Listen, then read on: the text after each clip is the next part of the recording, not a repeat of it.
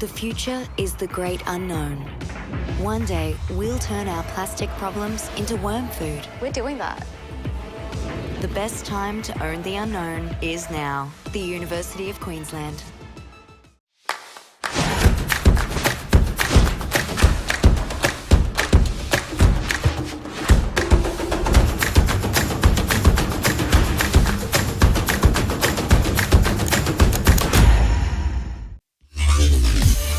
Curiosity, collaboration, and courage to think outside the box are at the core of science and technology in defence. From developing high-tech capabilities to creating new technologies, defence researchers are at the forefront of our scientific advancement. We aim to inspire the next generation of scientists, researchers, and engineers. And our collaborative partnerships help solve some of our nation's biggest problems and protect our way of life.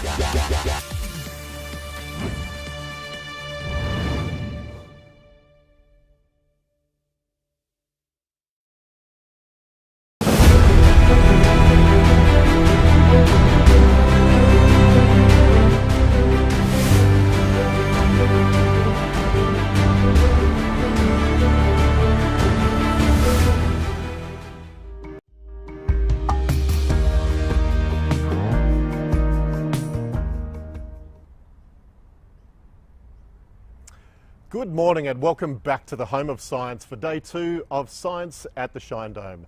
My name is Paul Richards and I'm the Director of Communications and Outreach at the Australian Academy of Science. I'd like to start by paying my respects to the Ngunnawal and Ngambri peoples, the traditional owners of the lands on which the Academy office is located. The Academy also acknowledges and pays respects to the traditional owners and the elders, both past and present, of all the lands on which the Academy operates and its fellows live and work. They hold the memory of traditions, cultures and hopes of Aboriginal and Torres Strait Islander peoples of Australia. Science at the Shine Dome wouldn't be possible without the support of our partners. CSIRO and Defence. Our major partners, the University of Queensland, also supporting diversity and inclusion initiatives at the event, like childminding. The University of Sydney, who are also supporting tonight's gala dinner. The Department of Education, who are the Livestream partner for Science at the Shine Dome. The ANU and University of New South Wales. Our gold partners proudly include Department of Industry, Science and Resources, Deakin University and the University of Melbourne. We also thank QUT, Evans and Partners, the University of Adelaide, Nature Portfolio and the University of Newcastle. And thanks to all the organisations who have made it possible for early and mid-career researchers to attend the event. We'll be catching up with a couple of them a bit later this morning. Well, what a day we had yesterday. 3 years of fellows signed the Academy's charter book. The Shine Dome, full of fellows, really felt just right. And then last night we had a soiree in the big marquee next to Ian Potter House. It was a fantastic way to cap off a truly historic day for our fellowship. People mingled and just socialised in a way that we haven't been able to do for many years, so it was a lot of fun. Well, today there is much more to come. We'll be hearing lectures from fellows elected in 2022. And you can participate watching online as well. Send your questions. There will be a QR code that will appear on the screen during the lectures, and you can send your questions in by scanning that code and then filling out the form. And we have someone dedicated within the theatre who will be watching out for those questions sent in by our online audience. And we will also then read those questions out and they'll be answered by the fellows who are giving lectures. So make sure you jump in and participate live.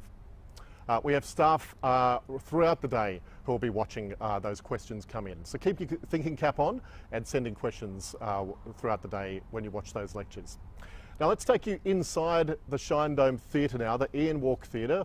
The audience is starting to gather in there and very shortly we'll be getting underway with official proceedings. So we'll take you there now and stand by to go live inside the Shine Dome.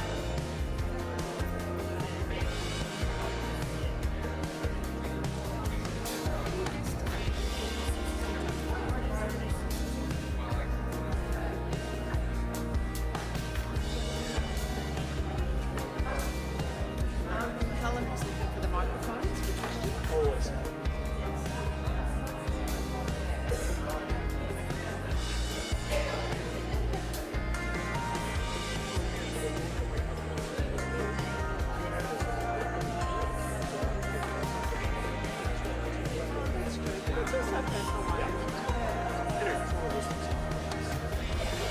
write down actually things that you, as you notice them, that we can improve for next year. Now's the time to do it, otherwise we forget. Good to start? All ready to go. Fantastic. Very good morning, everyone. Welcome back to day 2 of Science at the Shine Dome 2022. I'm pleased we've been able to dial up the temperature outside. It's already warmer now than it was at its maximum yesterday. The gelato truck will be back and you will be able to enjoy an ice cream this afternoon. I had the great pleasure of meeting so many people yesterday, but there are some who I did not meet. My name is Anna Maria Arabia. I'm the Chief Executive here at the Australian Academy of Science. You're all in for a really big treat today. I think this might be the only event, scientific event, where you can hear the breadth and depth of science from those who have made discoveries and dedicated their lifetime to their disciplines across all fields in one place. I don't think there's any scientific conference quite like it, so it really is a very special day. I'd also like to extend a very warm welcome to our guests online. We hope you're enjoying the highly curated live stream for you. So not only do you get to see what's happening here within the Ian Walk Theatre and around the Shine Dome, but there are exclusive interviews for you during the breaks. We hope you're enjoying all parts of Science at the Shine Dome you're able to participate in. I'd like to acknowledge the traditional owners of the land on which we meet, the Ngunnawal and the Ngambri people. They have occupied and cared for this land for over 65,000 years, and it's their land. It always has been and always will be. I'd also like to extend a very special welcome to our Aboriginal and Torres Strait Islander people in the audience today. Thank you so much for being with us. Before I introduce our President, may I ask that you place your phones on silent and any other devices you might have, but please don't turn them off. Share your experience of Science at the Shine Dome 2022 using the hashtag ShineDome2022.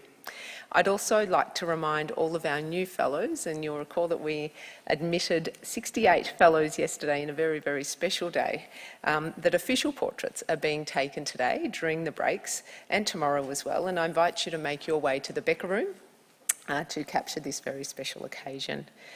Now, Science at the Shine Dome is made possible because of all of your hard work in science and all of the work behind the scenes of our Executive Committee and Council and staff. But we would not be here today if it were not for the generosity of many of our partners.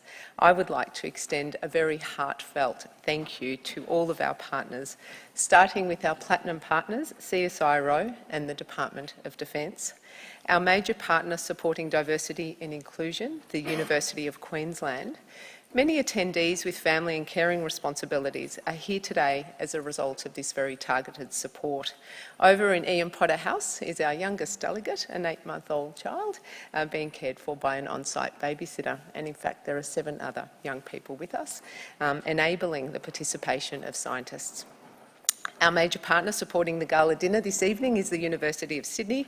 Our major partner supporting our live stream is the Department of Education. Major partners are also the Australian National University, UNSW Sydney. Our gold partners for Science at the Shine Dome 22 are the Department of Industry, Science and Resources, Deakin University and the University of Melbourne. I'd like to thank our silver partners, QUT, the University of Adelaide, Nature Portfolio and Evans and Partners, and our bronze partner, the University of Newcastle. We are also so grateful to our EMCR partners. These are people who have contributed all of the costs associated with enabling early and mid-career researchers to participate in Science at the Shine Dome. It is such an important networking and career event for them. So I would like to thank those partners. They include NCI, the University of Newcastle, the University of New South Wales Sydney, Griffith University, the University of Western Australia and Monash University. Thank you ever so much for your generous contributions and for making this event possible. And now, without further ado, please welcome to the microphone Australian Academy of Science President, Professor Jagadish, who will deliver the annual address. Thank you.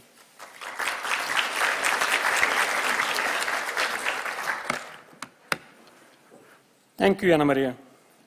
I also acknowledge the traditional owners of the lands we meet, and Nanwal and Namri people, and I pay my respects to their elders past, present, and emerging. Fellows, colleagues, honored guests, good morning.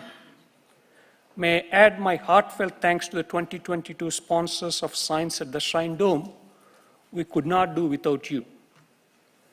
It is my pleasure to be here with you today to enjoy presentations from our 2022 new fellows.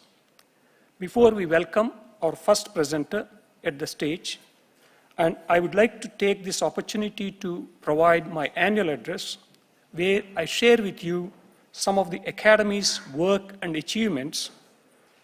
I will commence by reflecting on what a wonderful day it was yesterday, admitting more than 60 new fellows to the Academy.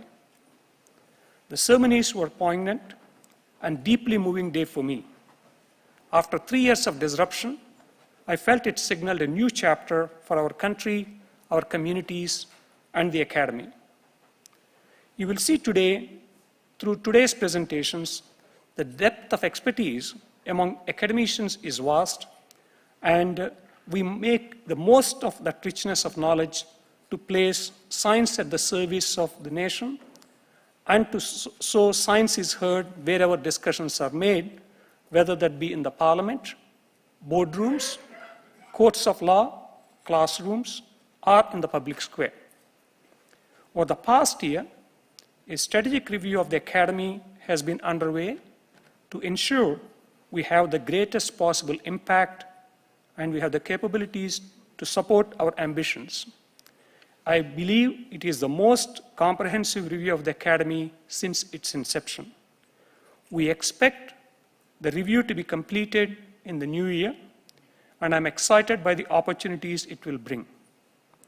As I approach the end of my first 6 months as president, it has also been 6 months since the election of the Albanese government. I'm pleased to report we have exceptionally high levels of access and engagement with the government. Chief Executive Anna Maria Arabia and I met with the Prime Minister Anthony Albanese on 6th of October. This was a constructive discussion, and it is clear to me that the Prime Minister and his government are very much alive to the contribution of discovery science to the prosperity of our country and open to dialogue on what more could be done to grow scientific capacity and capability. Before any prompting, Prime Minister himself told us he understands the importance of knowledge for the knowledge's sake. That was a music to my ears. We've also met and engaged with a number of ministers, shadow ministers, backbenchers, and crossbenchers, including TEALs. The Prime Minister is ably and enthusiastically supported by his Minister for Industry and Science, the Honorable Ed Hughes, with whom we have a strong, productive, and consistent dialogue. To that end, you may have seen that in the recent October federal budget, the Academy won its bid to host the International Science Council Asia Pacific regional presence, and the Australian government is supporting that activity with $10 million in funding over the next 5 years. We sincerely thank them for that support and their understanding of importance of engaging with our neighboring countries within the region. This is a tremendous achievement, building on the Academy's long-standing international work and highlighting the government's commitment to enabling scientific diplomatic efforts across our region. The Asia-Pacific regional presence will be established in the new year, and I look forward to strong participation from across the fellowship. Those of you particularly have got strong links with the Asia-Pacific region scientific communities. I would also like to take this opportunity to thank Chief Executive Anna Maria Arabia and Director International Nancy Pritchard for all the hard work that led to this outcome to give the Academy the opportunity to strengthen the voice of science at home and overseas. Could you please join me thanking Anna Maria and Nancy for their hard work in doing that?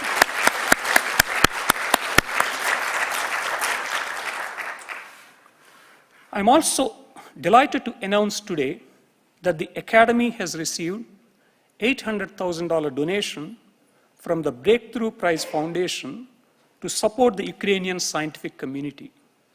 The Academy will establish long-term research collaborations between Ukrainian and Australian scientists focusing on early and mid-career researchers. The collaborative efforts may consist of short-term visits to Australian research facilities to establish links that last beyond the war, as well as providing access to Australian research infrastructure.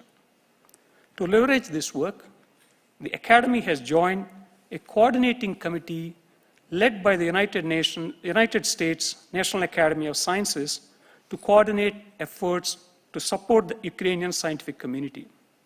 I'm deeply proud of the compassion and commitment of the Australian scientific community to support our colleagues overseas in times of hardship, so Ukrainian scientists have capabilities they can grow when it comes time to rebuild. Of course, the Academy is also focused on the domestic landscape, and I would like to touch on a couple of things that we are doing on home soil. The Academy has been focusing on research integrity. Last year, we published with Springer Nature the findings of our national survey on research integrity and practices across Australia. It found that research integrity training delivery across career levels is inconsistent in different institutions. As scientists, we take seriously our responsibility to conduct research ethically and with integrity. Researchers rely on public funds. It is imperative that the public and government continue to have confidence in our research outcomes. To recognize and reward good practice, the Academy, thanks to a donation received from the Walter and Eliza Hall Institute, has established a Research Integrity Award. I would like to personally thank Academy Fellow Doug Hilton, Director of the VHI, for this donation. The award is named after Professor David O, one of our Academy Fellows, whom many of you know is a strong advocate for research integrity over many decades. The inaugural award will be presented tomorrow. It recognizes individuals who have led efforts in their or other institutions to foster and promote integrity in science. They will have promoted fairness, honesty, and consideration of others in the practice of scientific research. The awardees will present workshops and lectures across Australia with the aim of instilling the importance of integrity in science and its outcomes and demonstrating the critical responsibility of every scientist, making sure that they are performing their research with integrity. The Academy is also advocating for improvements in the way the research integrity is governed in Australia so as to create a more robust system that applies to all publicly funded research, that requires best practice in the investigation of allegations of serious misconduct, and that improves transparency in reporting. I wish to thank Secretary for Science Policy, Professor Ian Chubb, for leadership in this area. Professor Chubb and I are also leading a number of other policy discussions, including the scientific capabilities Australia needs to develop to remove greenhouse gases from our atmosphere at scale, and what nuclear physics capability is required to support future workforce needs. Of course, we continually work with government to advocate for a review of our research system to make it fit for purpose, efficient, and able to support the demand and ambitions of our nation, ensure discovery science is adequately funded, ensure early and mid-career researchers are supported, and that the 10-year decline in R&D investment is reversed. We always strive to create a just and equitable research ecosystem where everyone can contribute and flourish.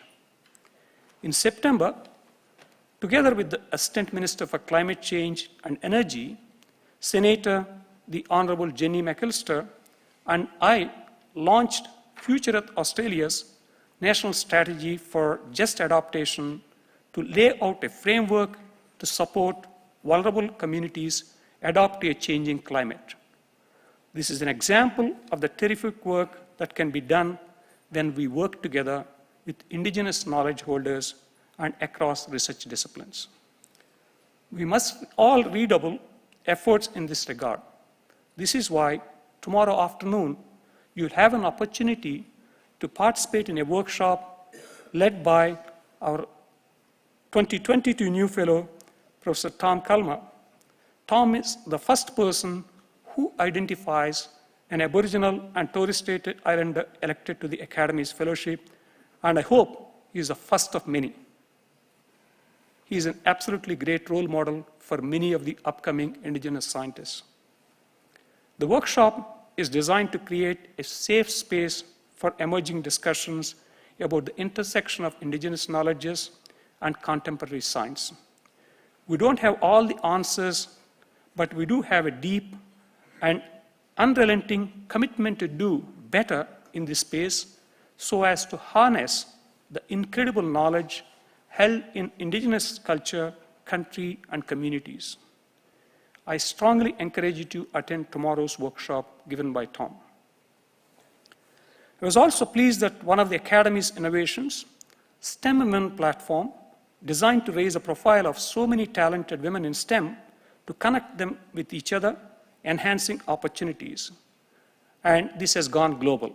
We initially started with STEM Women Australia. We extended that one to STEM Women Asia Pacific, and now we have gone for STEM Women Global. So I hope you encourage and share this information with your colleagues and your networks so that women feel that they have an opportunity to really provide their input and also opportunities to network and collaborate. Last and certainly not least, the Academy is indebted to its donors, many of whom are fellows, who throughout the year donate expertise or funds to secure our independence and support the advancement of science in Australia. We have recently received and welcomed contributions to projects such as the digitization of the archives. Others have contributed to the Celebrate Science campaign to mark the laying of 1,888 new custom-made copper tiles on the Shrine Dome after the hailstorm damage created to the dome in hailstorm which has happened in January 2020. This campaign is an opportunity to recognize Australian scientists and teachers by donating $1,000, dedicating a virtual copper roof tile to them. And I personally want to thank those of you, those who have already made those donations, and I hope you take this opportunity to recognize an outstanding scientist who mentored you or who inspired you, and also an outstanding teacher who has inspired you and mentored you, and then dedicate a virtual tile in their honor. As you can see, it has been a big year, and there's much to celebrate and to be proud of, and I'm honored to be here today to celebrate them with you. As I mentioned earlier, science at the Shrine Dome would not be possible without our partners, and I would like to take this opportunity to introduce Australia's Chief Defence Scientist and Academy Fellow, Professor Tanya Monro, who joins us on behalf of one of our platinum partners, the Defence Science and Technology Group. I ask that you join me in welcoming Tanya to the microphone to say a few words.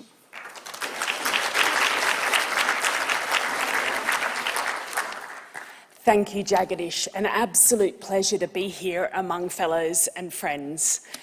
Warm congratulations, Jagadish and Maria, for the extraordinary progress and achievements of the Academy, not least the really significant improvement in the diversity that we represent as a collective group of fellows. I think it's inspiring and absolutely the way of the future. It's 10 years since I stood up here, nervous and exhilarated in equal measure, as a new fellow of this Academy. So I know how many of you must be feeling today as you prepare to share your life's work with your colleagues. I had a double challenge on that day because I had to give not one but two talks. I also had to give my Palsy Medal talk. So I'm very grateful to have done that, but I'm so proud to be a fellow and to count myself among you. Defence is very proud to be a platinum sponsor of science at the Shine Dome, because in all spheres, science is pivotal to our future. In defence, it has never been more so. Our strategic context and geopolitics is deteriorating rapidly. And science and technology and the ability for Australia and our allies to be able to harness disruptive innovation to deter actions against our interests and prevent conflict. But if conflict occurs, to be able to respond in a way that gives government options and protects Australia's interests is critical. And we can no longer work the way we've worked before. It's no longer acceptable to have generational length timescales for acquiring new capability. We need to be agile, we need to adapt. And this context includes, right now as we speak, the Defence Strategic Review, looking at how we can accelerate bringing on new capability in the shrunken warning times in which we live. But I flagged that I think times are changing rapidly and it's no longer about thinking of conflict in this black and white way. And I put it to you that our aim often now becomes staying in the game. We're in an information war right now. You only have to look at the media for the nature and type of cyber attacks to see the nature of our world. And in this context, Defence Science Technology Group's leadership of defence science, technology and innovation for the department is critical. And I'm very proud that I've got a few colleagues here today. Please get to know them. I'm keen to get deeper connectivity between the excellence of these fellows and our scientists. Our More Together strategy signals the fact that we need to harness the brains of our nation for this purpose. And in the context of the Defence Strategic Review, we will be tested. We will be tested as to our ability to pivot our wonderful 115-year-old organisation to these new challenges.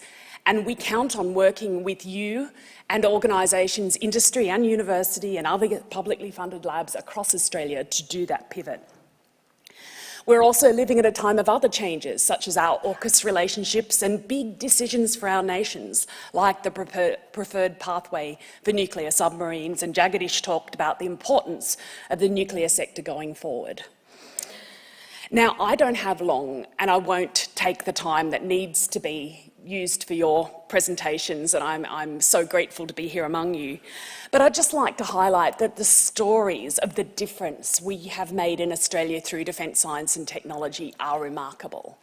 Ranging from just a few months ago, the first testing of world-best quantum devices on a maritime platform with our Five Eyes platform, with our Five Eyes partners, best in world technology working in a maritime environment.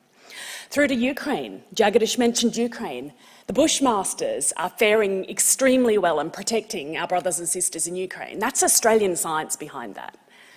It's the clever use of water protecting the soldiers from explosions.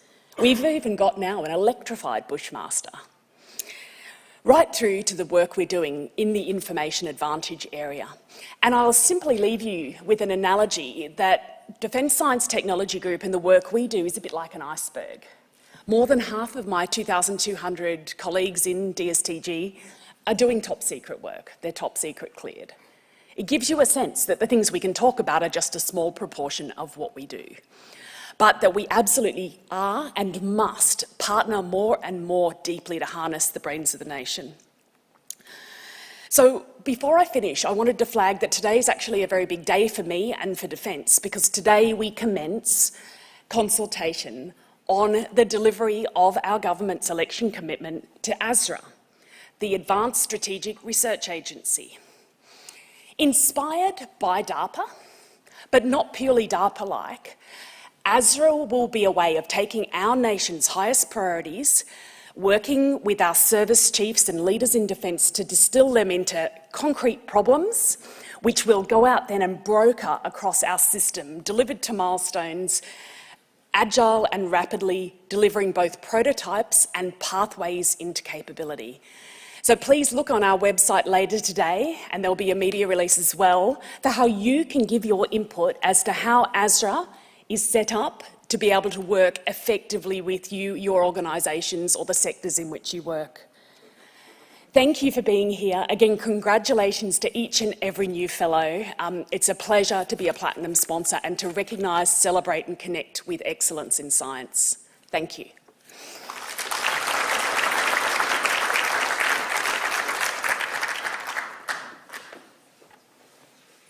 Thank you so much, Tanya. You're always such an inspiration, and congratulations on all your achievements and also for your championing of diversity in science. It's greatly appreciated.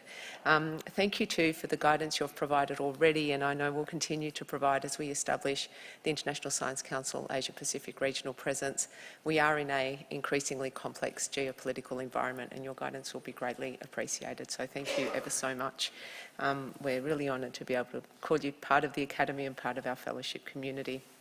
So we have come together today, of course, to enjoy presentations from the 2022 new fellows.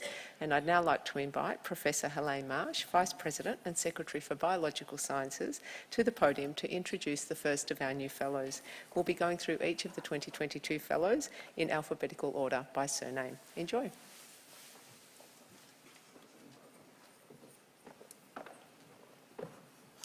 Thanks, Anna Maria. Good morning, everyone. My name's Helene Marsh, and I wish first to apologise for the absence of my co-chair, Professor Malcolm Sandbridge, who's unwell today. For those of you that were close to Malcolm yesterday, it's not COVID. So I'm absolutely delighted to introduce our first presenter this morning, Professor Kathy Belov.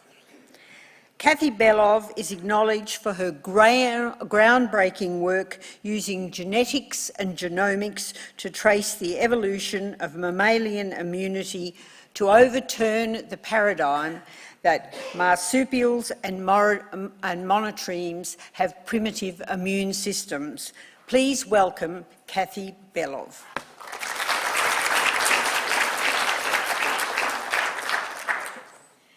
Thank you so much, Helene. I'm really delighted to be here today. So I did my PhD in the lab of Professor Des Cooper, and as you can see, right from day one, I was surrounded by amazing scientists, mentors and role models, and I'm sure you can see some familiar faces there. I did my PhD studying immune responses in marsupials. When I was starting my PhD, there was this dogma that marsupials had primitive immune responses. And I had a hunch that that was simply due to the evolutionary distance between marsupials and human and mice, because at the time researchers were using immunological reagents that were prepared for humans and mice. So I set about characterising the immune system one gene at a time. And at the time that involved constructing cDNA libraries, library screening and sequencing genes, which was a long process. As I entered my fellowship years, the era of comparative genomics hit us. And I was very fortunate to be part of some really large international collaborative projects where consortia got together and sequenced genomes. And more recently, of course, the technology has emerged that we're able to do those genomes ourselves within the lab. And my focus through all of these studies was looking at complex immune gene families and also venom genes in the platypus, annotating genes, studying their evolution, and also looking for novel genes that may not be found in other species like humans and mice.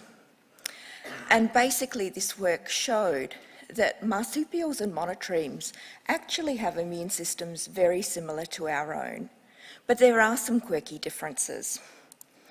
And one of those differences comes about because of the way that marsupials and monotremes reproduce.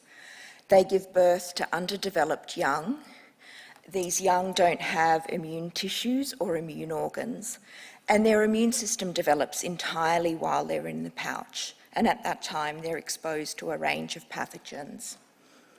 So what we saw in these genomes were expansions of novel antimicrobial peptide genes, and we were able to show that these peptides are expressed in the lining of the pouch, in the mother's milk, and in the skin of the young themselves. And we predicted that it was these peptides that are protecting the joeys that are immunologically naive. We started synthesising these peptides and testing them against a range of bacteria and fungi, and they're proving to be very potent, which is very exciting.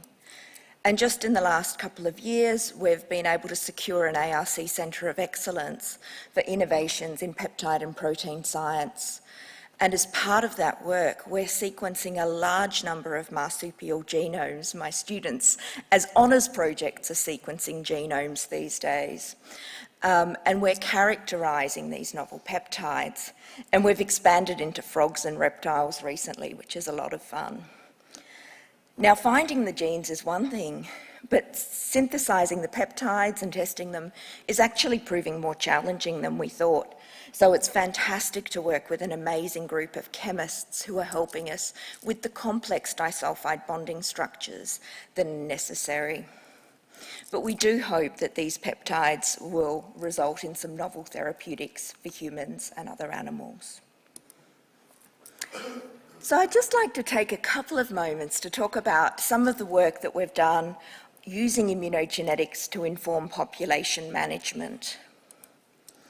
Many of you will be aware of Tasmanian devil facial tumour disease. This is a contagious cancer that emerged almost 30 years ago now, and it decimated Tasmanian devil populations, with numbers dropping by 80% very quickly. Now, this disease is interesting because it's not caused by a virus or a bacteria. It's a contagious cancer cell itself that passes from animal to animal when they bite each other. And this is when I got really interested in the project, because how can you have a cell move from animal to animal without invoking an immune response? And to cut a very long story short, it all comes down to a critical region of the genome known as the major histocompatibility complex. So what we were able to do was show that there's very low genetic diversity at the MHC in Tasmanian devils because they've been through significant population crashes, which means that the tumour is very similar to the host that it's infecting in terms of MHC. But it's more complex than that. The tumour has already also found a way to downregulate cell surface MHC, which allows it to pass undetected by the immune system. And Hannah Siddle in the blue there was my first PhD student, and she was able to show that she can upregulate that MHC gene in culture using interferon gamma. And that's what we're using for a vaccine now. Carolyn Hogg in my team has had a focus on improving the fitness of Tasmanian devils by boosting genetic diversity. Now, we knew that eastern and western devils were quite genetically different. So we tried to mix them on Maria Island, which is an island off the east coast of Tasmania that hadn't had devils on there before. And you can see with the aqua dots, there's a lot more genetic diversity in the eastern and western hybrids. And that genetic diversity also translates to MHC diversity, which is higher. And interestingly, those hybrids have lower parasite loads. And just recently, we've moved that into the field in Tasmania, where we've taken these diverse Maria Island animals and crossed them or released them into Stony Head, which is a population that had very low numbers of animals and very low genetic diversity. So it was a population that was on the brink of extinction. And we've been able to generate hybrids that are genetically diverse, which is great. What we saw with time, we released 33 devils in 2016, is heterozygosity increased over time, but mean kinship or relatedness decreased, which is very exciting. And more to the point, we found 12 genotypes that were introduced into the population that were actually associated with improved immunological capacity. So as far as we're aware, this is the first evidence of what we're calling immunogenetic rescue, where we're improving the immune fitness of a population. And we've done similar work with koalas, where we've identified genetic variants that are associated with differences in immune response to chlamydia. Chlamydia is a huge problem for koala populations. And we've also identified variants that are associated with both chlamydia progression, but also resolution of chlamydial infection. And we've just done a massive genetic survey where we've deeply sequenced 450 koala genomes right across their natural range. And we're working closely with government departments to inform future management of koala populations. So we'll be able to move animals to boost genetic diversity and also to increase resilience of those populations against chlamydia. So I only had a couple of minutes to tell you about a lot of work, and I've made it sound a lot simpler than it actually was. But I really want to pay tribute to the amazing students and postdocs that have been through my lab, because they're the ones that have generated a massive amount of data behind that work and have just been so dedicated and diligent and have persevered through really challenging projects. So thank you to the students and the postdocs. You can see the team has gotten very big over recent years. Thank you to my industry partners, government partners and funding bodies. The ARC in particular have been supporting me since I completed my PhD. I don't have time to give this justice, but thank you to my amazing collaborators who've made working in this area so much fun and so enjoyable. And last but certainly not least, thank you to my friends. I've been really lucky to go through my career with amazing women in science, colleagues and friends who have supported each other along the way and really made it enjoyable. And a particular thank you to Marilyn Renfrey, who's an amazing friend, mentor and my nominator today. So thank you very much.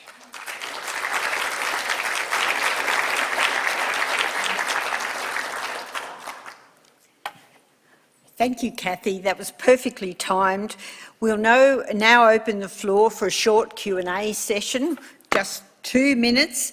If you have a question for Kathy, please raise your hand and someone will come with a microphone.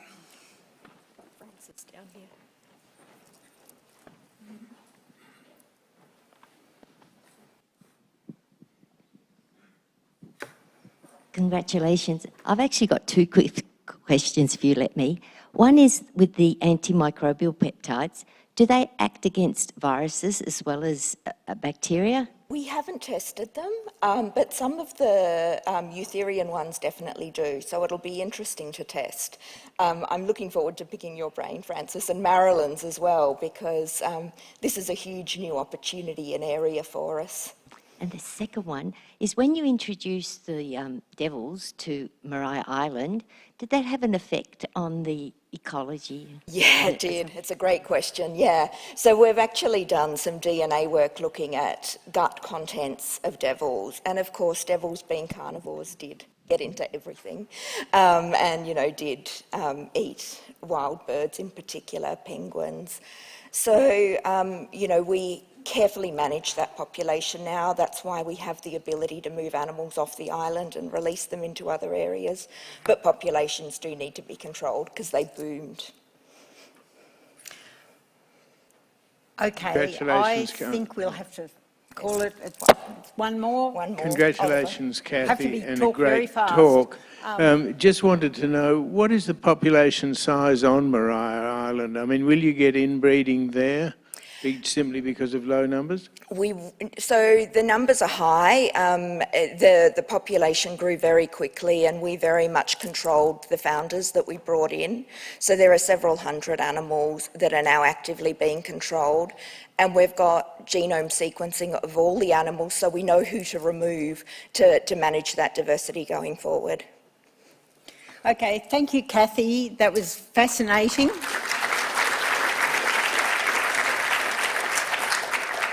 I'd now like to welcome our first presenter from the Physical Sciences, Professor Marcela Bilek. and she's internationally known for her work on plasma processes for surface engineering of materials and advanced biointerfaces.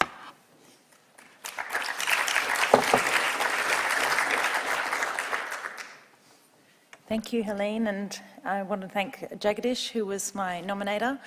It's such a pleasure to be here before you all and to introduce you to the world of plasmas, which is what I work with, and some of the interesting things that we've been able to do with them in the areas of biomedicine, space, and I've got some ideas for the future as well. So, firstly, I know that not all of you might know what a plasma is. It often gets confused with plasma that we have in the blood plasma, particularly in my field where I work with a lot of people in medicine and biosciences. So just to put it straight, the plasma that I work with is known also as the fourth state of matter. If you take a solid, like you see in the ice cubes, you add energy, you get a liquid, add more energy, and you get a vapour or a gas. Add energy to that, either thermally or the way we do it in the lab using electric fields, and you get what we call a plasma. And that's essentially that vapour with some significant enough portion to make it an electrical conductor of the molecules ionised, meaning that the electrons have been removed from the molecules. So we have a soup of fragmented molecules that are positively charged because they're missing their electrons, and we have a bunch of negative electrons in this mixture. So that's the plasma that I work with. And whoops, have I gone back the other way? See, yes. So yeah, so plasma is around us, and in fact it's 99.9 or so % of the universe, so which doesn't seem like we have a lot of it on Earth, but that's because most of it is in the galactic space, as you can see there. So the plasmas that you might be familiar with are the sun. We see that every day. Lightning strikes are also a plasma, where we have a very high voltage between clouds and the Earth, and we get a discharge between those where electrons, so much energy builds up, the electric fields are so strong that the few free electrons get accelerated to energies high enough that when they collide with the next molecule, they release another electron from that molecule. And so the process continues, and it's an avalanche process. It's exponential growth in the number of electrons, and very soon you have a conducting filament, like you see with the lightning, that discharges the charge in the cloud. In space, there's plasma all over the place, and that's what you can see on the right there, the top right. Another one of the really beautiful sights that we have on Earth is the aurora.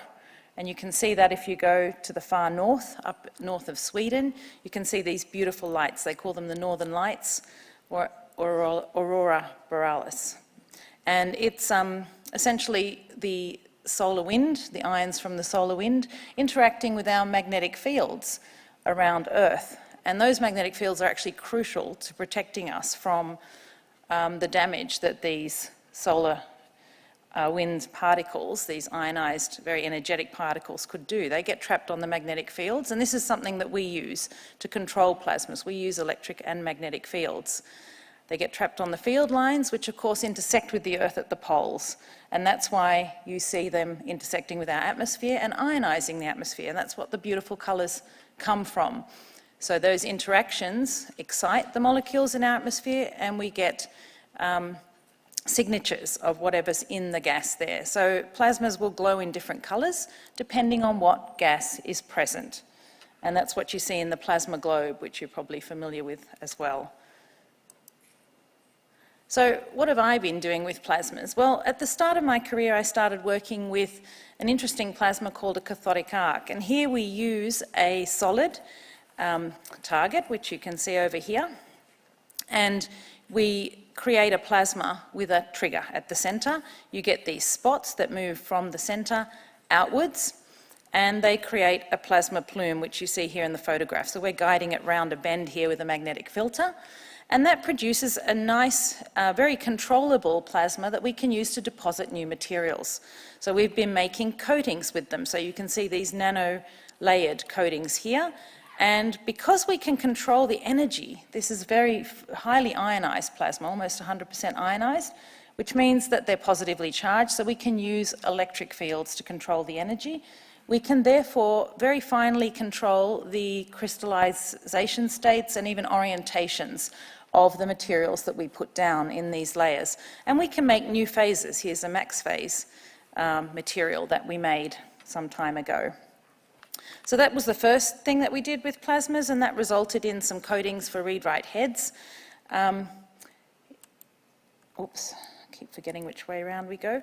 And interestingly enough, the highly energetic and highly ionised nature of that plasma also makes it very useful as a space thruster. So one of my students has now spun off a company doing just that, and we've used, in this case, magnetic fields to help focus that plasma straight out from the target. And of course, as you eject that ionised material from the solid target, you get thrust in the opposite direction. Interestingly, the best performing materials were light alloys, like magnesium. And that means that we might be able to use space junk as a fuel for this type of thruster that could be made in space, so we don't actually have to carry our fuel up anymore, ideally. And then I've had a student this year who's done a bunch of simulations to try and optimise these fields. And then in working with these energetic ions, we started treating some polymers, and we discovered that if we ion implant a carbon material, we can actually make a surface that has a bunch of free radicals in it, or unpaired electrons. And they are very useful for allowing us to bond biomolecules like proteins, also fluorophores, antibodies. We can make either coatings, with what you see on the bottom, that can then be stamped with biomolecules, and we can put cells on and watch how the cells respond to particular biomolecules in particular locations. We can use that to differentiate cells, stem cells, into different cell types by using growth factors that are immobilised. And this immobilisation happens without a need for any further chemicals, just on contact, because we have those reactive radicals in our coating. So we make that coating in the plasma system that you see here. And we're zooming in now. And if we have upregulated the pressure, what we find is that we can make nanoparticles instead of a coating, because those molecules meet each other in the gas phase, create particles which then fall out of our plasma into a well plate, like what you see here. And this is an example of those sorts of nanoparticles. So we've got nanoparticles as well as coatings that can be functionalised, biofunctionalised. And we're expanding this now to porous 3D scaffolds. Here you can see having covalently immobilised growth factors and how that expands cell populations relative to controls that don't have those growth factors, or in fact do have the growth factors but have not been plasma treated. So the plasma treatment together with the growth factors is very important. And we've had to tweak our processes to allow us to make those modifications in 3D scaffolds. It's very tricky to get a plasma to ignite in those pores. Also microfluidics we're working on, and we've shown that we can functionalise all of the surfaces in a microfluidic channel, again in a patterned way, so that we can encourage different cell types in different locations. And we've now translated it to an atmospheric pressure process here with a plasma pen. Oliver, my student, did that very recently, and shown that we can do it within a 3D printer, so that we can get that localised bio-signalling or bio-instructive surface modification as a function of position as we print. So finally, what can plasma do in the future? And I've got a few ideas that I'm quite excited about, and I've been talking to colleagues in CSIRO and in various institutions. But plasma has some great properties. It's totally environmentally friendly, it's easy to turn off and on to adjust to renewable energy, and it has no greenhouse gas emissions in processes where it can convert hazardous substances and in fact greenhouse gases back to safe materials. So we're hoping to work with people in the field of catalysis to see if we can generate these kind of processes to help us reach net zero and clean up our environment. And I'd just like to finish off by thanking the many wonderful ECRs and students that I've had the pleasure to work with over the years, and thank you for your attention.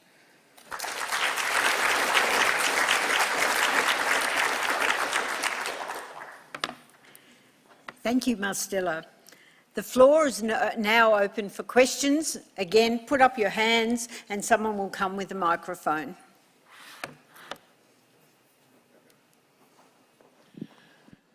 Congratulations on a wonderful range of activities. May I ask you about SMILE, which of course is a spacecraft going up in a couple of years to measure the plasma coming from the sun with all its effects. Are you involved at all? No, I'm not involved in that. I think that's more in the astronomy space, but I'm very interested.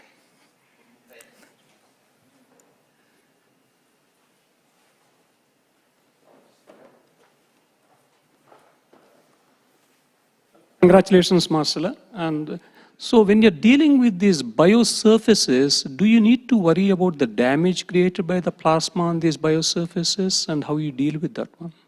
So we're actually not using the plasma together with the biomolecules at all.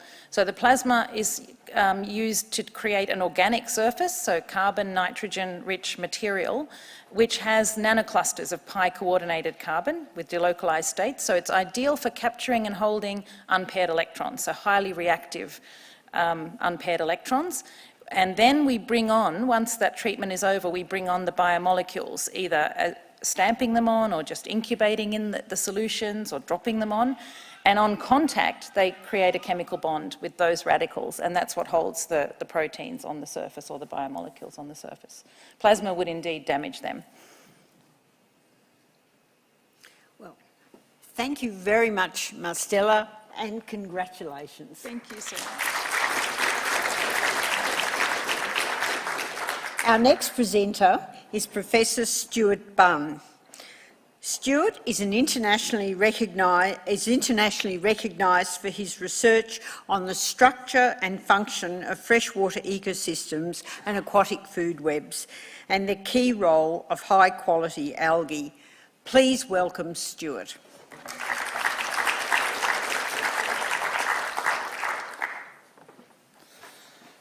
Thank you, Elaine, and thanks for the opportunity to be here today.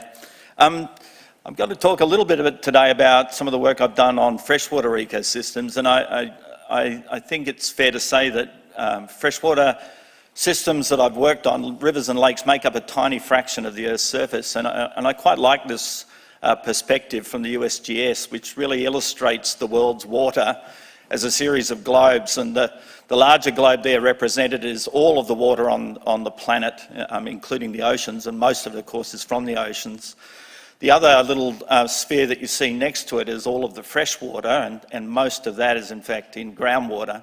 And the little dot that you won't be able to see there is the water that's held in our rivers and wetlands and lakes. And of course that's something that human society is really quite dependent on.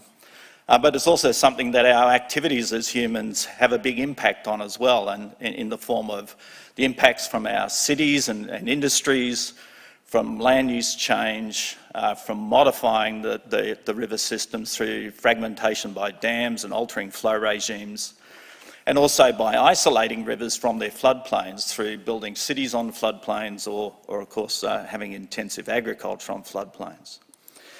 And we know that at a global scale, these kinds of activities have really threatened those resources, and it's a considerable threat to human water security. But at the same time, it's also a huge threat to freshwater biodiversity. And all of the signs are, when we look at those various stresses that are impacting on freshwater, most of them are increasing and many of them are showing little sign of abating as time goes on. And that puts freshwater biodiversity at great risk, and it's not just the really small and wonderful world of insects and other invertebrates. It represents some of the more charismatic animals on our planet, and when you look at freshwater systems, although they make up a tiny fraction of the land surface, they represent about 1/10 of all the animal species, about 40% of the world's fish species, and 1 in 3 of the world's vertebrates are dependent on fresh water. So this is a fairly significant problem. As a consequence of those activities, the rate of biodiversity loss in freshwater is happening at about twice the rate that we've seen on the land and in the oceans. And there's been quite a bit of effort, and in this particular study convened by the World Wildlife Fund, looking at what are the ways that we can approach to try and bend that biodiversity loss curve. And there's certainly lots of things that we can do, and I'll come back to that a little bit later at the end of this presentation. The focus of a lot of the work that I've done, though, has been focused on understanding food webs, what are the major sources of energy and how that passes through and sustains populations of animals that live in freshwater. And I really like this quote by the French entomologist Jean-Henri Fabre, who said that the stomach sways the world, that the data supplied by food are the chief of all the documents of life. And I really think that that's a great description of the importance of doing food web research. And so the questions that I've been interested in are what are the major sources of energy and food that sustain consumers, and particularly that enables their growth and reproduction. I've been interested in looking at questions about where and when those high quality sources of food are available in systems, and importantly, how does human activity impact on those systems. And to do that, I've relied quite heavily on the use of chemical traces, particularly isotopic traces, naturally occurring isotopes of things like carbon, nitrogen, sulfur, the very building blocks of animal tissues. And we're able then to use those unique signatures that we see in different kinds of organic material and trace those as they pass from sources of production right up through different types of consumers.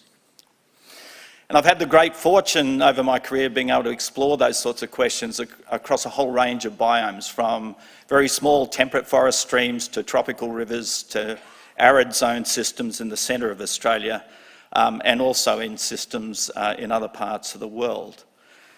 And one of the things that's, I think, emerged from that work is it's most often you find that it's the little things that are most important. And in nearly all of those systems that I've worked on, it's really clear that microalgae are the powerhouse of those systems. They're the things that provide much of the essential fatty acids and other key elements that are really important to sustain growth and production of the aquatic organisms that live in our river systems and our wetlands and lakes.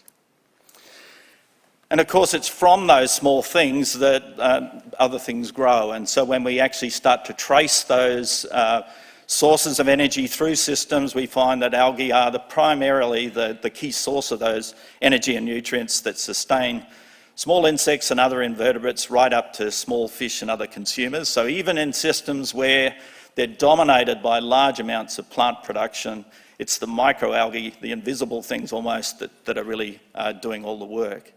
And they go right up then, of course, to the biggest consumers in those systems, are largely deriving their biomass and their reproduction from those high quality sources. One of the notable exceptions in that work, of course, is that not all of the big predators are dependent on those sorts of systems. And in fact, in Northern Australia, our biggest aquatic predator, its isotopic signature, its chemical signatures, reflect a diet that's almost entirely driven by feral animals, by feral pigs in particular. So here we have in our northern rivers the apex predator, if you like, that's not actually even feeding within the river system to any great degree. So from that work then I've turned with colleagues to look at where in these systems does most of that production take place. And so to do that we've combined a range of different field assessments, measuring algal production in different habitat types, then using a combination of field measurements and remote sensing to map those across very large landscapes. The images that you see in the middle there represent the Alligator Rivers region in Northern Australia. And so we can combine those maps over time of where the habitat types are, combine that with where the water is, and produce these spatial and temporal sequences of where all the high quality production's occurring. And one of the things that work has shown is that there are a small number of very key places in the landscape where large amounts of high quality food are being produced. And so the next question with that is, can consumers take advantage of that? Are they moving out of the river systems and taking advantage of these places, these hotspots of algal production? And indeed, that's what we've found through a number of tracing studies, looking at where do big mobile consumers, in this case for barramundi, where do they derive their biomass and where are they doing most of their feeding. And in this particular study in the far north of Queensland, we've shown that quite a lot of the biomass and certainly their reproduction is occurring from feeding out on the floodplain. And we've estimated that but somewhere between a third and a half of the biomass of some of the important fishery species comes from feeding in a very short window of time on the floodplain. And with that knowledge, we can start to understand a little bit better then what are the consequences when we start to alter flow regimes or build reservoirs or develop water resources and change that pattern of river floodplain connection. And the image on the left there represents the Mitchell River floodplain, a typical flood year during the wet season. We can see as the river comes out into its delta, an expansive area that's inundated over that time. The series on the right is a modelled run of what that might look like if we develop the water resources as being proposed, currently proposed. You see a significant reduction in both the area and the duration of that inundation. And if we apply our predictive models, we can assess that or predict that about those kinds of developments would about halve the amount of productive food that's available for consumers in that system. So in effect, that would lead to almost a 50% reduction in the productivity of that system. Come back to the question I posed before, what can we do then about addressing some of the biodiversity loss? I've had a big interest in some of these more applied questions. We certainly can do a lot more in terms of advising around how do we provide water for the environment, and that's been a key focus of the work that I've done. We certainly can come up with better guidelines to protect and restore river systems and their catchments. And finally, I've had a big interest in how do we come up with effective methods to both assess success and how do we communicate that to the broader public. I'd like to finish by thanking my colleagues at the Australian Rivers Institute. I've had a great team of people that I've worked with there over the last 20 or so years, and they've certainly been key to a large number of the findings that I've spoken briefly about today, so thank you.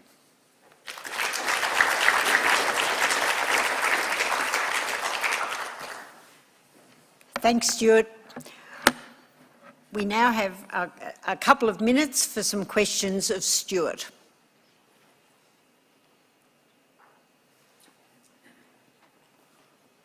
Congratulations, Stuart, on a fantastic talk. I'm particularly interested in the sawfish. We have 4 unique species in the north of Western Australia, as you know. I think they're very endangered. What sort of programs do we need to put in place to protect these species that are facing extinction? That one in particular is, when you look at the threats to sawfish, they're largely around fragmentation and they're being caught by commercial and recreational fishing. So they're threats to those typically around the problems they have in terms of moving from the estuarine environment. They migrate large distances up and down the river system. So any of those things that are interfering with that movement are really critical for that particular species.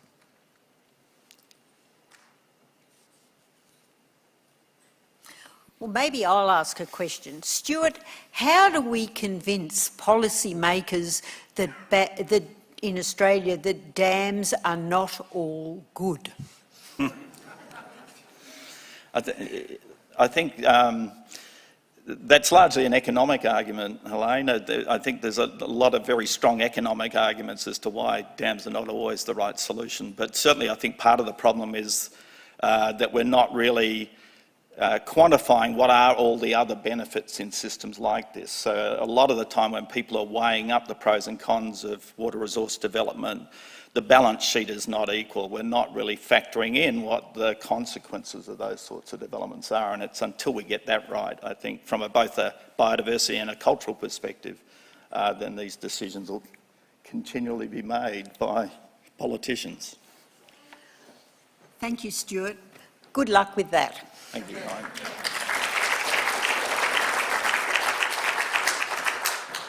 I now invite Professor Tom Calma to the stage to give his presentation. Tom Calma is an Aboriginal elder for the Koongarakan tribe and a member of the Iwaja tribal group.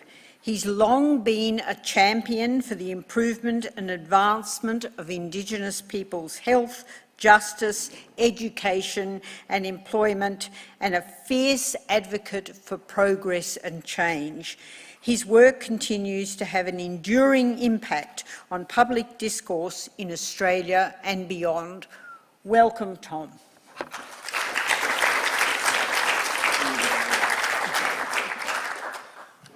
Thank you, Helene, and good to see everybody here this morning. My approach is not going to be on the real sciences, or the pure sciences as we know them and we've discussed today, but it's all about public policy and how do we get those discoveries taken up, but also in the process understanding that there's a human element to a lot of what we do, and that's also got to be expressed and understood. And it's also the response for Elaine's question about dams.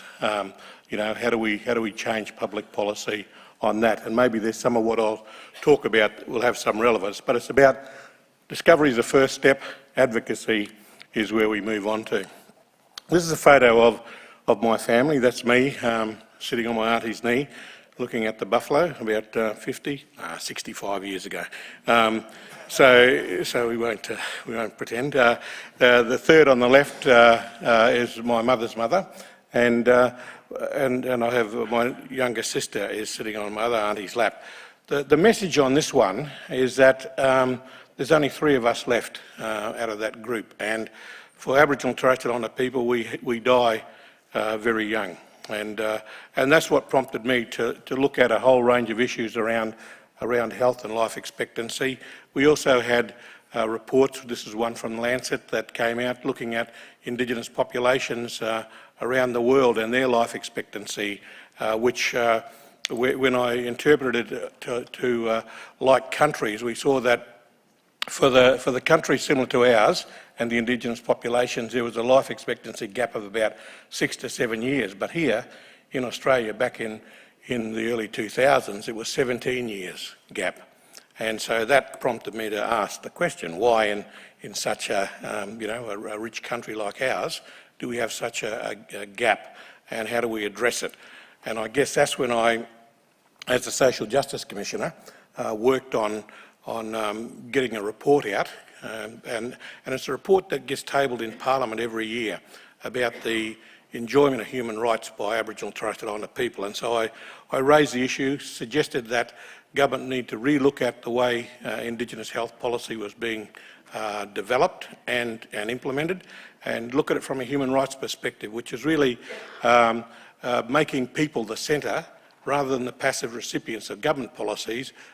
Use people to co-design and work on influencing public policy. But it's also about accountability of governments. It was about reporting back to the people most affected, and it was about needs-based funding. And there's a few more, and you can have a look at the links down there if you choose later.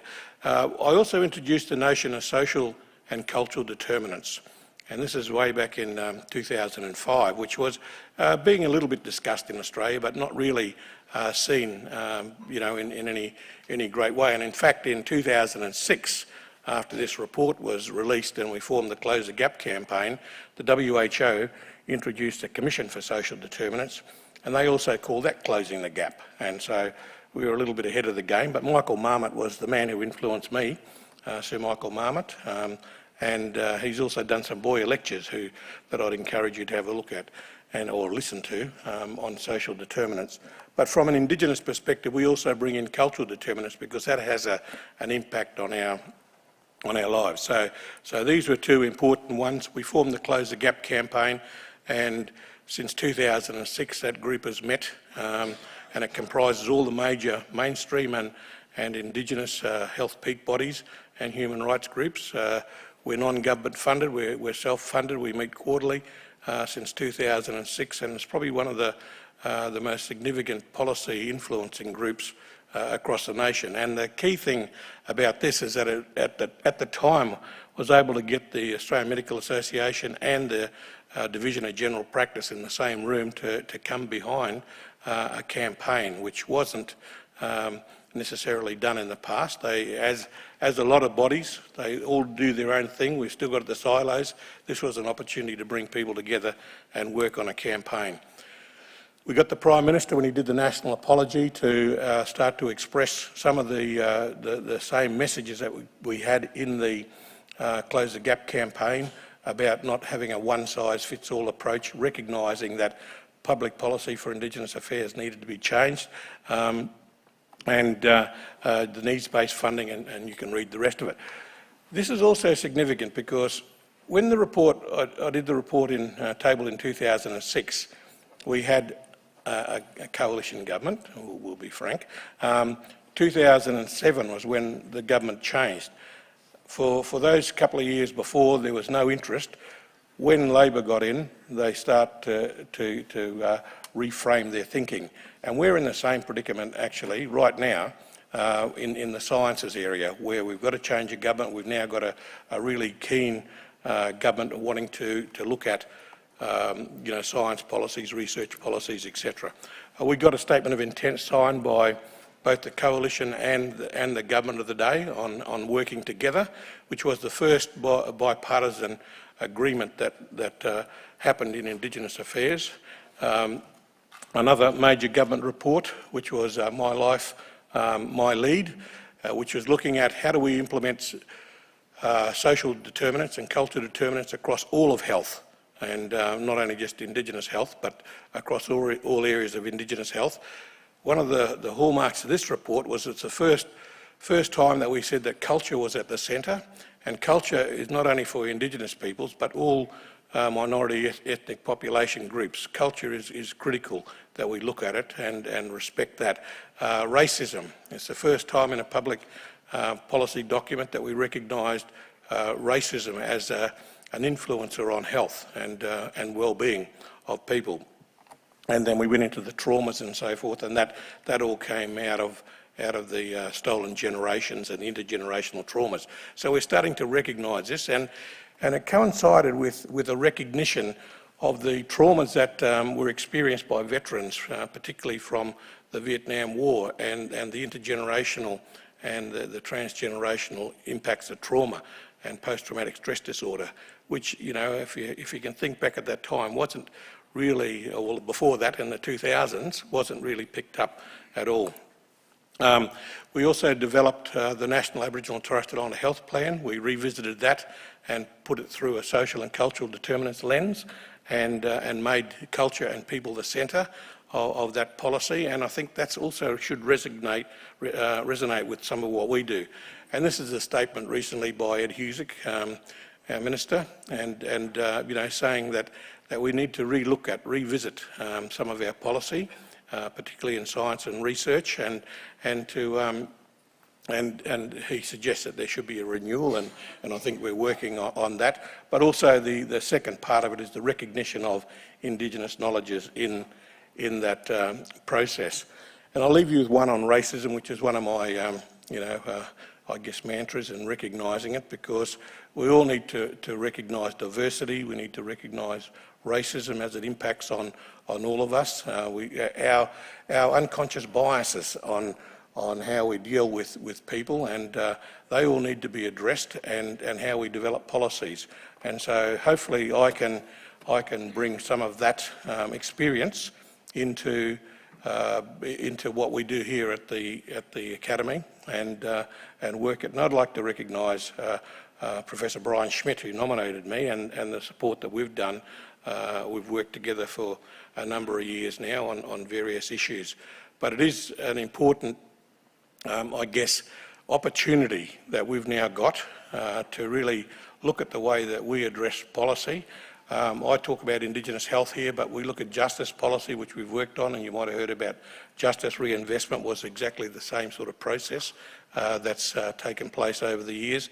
And it's a process where we've been able to say that yes, people do commit crimes, but not everybody who commits a crime needs to be incarcerated, and that we need to look at other ways to address particularly petty crimes, because when it comes to Aboriginal and Torres Strait Islander people, they're incarcerated more from driving without a licence, driving unregistered vehicles, not paying fines, and particularly with women, not committing, not performing community service orders. So they're all soft crimes, but in some states, there's mandatory incarceration if you have to present more than once to a court.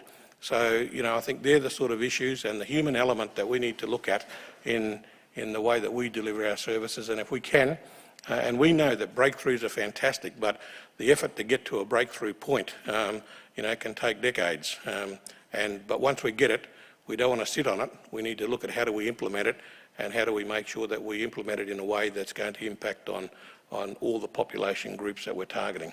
Thank you.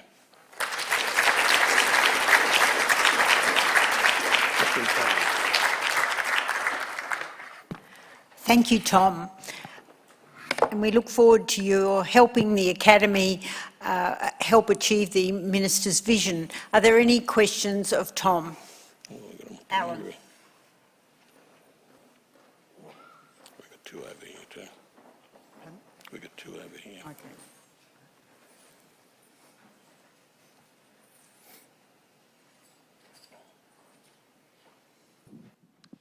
Look, thanks, Tom. I really enjoyed that. I'm just wondering if you can talk about the differences in Indigenous health issues amongst the different contexts of urban, regional and remote communities. Yeah, well, that was a very important one, and that's the reference to one size doesn't fit all. You have to look at the geographic, the demographic location, because they are very different. A lot of it's around exposure to health services or being able to access health services, which the more remote you get, and that even is in regional areas for all Australians who can't get access to specialists, and if they do get access to specialists, and telehealth has helped, but if there's any secondary response needed, they're often got to come into the cities, and that's a compounding issue. So it's a really big issue, and Jonathan I'm sure will talk about some of this in his presentation as well. Thanks. We have a question over here from Robin Williams. Robin. You mentioned Sir Michael Marmot, who of course did the Whitehall study, which showed in Whitehall the more power you have, the higher up the ladder you have, the longer life and the better health, and the lower down, because you have less control. Yep. I have many colleagues, both in journalism and in health, who think that is why the voice will be so important and make such a difference. Would you agree? Thank you, Robin. Totally agree. And also the level of education has a significant impact on health, and the higher your level of education.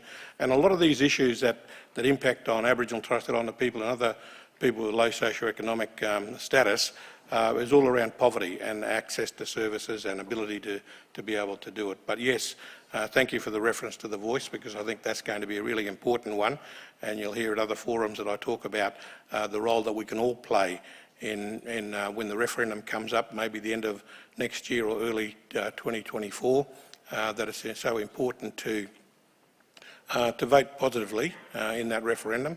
We're still working on what the question will be and the timing, and working with the Attorney General to look at the machinery of government changes that are needed to address the referendum, to address the Constitution, because when you think about it, it's a 1901 document, and with very few changes, and it's not modern at all. So it's still referring to paper copies, all households getting copies of pamphlets, etc.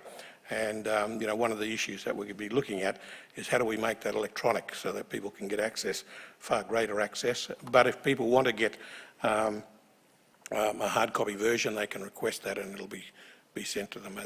That's just an example. Yeah. Okay, look, thank you, Tom. I can see there are lots of other questions. Can I ask you to ask Tom during the breaks? Thank you, Tom. Thank you.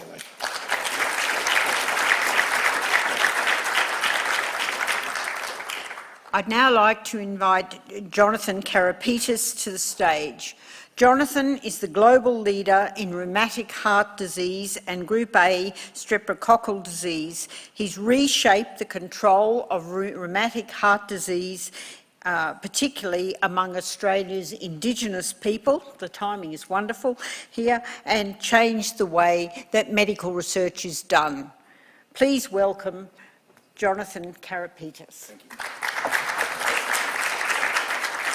Thank you very much. It's great to be here. I acknowledge the traditional owners of this land, but mainly I acknowledge Tom. You're such a tower of strength in this field, and so thank you. And it's a wonderful coincidence that our names are alphabetically so close, because it's what I'm going to talk about today. I think is a nice segue from what Tom's just talked about. I'm going to cover some science. I'm going to cover more on putting that science into action, and then the last part of my talk, I really want to talk about how science and scientists can potentially make a major contribution to closing the gap that I think we haven't done as well as we could have in the past, and also what that means for us as non-First Nations scientists and how we need to behave. I therefore am going to be talking a little bit about this bug, the Group A streptococcus, which has preoccupied me for several decades. It's the bacterium that causes probably the greatest range of clinical manifestations of any infectious organism, everything from superficial infections of the throat and skin to diseases that can kill you within hours to autoimmune diseases, and I'll obviously be focusing on rheumatic fever. And this is what got me to the Northern Territory back in the mid-90s, and the person up the top right, that's me, and that's him from back then, Bart Curry, a great colleague, a friend, a mentor, who's been in the Territory for many decades. And honestly, the epidemiology we did back then was the most fundamental epidemiology you can do. It was counting cases, and this is one of my original slides, and we documented the highest rates of rheumatic fever that had ever been documented in the Aboriginal population at that time. And then we did even more basic epidemiology. No self-respecting epidemiologist would ever show a pie graph, but I did, and these were really just to demonstrate that we weren't diagnosing rheumatic fever cases well, we weren't providing the preventive treatment with penicillin well. Essentially, our system wasn't working. We used this information to go to Canberra, get some funding to establish Australia's first rheumatic heart disease control program, which continues to this day, and we now have control programs in every jurisdiction. But what I probably spend a lot of my time doing, which is where the kind of more sophisticated science comes in, is really documenting the causes of rheumatic fever. The textbooks were full of statements very clearly stating that Group A streptococcus will only ever, rheumatic fever will only ever follow a throat infection with Group A streptococcus, never a skin infection. And again, this is one of my original slides, whereas the kidney autoimmune disease, glomerulonephritis, could follow either. This didn't fit with what we were seeing. We were not seeing a lot of strep in the throat, we were seeing lots of it in the skin. And again, to cut a long story short, we started challenging this dogma. I gave a lecture at the time, Dogma Supplanted by Heresy, and that now is in the textbooks. There's been really good data that we provided, that others have provided, for example in New Zealand, to support the fact that skin infection can indeed lead to rheumatic fever. That's now in the textbooks, and that has major implications for what we're going to do to control these diseases, because we now have a major focus on skin sore prevention, scabies prevention, as well as focusing on sore throats. And the next thing we did was quantify the global burden of disease. And this had never been done, and in 2005 we published really one of the seminal papers on this. They've been regularly updated, and in fact currently we think there's about 40 million people in the world with rheumatic heart disease, almost all in low and middle income countries, and if you tot up all the deaths due to this organism, you get to well over 500,000 deaths a year. These are conservative estimates, and then you put that on the league table of nasty bugs, and strep A, or Group A strep, at that time was the 5th most lethal pathogen. There's been a virus that's made it the 6th most lethal pathogen on the planet currently. But if you look at all those other bugs, every other one of them is well known internationally. It has either a vaccine or a very active vaccine program. It's got hundreds of millions, indeed billions of dollars pumped into it.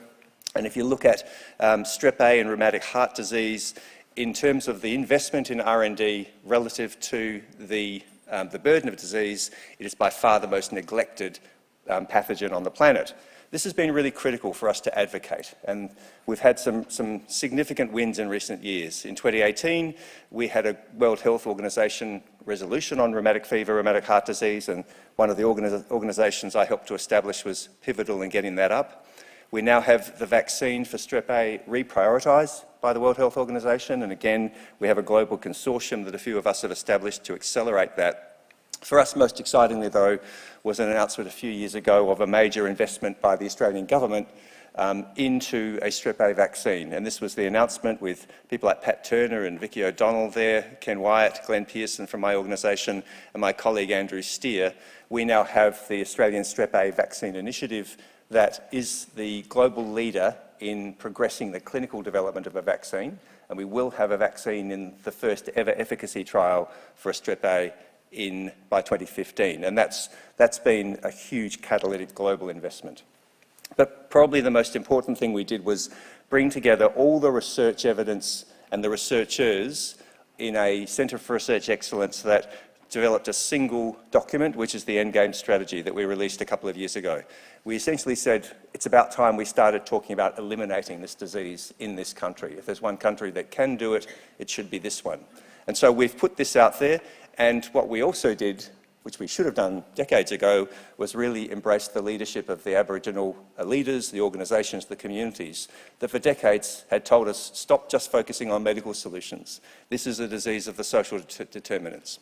And so environmental health, Aboriginal leadership, community empowerment are at the heart of what we need to do to get rid of this disease. And that's a process that's underway. Which brings me to what we've done at Telethon Kids Institute. In my title, I mentioned hotels. If you want to ask me in the afterwards what I mean by that, I'll talk to you about that. I won't spend time now. What I do want to do is talk about what an institute that's at its heart not an Aboriginal organisation can do to embrace a different approach to functioning in Aboriginal health. First thing you have to do is to recognise that the leadership can't come from a whole lot of non-First Nations people. It has to come from First Nations people. We have to embrace Aboriginal leadership, and this is a sample of the First Nations leadership at Telethon Kids Institute that is really guiding what we're doing. We have a major investment and focus on generating a cohort of Aboriginal leaders working within our organisation. You have to take a comprehensive approach. We decided several years ago that we were not going to have a section of our organisation that did Aboriginal health research. We were going to make sure that everybody had a responsibility for it. And so it's an overarching research theme for us. And we have a number of strategies that we are now implementing to ensure that we take an organisational approach, make a commitment. In other words, we want our institution to be ready, to be culturally safe, to have the right internal capacity to conduct research the right way. So it's embedded within our strategic plan. We have established a unit that doesn't do research. They provide all the supports that researchers need to be able to do research the right way, to connect with community, to take guidance and to develop genuine partnerships with communities. And we've recently released the standards, our expectation about how Aboriginal health is going to be done, and that includes a whole lot of training and support modules. And very happy for anyone here who wants to learn more about that to approach me. It's on our website. And what we've done is really embraced the role of Aboriginal leaders, particularly the elders, in not just being partners, but actually leading research, determining how research will be done. And we now have, I think, connections with communities that allow people like myself to recognise that I cannot be a leader in this area, I have to be a research partner. And the questions need to be determined by the communities who are living with the conditions that we're trying to help. We have a valuable role to play, but we have to take a certain degree of humility to recognise that it hasn't been done well in the past, it can be done much better, and that requires us to embrace a essentially less controlling agenda so that we can contribute where we can contribute best, which is with our science. I was going to put up slide after slide of thanks, and I perhaps should have, but I'm not going to. I do want to thank Joseph Getz, who was my nominator for this. I have so many institutions I've worked with over the years, collaborators, colleagues, staff, students, friends and funders, but there's 4 people who I really need to thank, and that's my family. This is Evelyn, and this is Stella, and this is the The powerful force of our family is my wife, Sue Scull, is herself an accomplished paediatrician and researcher who made very significant sacrifices in her own career so that I could be here with you today. Thank you, Sue, and thank you all for your attention.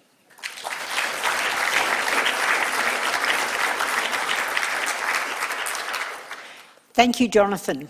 We now have time for a couple of questions.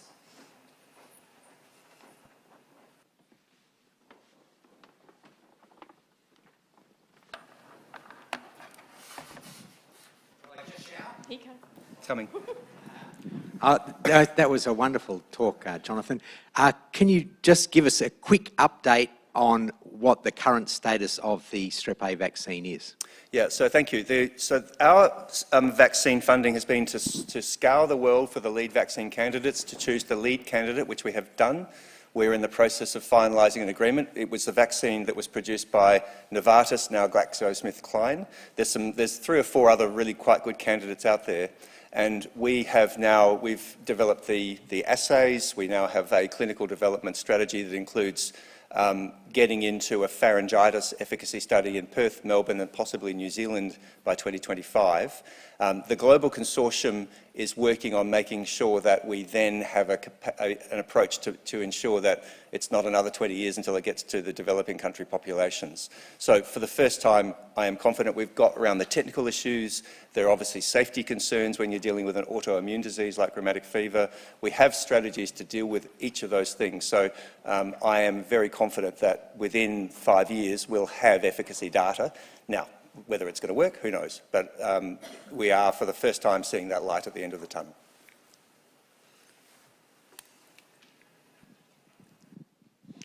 Thanks, Jonathan. That was a terrific presentation. This post-streptococcal GN that is also associated with Group A strep has a 5-fold increase in occurrence in people who have rheumatic heart disease. So they're very closely aligned. And the vaccine is going to have great potential in reducing the burden of end-stage kidney disease, to which post-strep GN contributes. And that's going to be a massive savings in the cost of people on dialysis, but also prolongation of life. It's a huge win. Might I ask if Michael Good's vaccine is part of this initiative or part of the ones you're inspecting? Thanks, Wendy. Your leadership in this area has been superb, and you're quite right. A Strep A vaccine is not just about rheumatic fever, rheumatic heart disease. It's about chronic kidney disease, invasive disease. Interestingly, cellulitis is the single biggest contributor to the burden of Strep A, believe it or not. Michael Good's vaccine absolutely is part of this. We've been closely working with him. He has a phase 1 study planned in Canada, which is due to start any month now, of his vaccine. He uses a slightly different vaccine target to the ones we're using, and again, we're working closely with him to make sure that it doesn't just stop at that point. So thank you very much, Jonathan. Again, I can see additional questions. Please ask Jonathan during the break. Our next speaker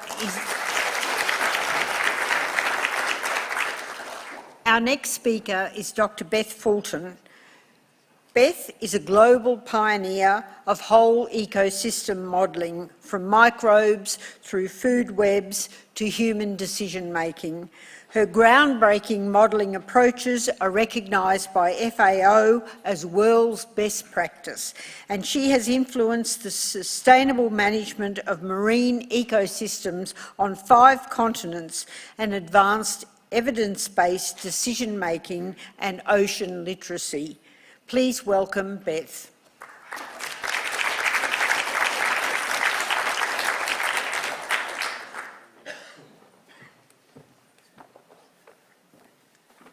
Thank you. It's a great honour to be up here today to share a fisheye view of the world. So if I can get it to advance, yeah. I'd like to start off by paying my own acknowledgements to the elders of the land and sea country that we meet around today, and also to the many other people I've collaborated with within the Indigenous community, but also out into the broader scientific and general community. I stand on the shoulders of very many giants, young and old. So if we think about what's happening in the world, everything we've done on land for the last 10 to 12,000 years, we're now doing in the ocean. whether that's mining, shipping, all of those kind of things. And in the course of my own lifetime, that's increased by a couple of orders of magnitude in the way that we use the oceans, and it's exponentially increasing. It's the fastest growing part of what we do on the planet. If you think about it, it's the equivalent of the Industrial Revolution, the Agrarian Revolution, and the great acceleration that happened after World War II, all happening at once right now in the oceans. And that's created quite a challenge. So if we think about marine industries in Australia alone, they're already worth about $81 billion a year, and that makes them on about the same combined footing as some of the other more well-known industrial uses. You have to balance against that the fact that about 50 to 80% of the world's oxygen still comes from the oceans. Now, a lot of that's actually used in the oceans because about 75% of all living things are still in the ocean. We are an ocean planet. It might be a small water sphere smeared around it, as we saw a couple of talks ago, but it really is fundamentally an ocean planet. And the cultural and other services it provides to us is many times what our economic GDP is.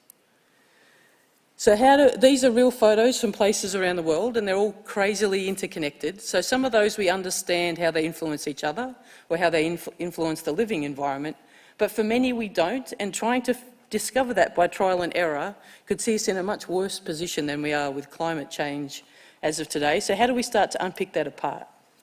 Well, that's where the science comes in. You can use systems thinking to pull together lots of different knowledge types, not just Western knowledge, but the knowledge that's locked up in our Indigenous and local communities, but also to combine the very many disciplines together. So that can be economics, all the different social sciences, which individually is different as the physical sciences are from social sciences, all the different physical sciences, they can all come together to give you a view.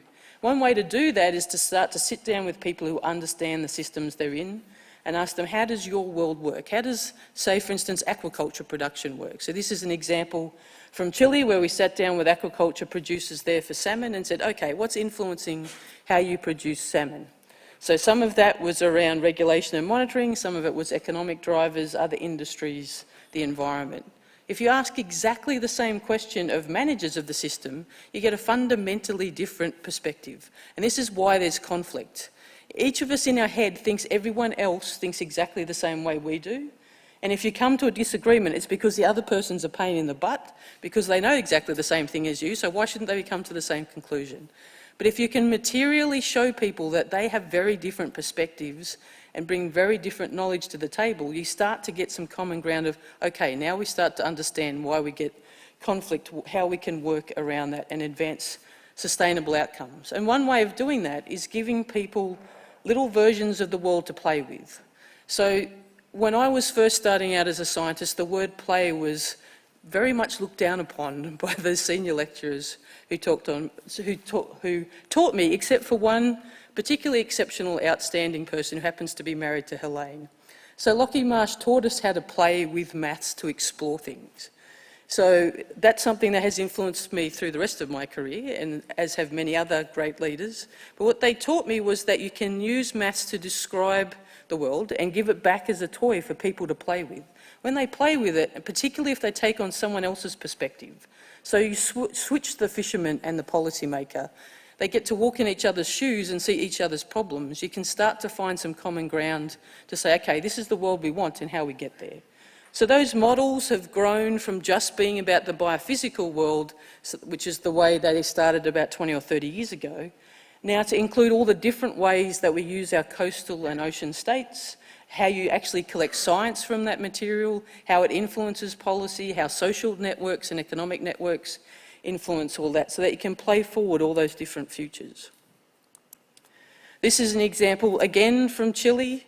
We've done a lot in Patagonia, bringing those different groups together. So every one of those pixels, you play out the entire kind of land use on land, whether that's forestry or agriculture or urban uses, land use, terrestrial roads, all those kind of things. In the oceans, you play out each of the ocean uses. People primarily think of fisheries, but there's so much more around the way that we harvest resources, both physical and living, but also the transport and the living part of that. So whether that's fish stocks that are exploited, but also all the other food web things. You can sort of see some little dots in amongst the brown. That's actually things like sea lions and blue whales that happen to live in this part of the area. You can look at the habitats and how they're affected. Now, if you sit down with the people and say, what do you want that future to look like? They list out a whole bunch of objectives around employment, healthy cultures, production of things like salmon and other things that they grow, contamination, all those kind of things, and that's what's the left-hand side here. And then across the top, you've got different scenarios of how that future might be managed or developed. Now, I'm sorry to anyone who's colourblind in the audience, but if you have a lot of red, that means that you're not actually meeting your objectives. And their actual plans for that future weren't going to meet any of their objectives. By taking a slightly broader look, including bringing in Indigenous elders who hadn't had a voice before, they started to find futures that actually met a broader set of objectives. This kind of model has now actually become the basis of how the southern part of Chile is making its strategic decisions about how they're going to develop into the future, and similar things are being used in other places like the Great Barrier Reef.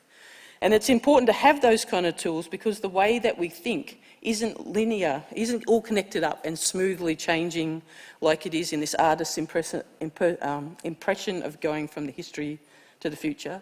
We think in snapshots, which is how the picture of Manhattan here, which goes from the 1609 down to 2309. We love to tell stories about the past and the future, but we don't make them consistent. We often break the laws of physics, which is how we can bring models into it. Unfortunately, one of the biggest challenges in describing this for Australia is that we have such poor numeracy. People don't get graphs. People don't understand that kind of stuff. So we've had to actually work with visual artists to actually truly visualise what those futures can look like. So on the left-hand side, we've got one where catchment management means and control of climate change means you've got clearer waters, higher biodiversity, more megafauna, things like turtles and dugongs in that environment. And on the other side, you've got when you haven't managed to stay on top of climate change, you've got a lot of extreme events like floods, you've got poor catchment management, and you start to see that there's more grungy stuff, there's more dead things, there's less biodiversity. Interestingly enough, in this particular simulation, sharks really came to dominate, so that's why that shark stays in there the whole time. But you can start to play through what some of those futures could look like. Oh, get it to move on. And that's really important because if you think about the way that we manage the world, it's like driving down a road but only being able to look in the rear view mirror to know what you're doing. So you're trying to steer your car forward by looking to where you've been, which means that you can't see what's coming ahead of you and how conditions might have substantially changed. To make it even worse, that rear view mirror is fuzzy, particularly in the oceans. There's a well-known saying amongst marine biologists that managing fish is exactly like managing a forest, except everything's invisible and it moves. So you need to draw on other kinds of data to help you understand what's going on. So using the kind of models that we've come up with, you can actually start to give you a little bit, it's still vague, it's still fuzzy, and it's not deadly exactly sure, but you've got some sense of the hurdles that face you. And that's really important because we live on this marine world and the solutions for our future do sit in the ocean. Those oceans and how we use them are changing very quickly and it's really complicated, but people ultimately want a voice into how the oceans are managed and how to have them healthy. So having these kinds of, combining science with our love of telling stories and playing to learn can be a key way of bringing those people together, but also translating it into a form that they can really contribute. Thank you.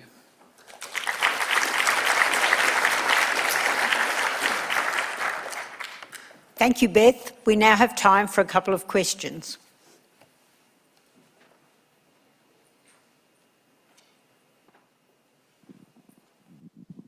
So, thanks, Beth. That's absolutely fantastic.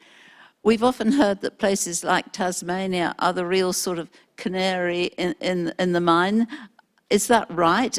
Do we have a particular responsibility and opportunities here in Australia to particularly influence policy, not only here but across the world?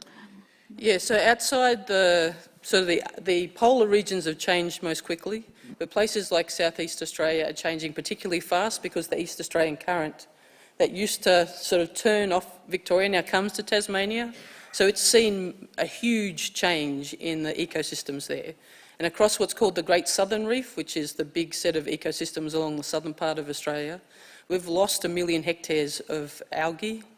We've lost around Australia, we've lost 40% of our marine habitats have been really highly disturbed by climate already.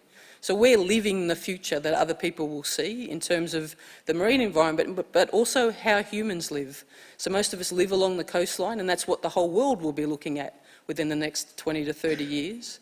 So that's really important. But it also is an opportunity to bring together our Indigenous knowledge, because buried in that is the people who, in their cultural memory, live through the sea level rise that we will face. So they've already locked up how to actually do that kind of adaptation and cope. So it's a great way to bring all those different parts together.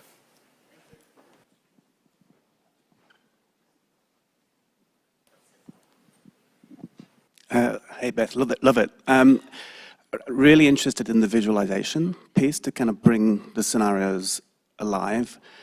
And I'm curious if you've looked at some of the more recent AI systems that can generate very, very quick images, like, you know, Stable Diffusion and DALL-E, because that might be a way to kind of supercharge the effort that it takes to generate these visualizations and do it in a kind of real-time loop. Have you looked at that?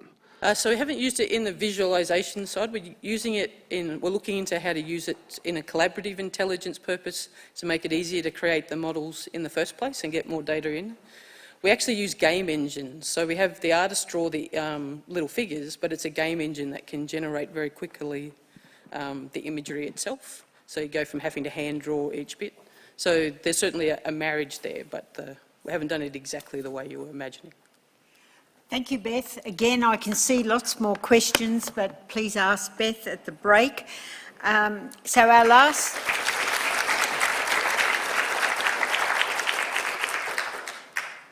presenter before morning tea is Professor Katherine Greenhill. Katherine is an internationally recognised as a leading expert in asymptomatic, probabilistic and algorithmic combinatorics. You can see that I'm not Malcolm. Undertaking research at the interface between combinatorics, probability and theoretical computer science. Her highly cited research provides new formulae and algorithms that have found very broad application in many areas, including crystallography and physics. Welcome, Katherine.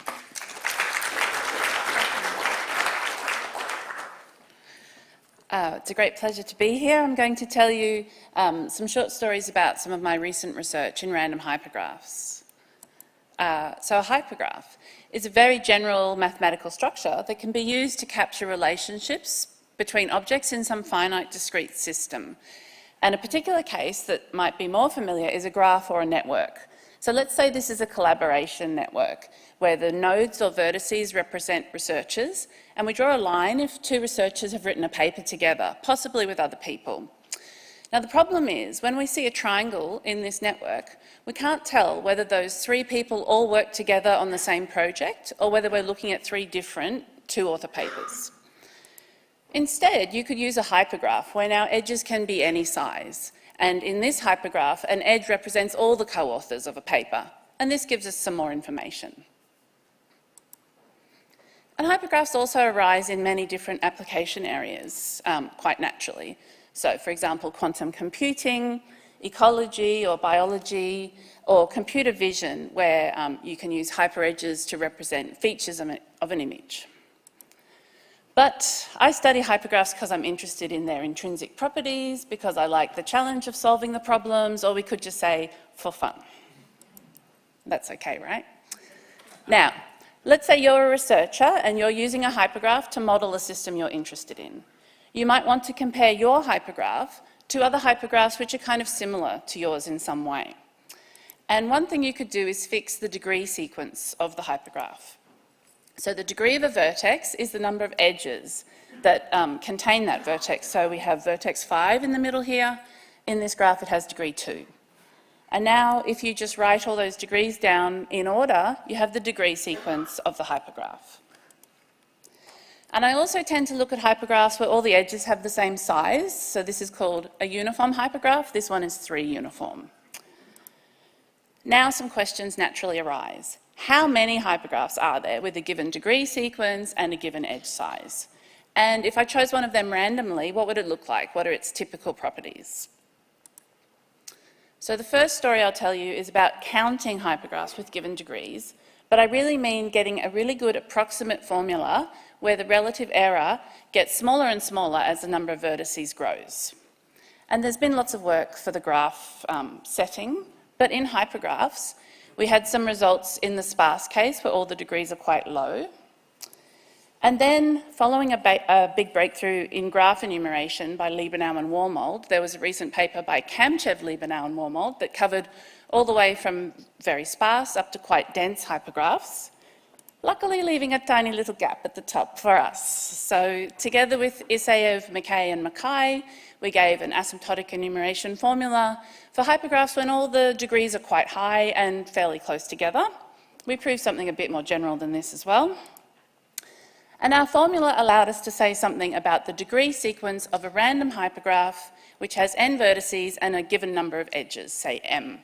Now this is a difficult random sequence to work with, but we were able to show that it's well approximated by an easier random sequence where you take n independent hypergeometric random variables, whatever they are, and condition on them having sum, the desired sum.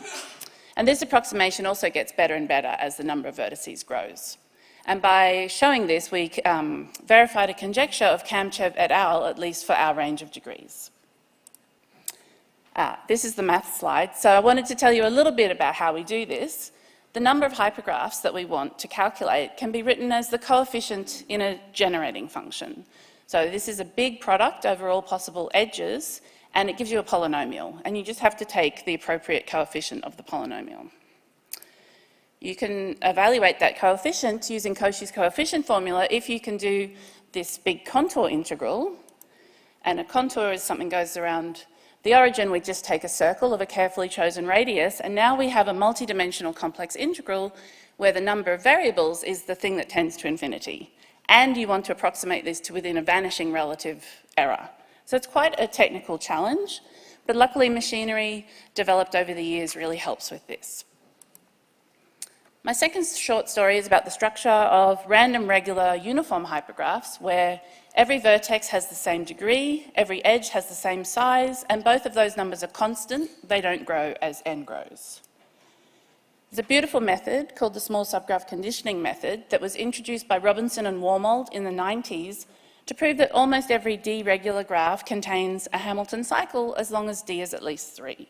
And a Hamilton cycle is just a big cycle that goes through all the vertices of the graph. Once this method existed, it was applied several more times to prove lots of structural results about random regular graphs. But we can ask what's known for hypergraphs. So this is the full list of structural results about random regular uniform hypergraphs proved using this method. In the 90s, there was a result about perfect matchings, which are these one regular substructures here on the left.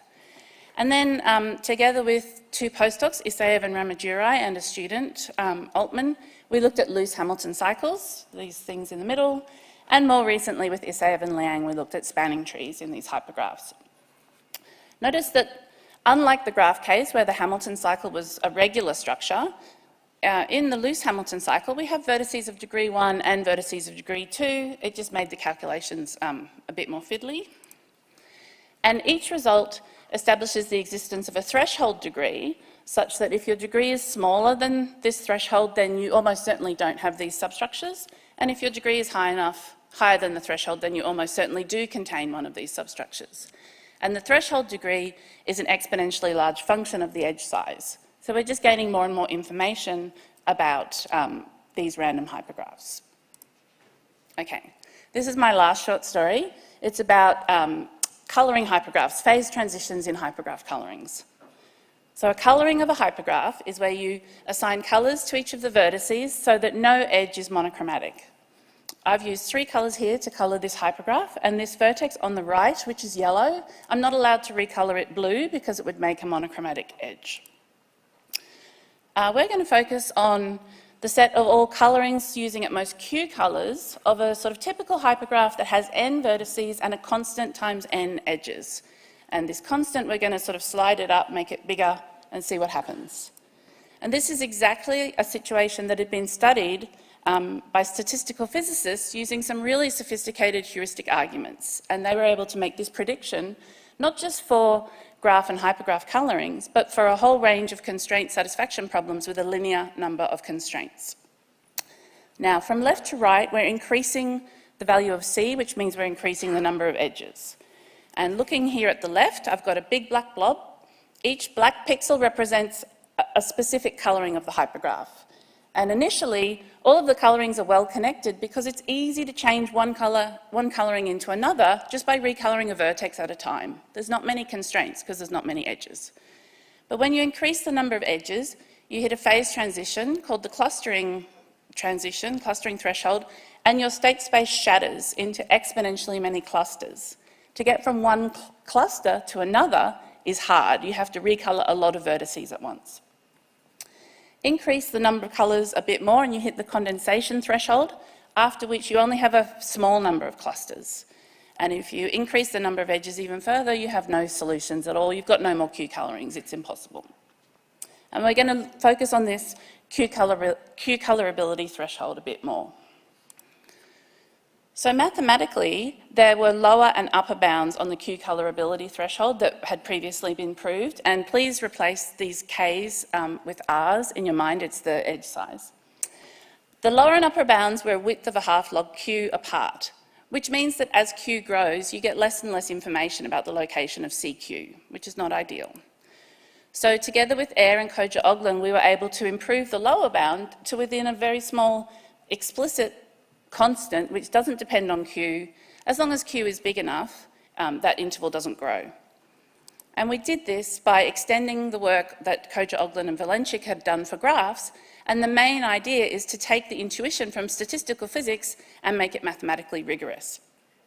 Not only that, but this argument works right up until the condensation threshold, beyond which there's only a small number of clusters, and there are very good reasons why this method and any method based on the second moment cannot work beyond that threshold. So more ideas would be needed to reduce this width.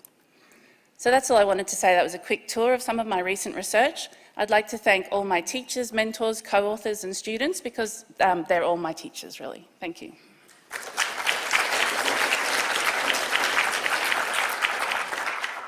Thank you, Katherine. I'd now like to open the floor to any questions, please.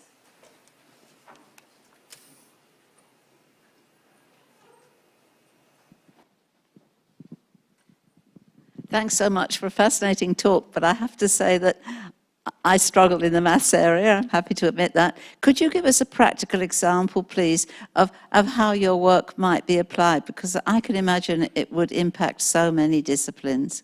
Yeah, so I guess something like knowing how many hypergraphs you have can help you if you're trying to design an algorithm to sample the hypergraphs, for example. There's a close connection between sampling and counting. Also, if you have a particular hypergraph and you've noticed it has some small feature quite often, you might want to know whether that's important, whether it's significant, or whether you would expect them to be there by chance. And so knowing about the properties of a random hypergraph can help you with that. But yeah, I mean, I just look at the questions on the hypergraphs themselves, but I hope to provide tools that could then be used by researchers in lots of other areas. And I can't think of a specific example because my mind's gone completely blank, sorry.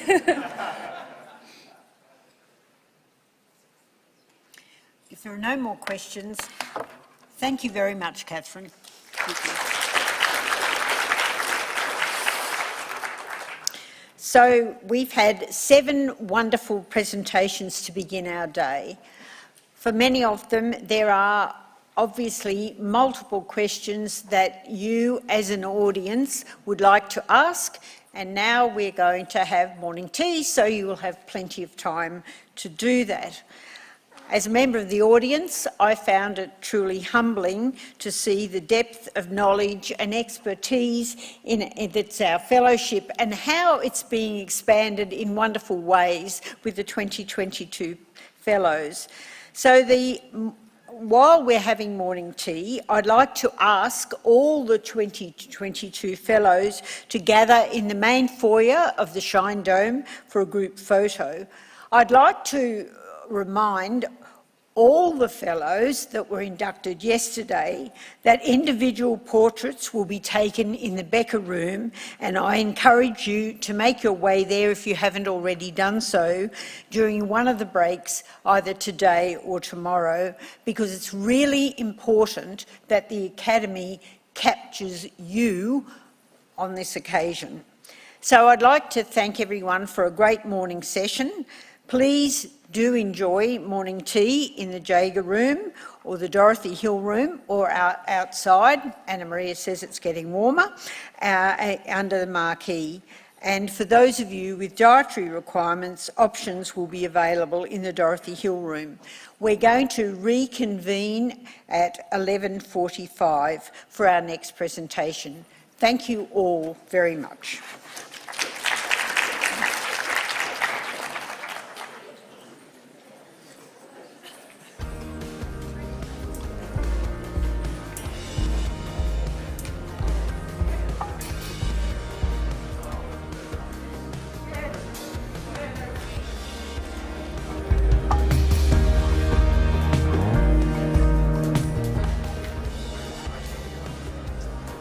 I'm Paul Richards, the Director of Communications and Outreach at the Australian Academy of Science. What a fascinating morning of presentations from our new fellows of 2022. We're going to take this chance to catch up with some of the guests attending science at the Shine Dome throughout these 3 days. Professor Arthur Christopoulos trained as a pharmacist and gained a PhD in pharmacology. Novel modes of targeting the largest class of medicinal target proteins encoded by the genome was Arthur Christopoulos's major discovery. Let's take a look. While working as a pharmacist, Professor Arthur Christopoulos was struck by how inadequate many of the major classes of medicines were for common diseases. He realised many drugs acted on a specific family of proteins he'd previously studied, sparking a deep interest in finding different ways to approach these proteins. The research that we're doing is being applied to essentially health burdens that currently have unmet therapeutic needs, in particular neuropsychiatric diseases, neurological diseases, diabetes, obesity, heart failure and chronic pain. Professor Christopoulos is a molecular pharmacologist who focuses on novel avenues for drug discovery using the largest class of proteins encoded by the human genome. His research has contributed to seminal discoveries of drug-binding sites on G-protein-coupled receptors, or GPCRs. 90% of the medicines on the market that act on these types of proteins do so by acting on the on-off switch. They either activate the protein or they block the protein. But what I discovered is that these proteins also possess different spatial regions on them that act like a dimmer switch. So we discovered essentially a whole new class of medicines that we refer to colloquially as dimmer switch medicines. Professor Christopoulos says he was inspired to study neuropharmacology because of his desire to help people. There's been essentially no new drug discovery in neuropsychiatric space in at least 50 years. Now, where else would you accept that as the current standard of care?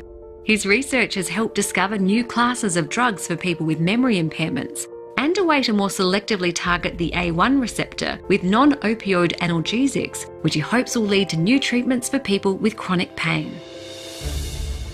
The nature of the drugs that we discover, how they act in the body, they are very different to your more traditional medicines which either activate or block proteins in the body.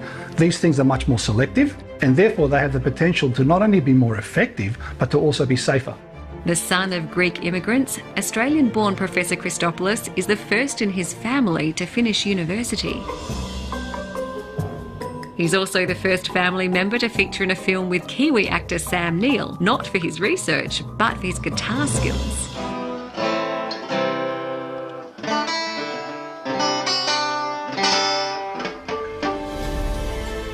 Internationally renowned for his contribution to science, Professor Christopoulos has been elected a Fellow of the Australian Academy of Science. What's important about getting elected into the Academy of Science is that your peers in all different spheres of science have recognised that you are actually making a difference not only to Australia but to the world. When my mother asked me what does this mean? I said, it's kind of like the Hall of Fame, Mum, but we're still going.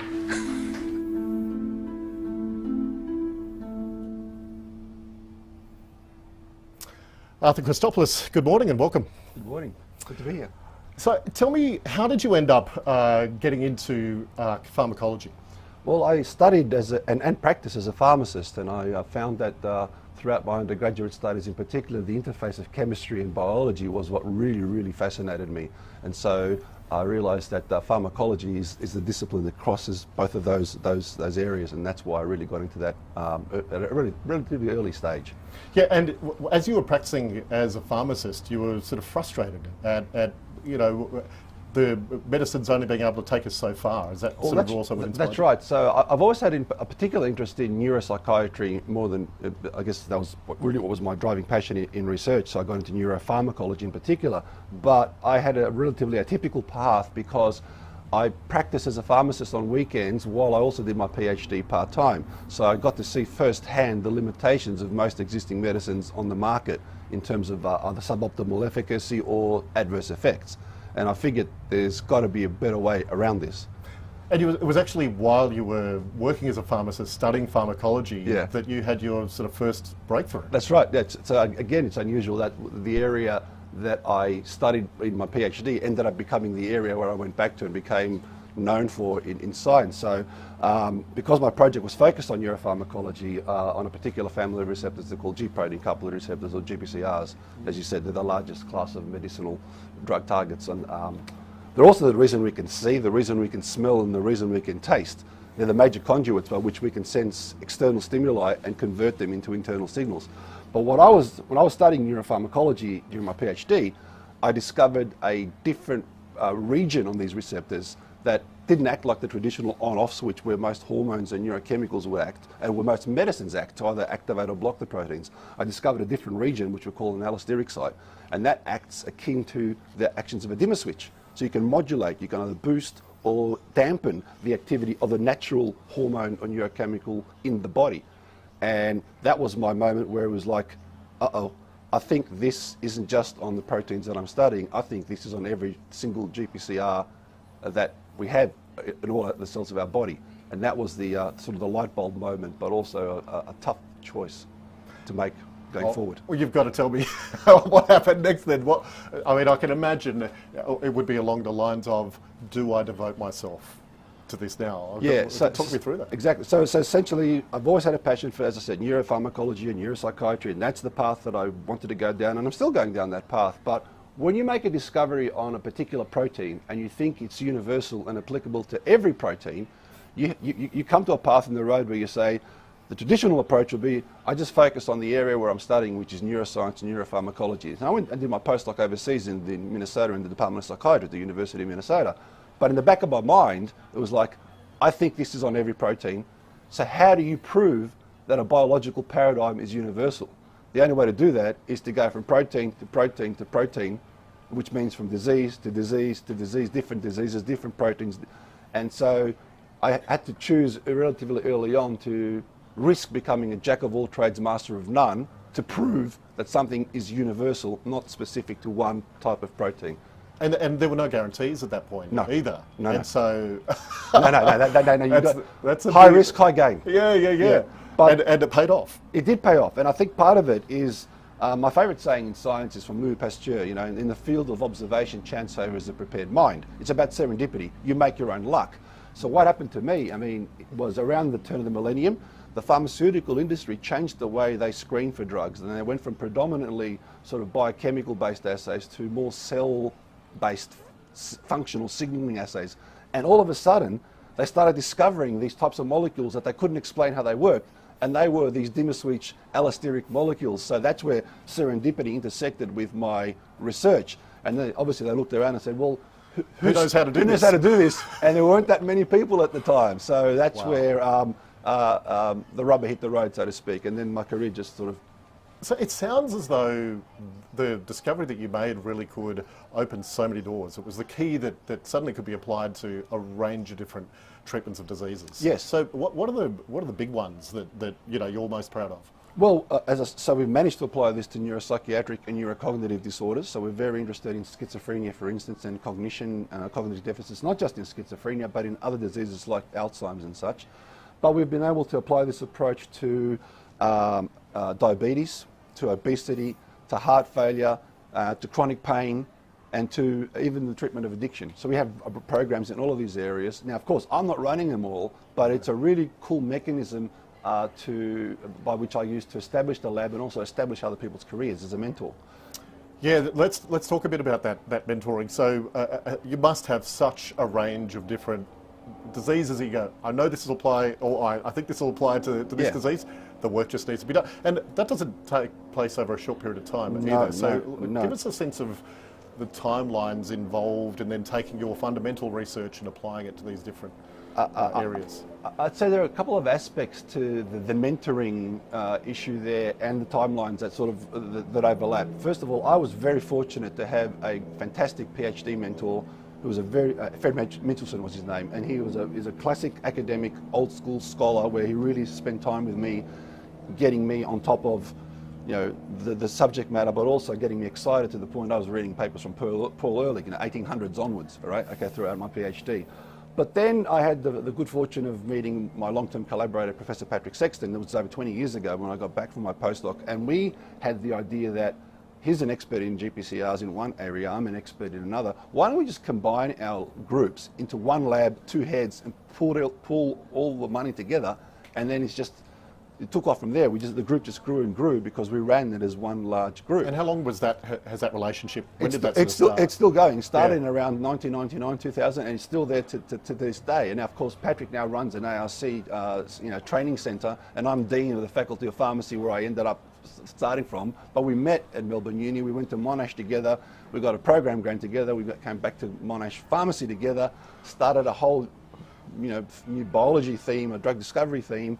And but we used this mechanism to basically also build careers. So for example, if I would take on a new PhD student or a postdoc, and Patrick would do the same thing, we would say, well, we can put you on a different protein related to a specific disease to prove this paradigm. And these people then went on to become successful and became experts in that particular area. So we have heart failure experts, diabetes experts, obesity experts that started via, targeting the proteins using our discovery, but then building careers of their own in that particular area, and it's still ongoing. The other thing I want to say about mentorship and mentoring is it's a lifelong thing. It's not, I consider Patrick or some of the former dean that recruited me, or the current director of our research institute, that I consider them mentors as much as people that helped me or trained me. Your colleagues and collaborators can be mentors as well. And that is, it just must be a growing family over time of people that you've met, brought into the fold to do this work, and then you stay in touch. And I mean, what sort of, and you watch their own discoveries taking place through this process, and seeing how their career leads to other breakthroughs in science. That must be incredibly rewarding. Do you have any examples you can think of? It is. Well, it's fantastic to see, because when we started out, say, this collaboration in this field, so GPCRs, G protein coupled receptors, as I said, Nobel Prizes have been awarded for these receptors, okay? And we've worked with some of the laureates. But when we started doing this work at the turn of the millennium in Australia, there wasn't a critical mass of researchers working on this particular family of receptors, which surprised me, because it's the largest class, as I said, drug target class, and a lot of people were working on them disparately, but not realising that we're necessarily working on them in the way that we were working on them. And what we've done over time is we've essentially built the largest critical mass of researchers in this area, in this country, and now a lot of them have gone on to form their own labs. Some of them, many have stayed at our institute at Monash University, but we have a very unique model of where we make sure that they are treated as independent researchers. But others have gone on to other universities across the country, so the University of Sydney, University of New South Wales and such. So we've essentially, I'm not going to say we created a field, but we created a critical mass in this country, and the recognition that these proteins are so important. And I think we even initiated a series of international conferences in this field that we held in Australia, really bringing the world to us, the Nobel laureates to us. Amazing, amazing. And you were saying to me that among the fellowship of the Academy, are you the only pharmacologist you're aware of, or at least there's this very small group? No, I think I'm probably the first pharmacist Right, yes. And I think there's only been there's about 5 pharmacologists that have been elected to. Is that a sign that it is really, a growing field, as you say, establishing the capability within Australia, but also the recognition within science of the work of pharmacology? What would you put it down to? That's an interesting one. I'm not quite sure what the answer to that is. It's looking at the fellows that have been inducted. The fields are so disparate, but the work is so amazing, right? It's hard to get a look in, irrespective of what area you're studying. But I do think there has been a relative unappreciation of the role of pharmacology in translational drug discovery and how important. I mean, my mother hero was Sir James Black, the Nobel laureate who discovered beta blockers, and he discovered H2 antagonists, which are used to treat ulcers. I'd spent some time with him, and I'm essentially applying the kind of analytical pharmacology that he developed to these dimmer switch medicines that I discovered. But I think the role of pharmacology in drug discovery is now being reappreciated because because of the way the pharmaceutical industry work. You need pharmacologists to get from a chemical lead to something that actually works in a human.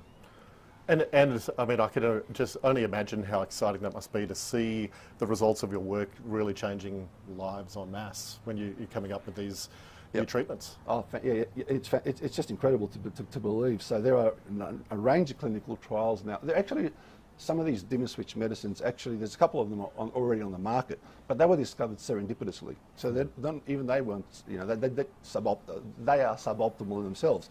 But now there are clinical trials of candidates that have been selected based on the kind of pharmacology that we do, so they'd be more rationally designed, including compounds that we are rationally designing that we ourselves would like to get into trials. So that is going to be the next big thing to see how that pans out. Yeah, very exciting. Arthur, your other passion in life is playing the guitar. Let's take a look at a short clip to give you an idea.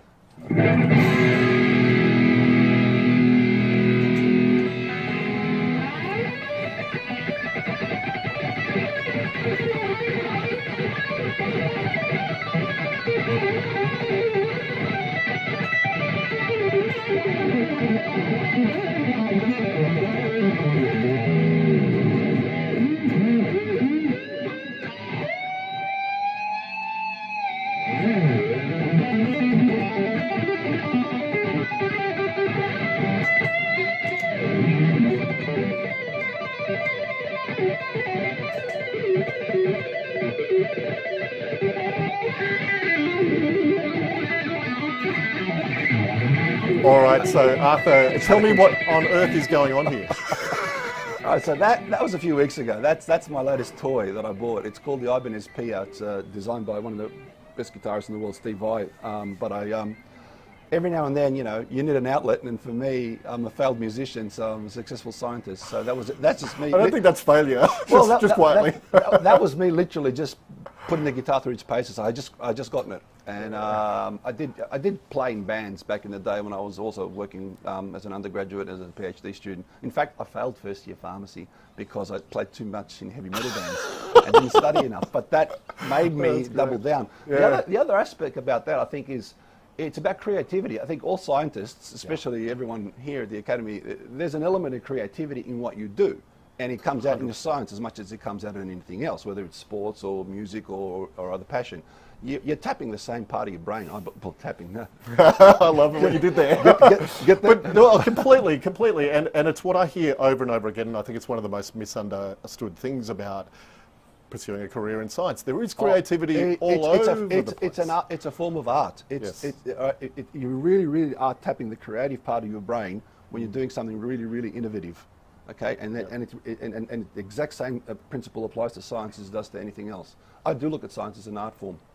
Yep, it really is. Now, just the last question, being here at the Shine Dome, to sign the charter book, to meet your peers, what's it been like?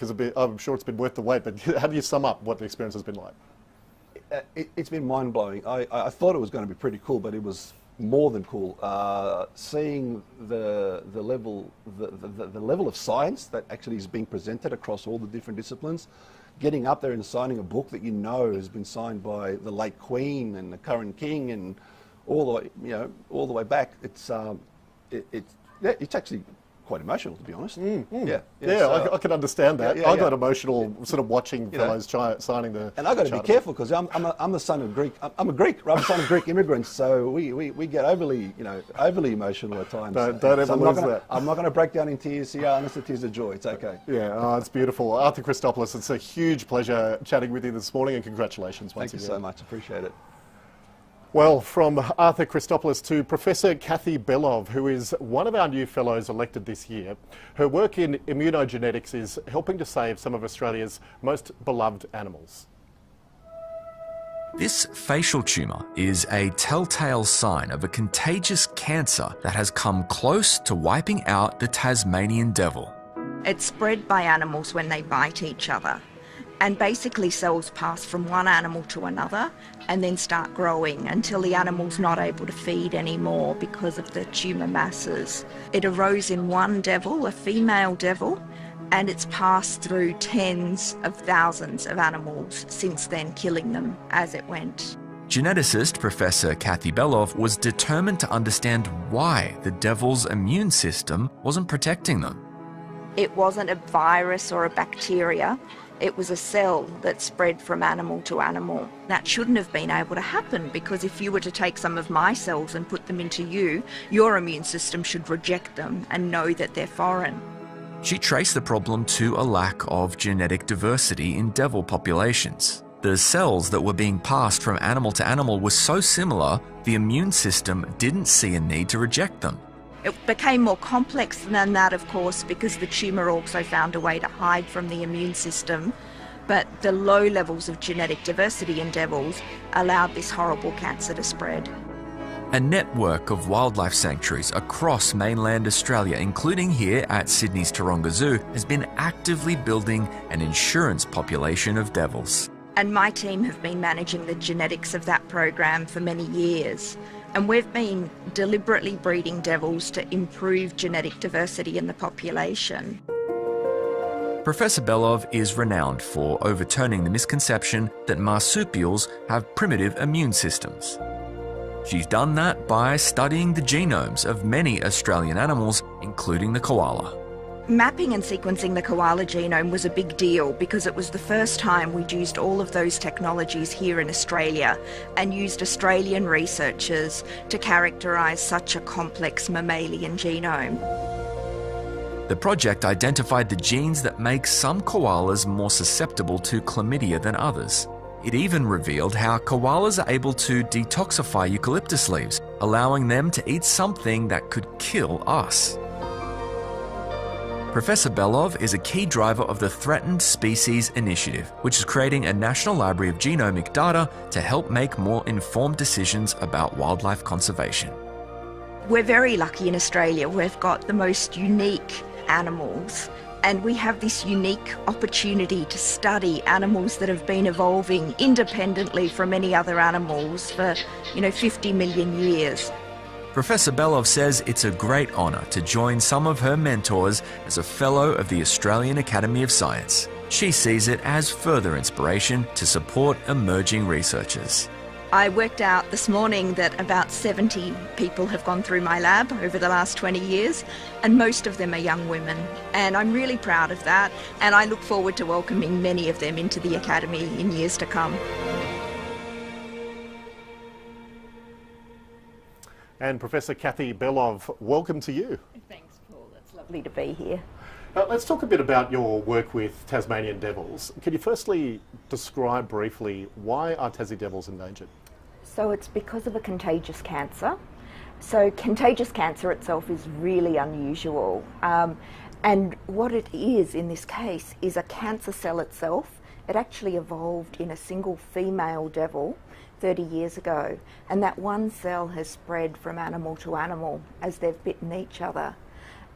So it's really interesting because normally a cancer arises within an individual and dies with that individual, whereas here we've been studying the evolution of a cancer for almost 30 years. And how widespread is the cancer within the devil population? So it's spread across the range now. There's only a couple of small populations in the northwest of Tassie that are still disease-free. So it's spread very quickly, and we've lost 80% of devils. But interestingly, our initial modelling suggested that they'd be extinct by now, but that hasn't happened, and that in itself is interesting. Yeah. And I mean, how easily contagious is it? How is it passed from one devil to another? So it's passed when they bite each other, and basically they end up with tumours around their face or their jaw, and those tumours can drop into other animals, or also animals bite into tumours as well of weakened animals, and the tumours are transmitted that way. So mostly the tumours are around the face and the jaw, just because of the natural behaviour of the devils, but they can develop primary tumours in other places, like on the rump if they're bitten on the rump. I have to ask you a bit of a scary question. Could there be a contagious cancer that develops within humans, for instance? Look, it's interesting. There's a contagious cancer in dogs that's been around for thousands of years now. It's an interesting one because it evolved in a very similar way to the devil cancer, where it evolved in wolves with very low genetic diversity. And then it passed from wolves into dogs and jackals and coyotes, and that cancer's been transmitting for 3,000 years.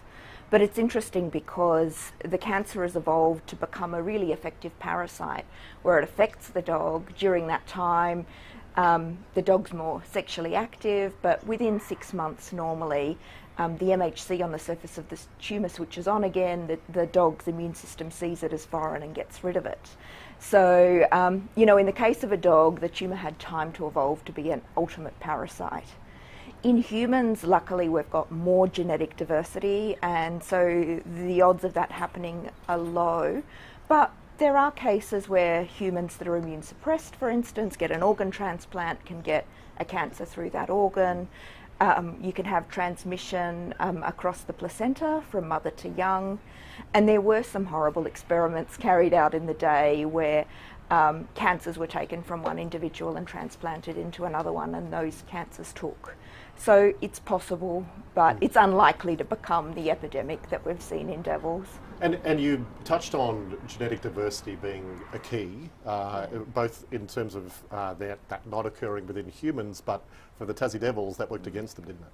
Yeah. I mean, genetic diversity is critically low in devils. They're sort of, right up there like cheetahs and other endangered species. But that's something we're really focusing on now, is to try to boost that genetic diversity through genetic rescue programs by mixing devils that wouldn't have previously come in contact because they come from very different parts of Tasmania. I love this idea of a genetic rescue. Yeah. What is it in simple terms, and how do you do it? Yeah, so genetic rescue is basically rescuing a population that is on the brink of extinction because of very low genetic diversity.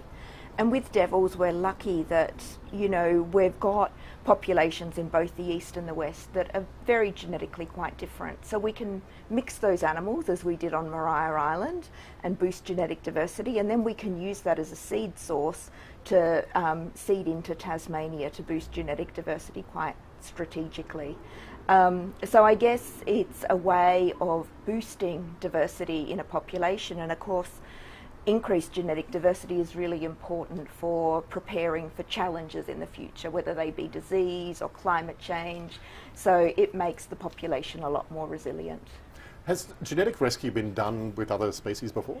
Yeah, so the classic one are cheetahs in the US, and the cheetah work has actually really guided a lot of the work that we do. With cheetahs, they weren't actually at the point of sequencing entire genomes or strategically targeting specific genes, but they did find that they were able to introduce animals specifically to boost genetic diversity in wild populations.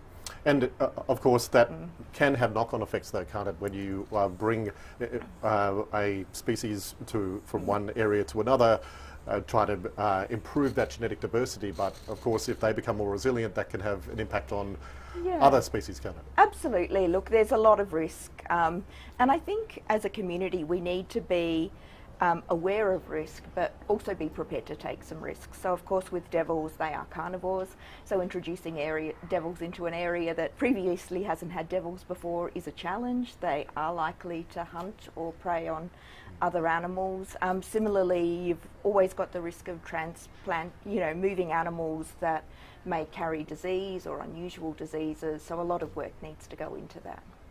Now, you've also been working on protecting koalas. You were part of the team who sequenced the genome in 2018. Yeah. How significant was that work? It was fantastic. It was work that I led together with Professor Rebecca Johnson, who's now at the Smithsonian, of course, as their chief scientist. And it took a very long time. It was a lot of work, but it was fantastic to bring together an Australian community to do this project. To do it in Australia was the first time that a large mammalian genome like that had been sequenced entirely in Australia. And it was really important for us to help better understand the biology of the koala. Everything from how they detoxify eucalyptus to how they sense water in leaves to, you know, thinking about chlamydia and how we manage chlamydia going forward in koala populations. Can you give me a sense of the work involved as a non-geneticist myself? Yeah. A lot of time, what's the process like? So, I mean, the first step is getting the DNA samples, and we actually struggled a bit early on because there seemed to be something in koala blood that was degrading the DNA. You know, we think perhaps it was something to do with their diet. So we spent time extracting the DNA from blood samples. You know, we waited for opportunistic opportunities to collect tissue samples, to sequence transcriptomes, to look at which genes were switched on and off in different organs. The sequencing itself is the relatively easy part now, although in our case it was the first time Australia got a new PacBio sequencing machine in place. So we had to wait for the machine to be craned in at UNSW, and you know, we got to develop some new technology there. Once you generate all that sequence, then a lot of time goes into assembling that data, all those bits of the little jigsaw pieces, jigsaw puzzle, working out whether you've got the genes assembled properly, and then actually digging into the genes, trying to understand what they do. Yeah, I was going to say, because that would be really interesting. You were mentioning what the genome allowed you to discover, how they detoxify eucalyptus, for instance. Yeah. And so how do those sorts of things get picked up as you're going through the genome? So that's the part that my team focus on, and to me that's the most exciting part. So we compare the koala genome to genomes of other species, and we look to see, have any genes been deleted, have any genes been duplicated, and it's usually through duplication of genes where genes duplicate and then they evolve new functions, and it's through those duplications that you see these new functions arising. And in the case of the koalas, they have massive expansions in P450 genes. So we have them ourselves, but nowhere near as many. And, you know, they're the genes that are involved in detoxifying medications, for instance, that we may take. Whereas in koalas, you've got tons of these genes, and, you know, we figured that they were involved in detoxifying eucalyptus. The next step, of course, is now to, you know, express these proteins and test them. But it gives us a really interesting lead, because one of the challenges we have with koalas is they suffer from chlamydia, but we can't give them antibiotics because the antibiotics are, you know, detoxified very quickly by their body, you know, through their bodies. And we think the P450 genes play a really critical role there. Interesting.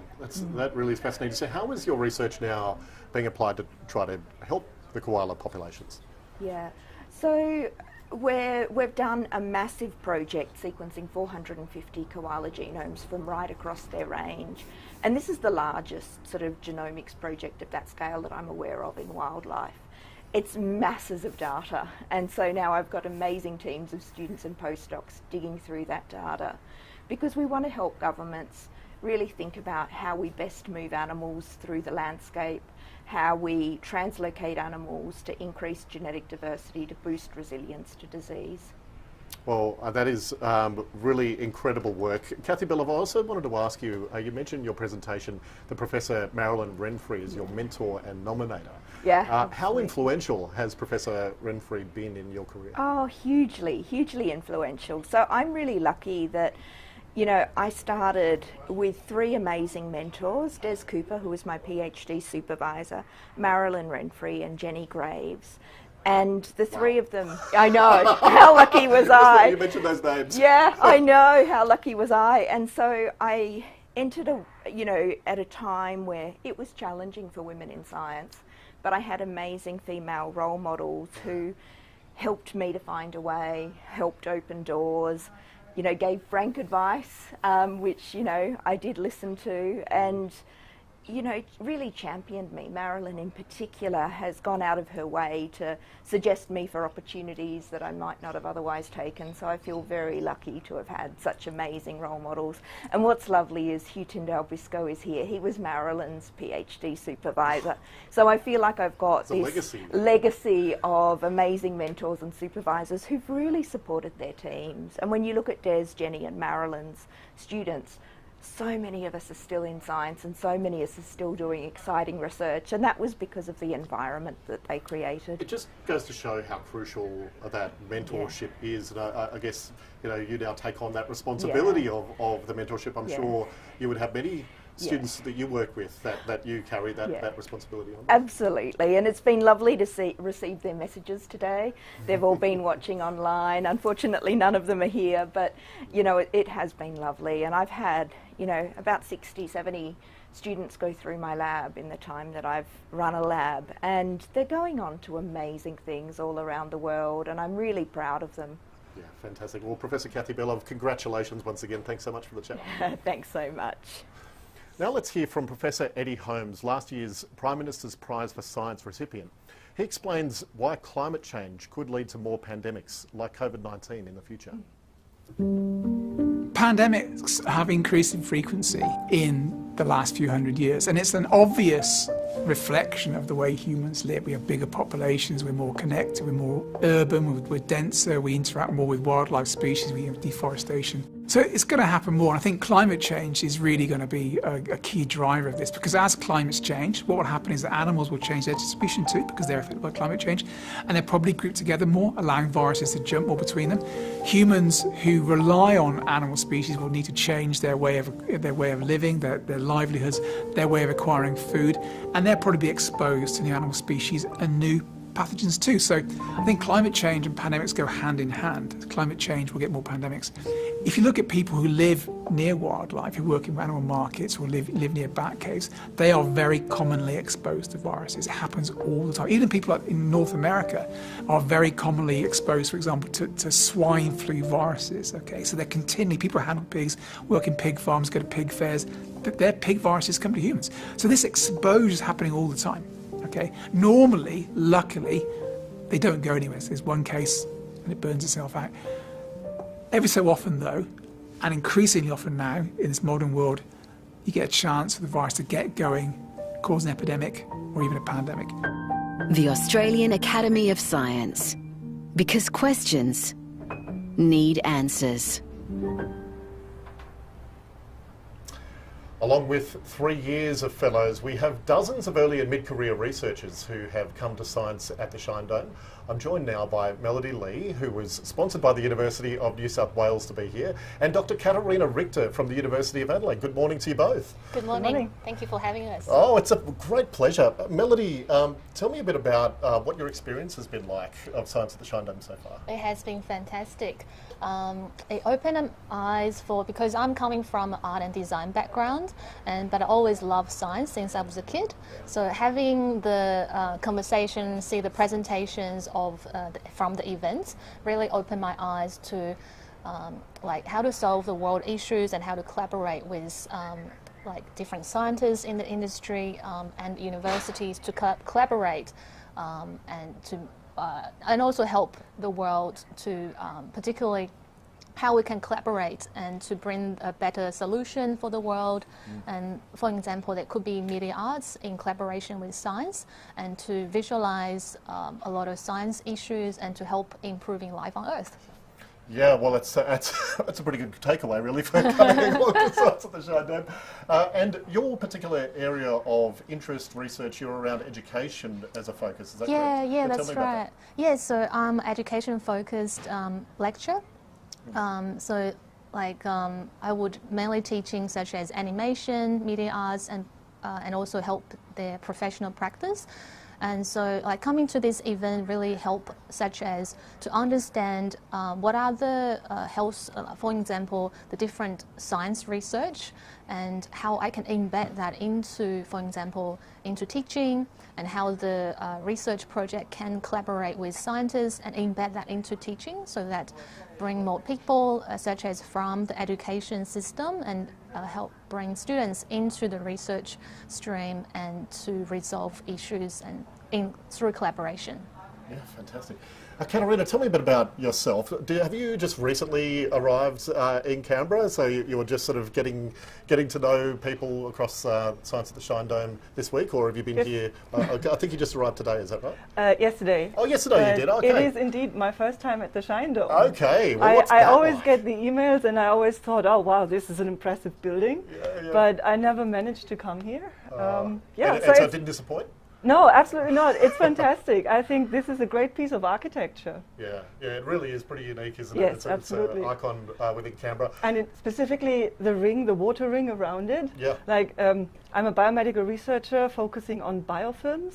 So those are like clusters of bacteria that embed themselves in a slime. And you can find that in the water there. Science in action at the Home of Science. It's brilliant. We're surrounded by biofilms. And have you had a chance to meet many fellows and other people since you've arrived? Yes, I actually find it really interesting here. It's a very diverse audience, and everybody comes from a totally different background, which I find absolutely thrilling. People are very welcoming. So for me, it's the first time here, as I said. And it was a pleasure to meet so many people and just getting to know them, getting to know their work and their legacy and their impact. It's absolutely inspiring. Yeah, I was going to ask you about, what you're expecting or hoping to take away from coming to an event like this. What's the real value for yourself as an EMCR? Well, I think it's like for EMCRs, it's really important to be visible. That is, like on the one side, we're typically stuck in the lab because we work on our track record to be competitive for grants and everything. At the same time, we shouldn't miss out on these kind of opportunities to actually, meet people, meet the experts in the field, and not only in your own field, but, every field that is out there, because after all, it's all about collaboration and multidisciplinary work to actually solve the big problems in the world. Yeah, I hear that more and more in terms of the way science is moving forward. Cross-disciplinary research is really, I hear it all the time, and unlikely collaborations between different fields of research as well. Melody, how about for you? Have you really found that, the range of expertise in different areas, has that been a surprise, or at least what you expected, but how have you found that? And also I'm also echoing what you said as well. I'm really fascinated by the really diverse topics from health, science, maths, and all kind of science sort of areas. So that really helped me to understand what are the research area in this science field, but also like coming from the arts background, I think that really helps to kind of connect with people, exactly as you said. I'm also like feeling this is like such a mind-blowing event, and it's like so far enjoying it so much, and talking to people, and exactly as you said, I found people are so welcoming, so friendly, and having a conversation, you realize there's so much to learn always, and they make you feel that there's no gap between an early career researcher and a senior leader, right? So this is really, really, motivating for us that we are heard and seen and supported. Yeah, that's wonderful. And Kathy Belov was saying that. Exactly, yes. Very well said. Yes. Kathy Belov was saying that before as well. I think that our fellows were obviously EMCRs themselves coming through their careers, and I think when they experience the sort of mentorship that Kathy did with Marilyn Renfrey and other fellows, that legacy can be passed on, and it's super critical actually for people to succeed in their careers. What about also meeting other EMCRs who are here? I mean, you're all on the same journey together through your own careers. Have you found that support has been valuable too? So I arrived last night, and so had a conversation while during the morning tea break, and while having the conversation, I think it's quite it's quite amazing, because you hear everyone their own research background and their own area, but at the same time, they're very supportive, they're really open, and they really want to collaborate. And I receive a lot of because I'm as an early career academic, and I feel like, oh wow, so much to learn and a lot I don't know. But so far, what I kind of receive is that the collaboration is very welcoming. And even when I talk about the area that I do, and I receive a lot of like, oh wow, that's like media arts, that's fantastic. And even like there's a presentation this morning from Dr. Beth, and so she demonstrates some examples of visualizing how the ocean future could be by use virtual reality, like interactive game, etc. That's exactly what I do. So I feel like, wow, there's so much possibility to collaborate and networking through the events. It has been fantastic. Yeah, and within the ECR crowd, we are all sitting in the same boat. I actually found it really exciting last night at the cocktail function to discuss different pathways and also, different challenges we all have. I mean, after all, no matter where you are, in which city you are in Australia or in which field you work, EMCRs typically have more or less the same issues. So it's about learning from each other, sharing the stories and sharing different strategies how to overcome obstacles so that we all, get out of that or rise in that career together, basically. I'm just keeping a bit of an eye on the Shine Dome Theatre. I think we're about to get back underway with formal proceedings. So if the team around me could let me know if we're getting close, and we'll just to wrap up, what would you say to other EMCRs who might be considering coming to Science in the Shine Dome in the future? Is it worth their time? It's absolutely worth their time. The networking is outstanding and the potential for new collaborations, ideas, it's just there. That's the best place to be. How about yes, for you, Melody? Echoing that as well. It's such a supportive network here, so it's really something really worthwhile for you to try. Yeah, fantastic. Well, thank you so much, and enjoy the rest of Science at the Shine Dome. Thank you very much. All right, we're going to go back to the Ian Walk Theatre inside the Shine Dome behind me as proceedings are about to get underway with more presentations from our Fellows of 2022.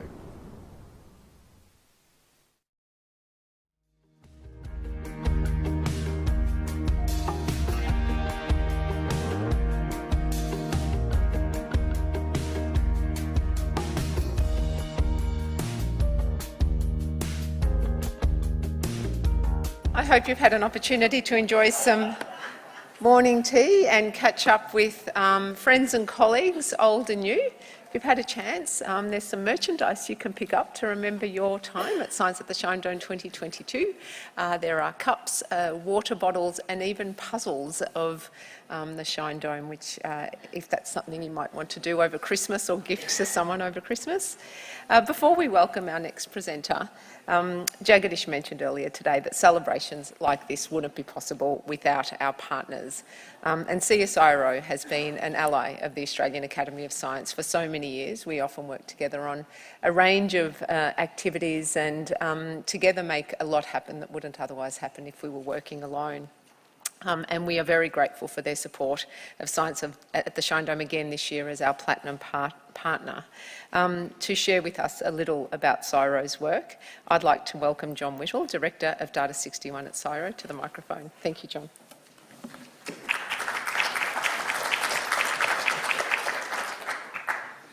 Hi, good morning, everybody.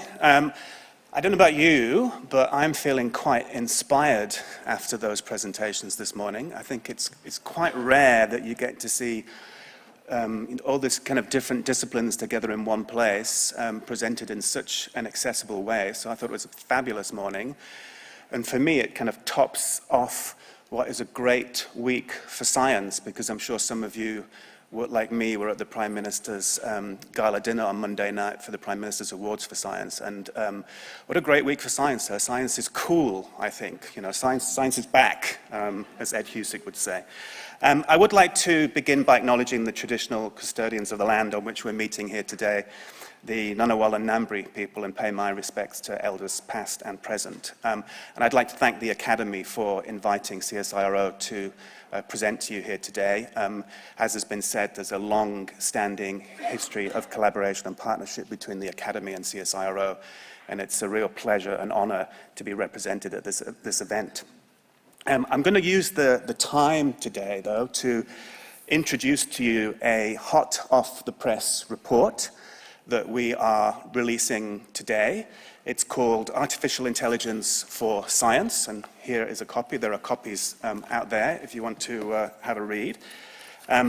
And really the kind of starting point of this work that is now represented in that report is that we've known for a very long time that artificial intelligence is increasingly important in the process of scientific discovery. And just like every other industry, you know, the very process of scientific discovery is being disrupted by AI. What we haven't known yet, though, is just how much and how big a role AI actually plays in that disruption of scientific discovery. And so the work in this report, and I'd like to just point out the lead author of this report, Stefan Heikowicz, who will be around to talk to you more about it later. But what this report has done, it's done an in-depth scientific analysis of, bibliometric analysis of millions of peer-reviewed scientific publications over the last 60 years, going back all the way to 1960 to the present day. And we've analyzed which scientific disciplines have been adopting AI during that process. And what we found, not surprisingly, there's lots of exponential curves, right? So nowadays, there's an AI application in 98% of all scientific fields, and that's up from just 14% in 1960. And that's true across all disciplines of science, whether it's natural science, physical science, social sciences, and even the arts and humanities. And it's also a surge that's showing absolutely no sign of slowing down. And I think this means that AI is going to have a lasting impact in how scientists and humans discover knowledge and how we can actually accelerate scientific productivity. The report also draws out kind of 6 key recommendations that are applicable to scientists trying to apply AI or research organizations trying to provide infrastructure so that their scientists can apply AI. So firstly, there's an acknowledgement that, you know, AI is easier now than it's ever been. You know, with new software and hardware, there's been an effect of, to a certain extent, democratizing AI and allowing scientists who are not necessarily computer scientists to actually use AI in their practice. Secondly, we're seeing a transition from the era of big data to the era of better data. And we've seen lots of breakthroughs recently in machine learning that have been achieved not using necessarily very, very large data sets, but using smaller data sets that are well curated, fit for purpose, and provenance assured. Thirdly, we're seeing, as again you might not be surprised, a massive training and capability uplift. There's been an absolute explosion over recent years in terms of new degrees and courses on AI at both undergraduate and postgraduate levels, and we're also seeing more multidisciplinary courses coming in. So it's not just, again, not just AI in IT, but AI in medicine or AI in manufacturing or whatever it is.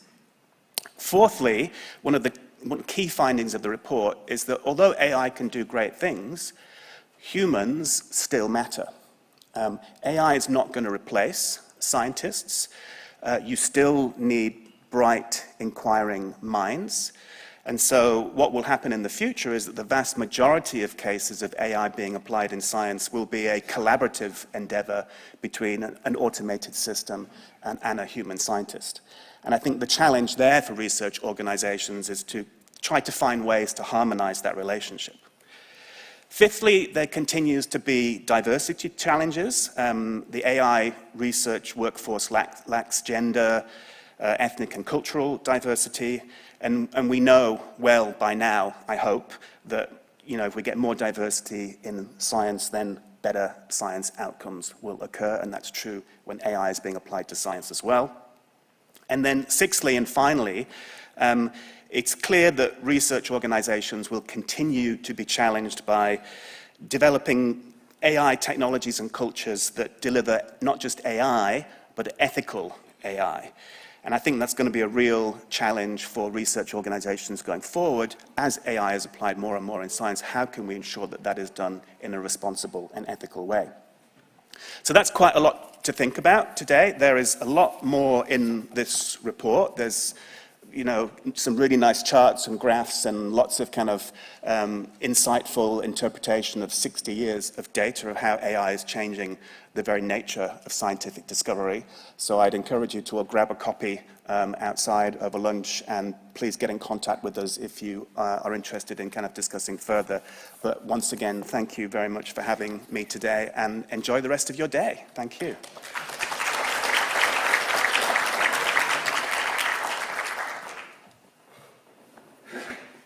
Thanks so much, John. I look forward to reading that. I know it will be of interest to many fellows, not just the AI experts, some of whom we have admitted over the last couple of days, but also to all of the disciplines across our fellowship. Thank you very, very much. This year, we're proud to have partners that span across the public and the private sector, including our tertiary institutions, academic publishers and others. It's testament to the reach of science and the way it touches so many facets of our society. So I'd like to take just a moment to thank and acknowledge our event partners for their contributions for bringing Science at the Shine Dome to life. Thank you in particular to CSIRO, who we've just heard from, the Defence Science and Technology Group, University of Queensland, the Department of Education, the University of Sydney, the ANU, the University of New South Wales, the Department of Industry, Science and Resources, Deakin University, the University of Adelaide, Queensland University of Technology, Springer Nature, Evans and Partners, the University of Newcastle, the National Computational Infrastructure, Monash University, the University of Western Australia, Griffith University and the University of Melbourne. Please join me in thanking them.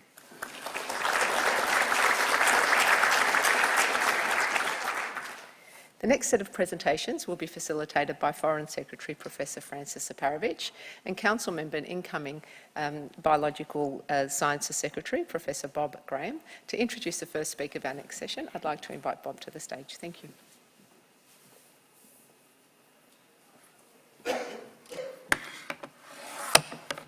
Thank you, Anna Maria. My name is Bob Graham, and I'm pleased to introduce absolutely delighted to introduce our first presenter, who's actually a long-term friend of mine as well, Professor Michelle Haber. Michelle is a world-renowned authority in the field of childhood cancer research and a key leader of the Australian biomedical research community. She's made fundamental discoveries in the area of drug resistance in neuroblastoma and has pioneered molecular diagnostics and precision medicine for Australian children with leukemia and other high-risk cancers. Please welcome Professor Michelle Haber.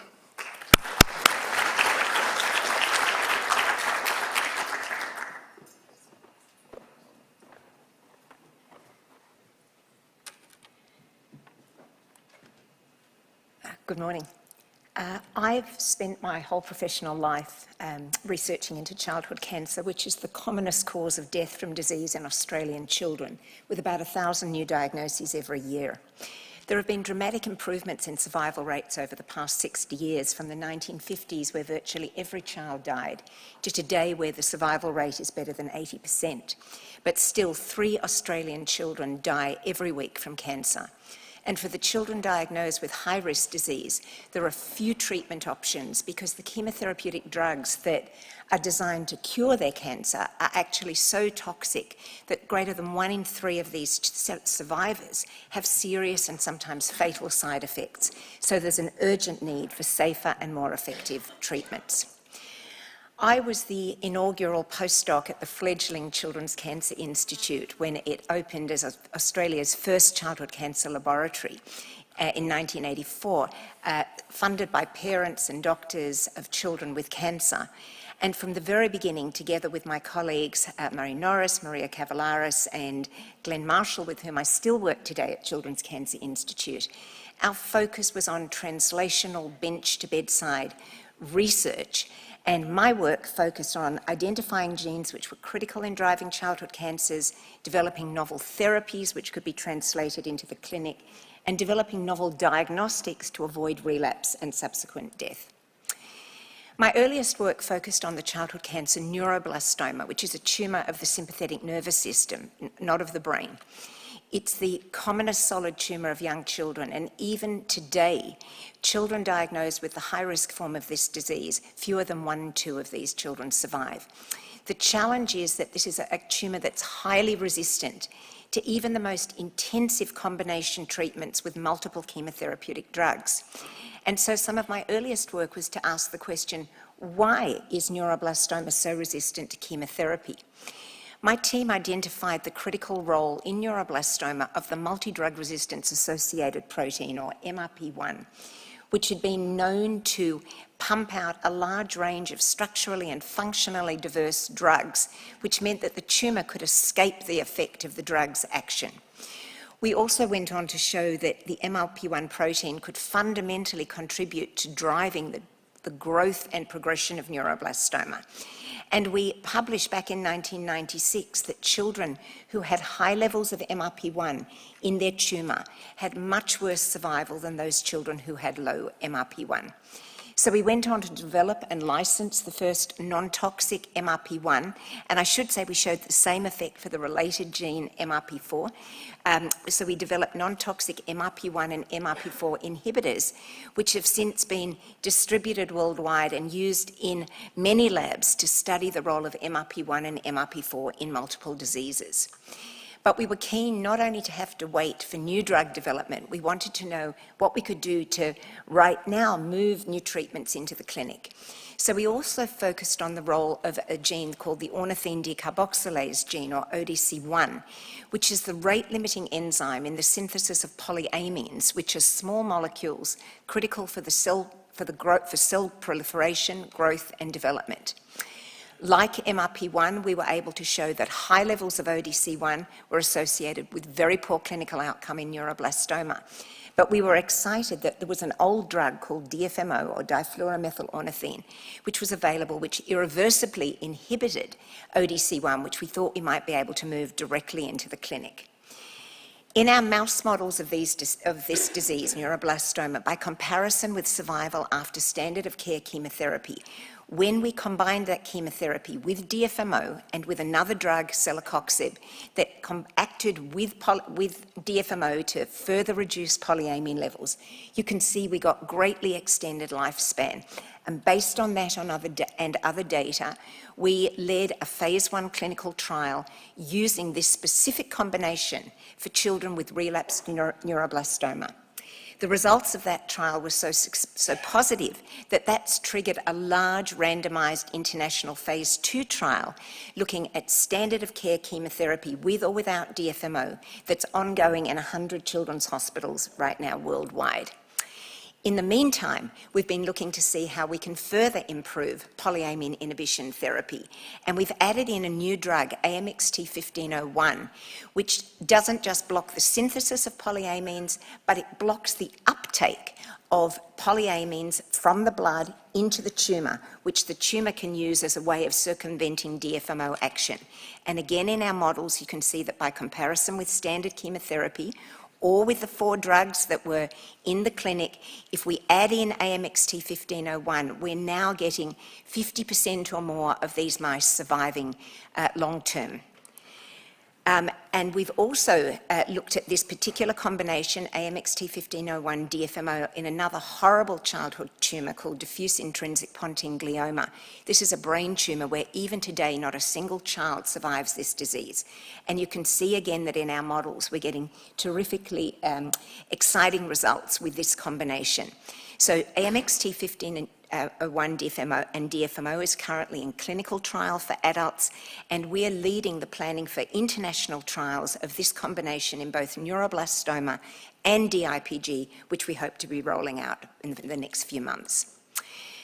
In addition to developing new therapies, we've also focused on molecular diagnostic testing to improve survival rates in children with other types of cancer, starting with acute lymphoblastic leukemia, or ALL. At the time we started this work in the mid-1980s, this is the commonest childhood cancer, the survival rates were about 75%. The clinical problem was that although 25 to 30% of the children were relapsing, Almost every child would go into clinical remission after chemotherapy, and the standard of care tests that doctors had to determine who was likely to relapse was by looking down the microscope and looking for the presence of small numbers of surviving cells or minimum residual disease that would be responsible for that subsequent relapse. But that test was simply not sensitive enough, and what we needed was a tool to predict exactly which children were going to relapse so that we could intensify the treatment only of those children and spare the 75% who would survive on standard of care therapy the toxic effects of additional treatment. So we developed a PCR-based test that was capable of detecting one leukemic cell in 1 million normal bone marrow cells, and that was based on the unique sequence of each child's leukemia. We led an international clinical trial of ALL patients using this PCR-based MRD testing to identify and stratify the high-risk patients, which we were able to define as having one residual leukemic cell per 50,000 normal bone marrow cells. And it was only these children that were intensified to more treatment. And over a 10-year clinical trial, we were able to show that we could double the survival rate in these high-risk patients from less than 35 to over 70%. That's triggered many MRD-based intervention trials, and this testing is now standard of care for children with ALL throughout Australia. That inspired us to then lead the Zero Childhood Cancer Program, Australia's national child cancer precision medicine program. We had a pilot study called Target that we ran for 2 years, and then we rolled out the national clinical trial in 400 children with high-risk cancer, which was defined as having less than 30% chance of survival. And the testing platform that we used was on each child's cancer to do comprehensive molecular profiling, whole of the tumour, whole genome sequencing, whole RNA sequencing, methylation profiling, and also sequencing the entire normal DNA of each child. We were able, of the first 250 children on this trial, to make personalised treatment recommendations in over 70% of these children. That is, to identify a drug that matched to the specific genetic change in that child's tumour. We were able to identify the need for a change of diagnosis based on the genetic data in 5% of cases. In more than 1 in 6 children, we were able to identify an inherited genetic predisposition to cancer. But most excitingly, in over 70% of these patients who were otherwise destined to die, we saw, who got their recommended treatment, we saw complete remissions, partial remissions, or stabilised disease in more than 70%. This approach of using whole genome sequencing has been adopted by child cancer precision medicine programs worldwide. It's led to many clinical trials. It's triggered establishment of a specific task force committed to improve drug access to children. And it's changed the model of care for children in Australia with high-risk cancer, with precision medicine now being standard of care. And we're in the process of rolling this out to every one of the 1,000 children in the country with cancer, irrespective of their risk. And I'd like to just finish by acknowledging all my collaborators at Children's Cancer Institute and worldwide, and the parents, doctors and families who've made the rollout of Zero possible, and our funders who've contributed to improved outcomes for kids with cancer.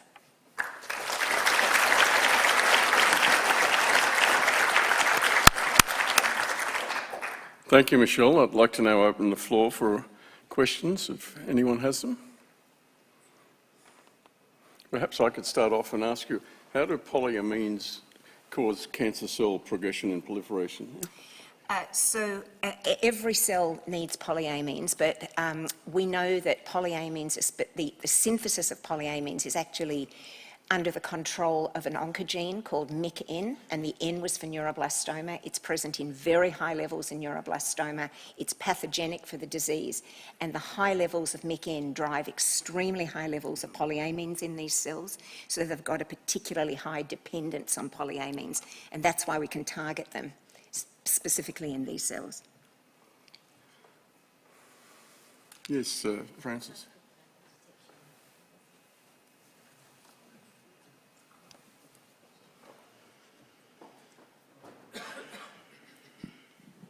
Thank you. That was fascinating. So you mentioned that you could detect one leukemic cell in a million. Could that test be too sensitive? So, you know, maybe the body could fight it anyway and you don't have to, or do you actually treat it because it's better to be safer than? So that number was actually based on a 10-year retrospective study where we looked at the outcomes in many children and actually empirically determined where the cutoff was of children who were going to fail standard therapy and children who were going to do well on standard therapy. And that was the number that said, if you have more than this, that disease is going to come back. If you have less than this, the body will fight it, along with the drugs and everything else that the children get. Thanks very much, Michelle. I really appreciate it. Wonderful talk.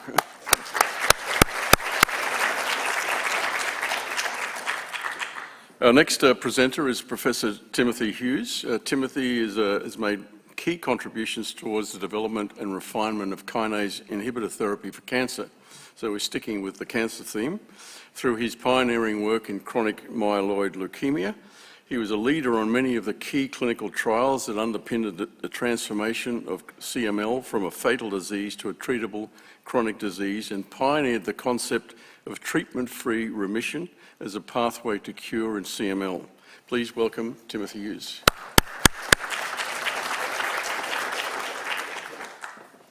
Thanks very much. So my focus over the last 25 years has been chronic myeloid leukemia, and over that period I've been privileged to see it transform from a disease where it was virtually impossible to treat. Patient survival was 3 or 4 years on average, to a disease today where the 10-year survival is better than 90%.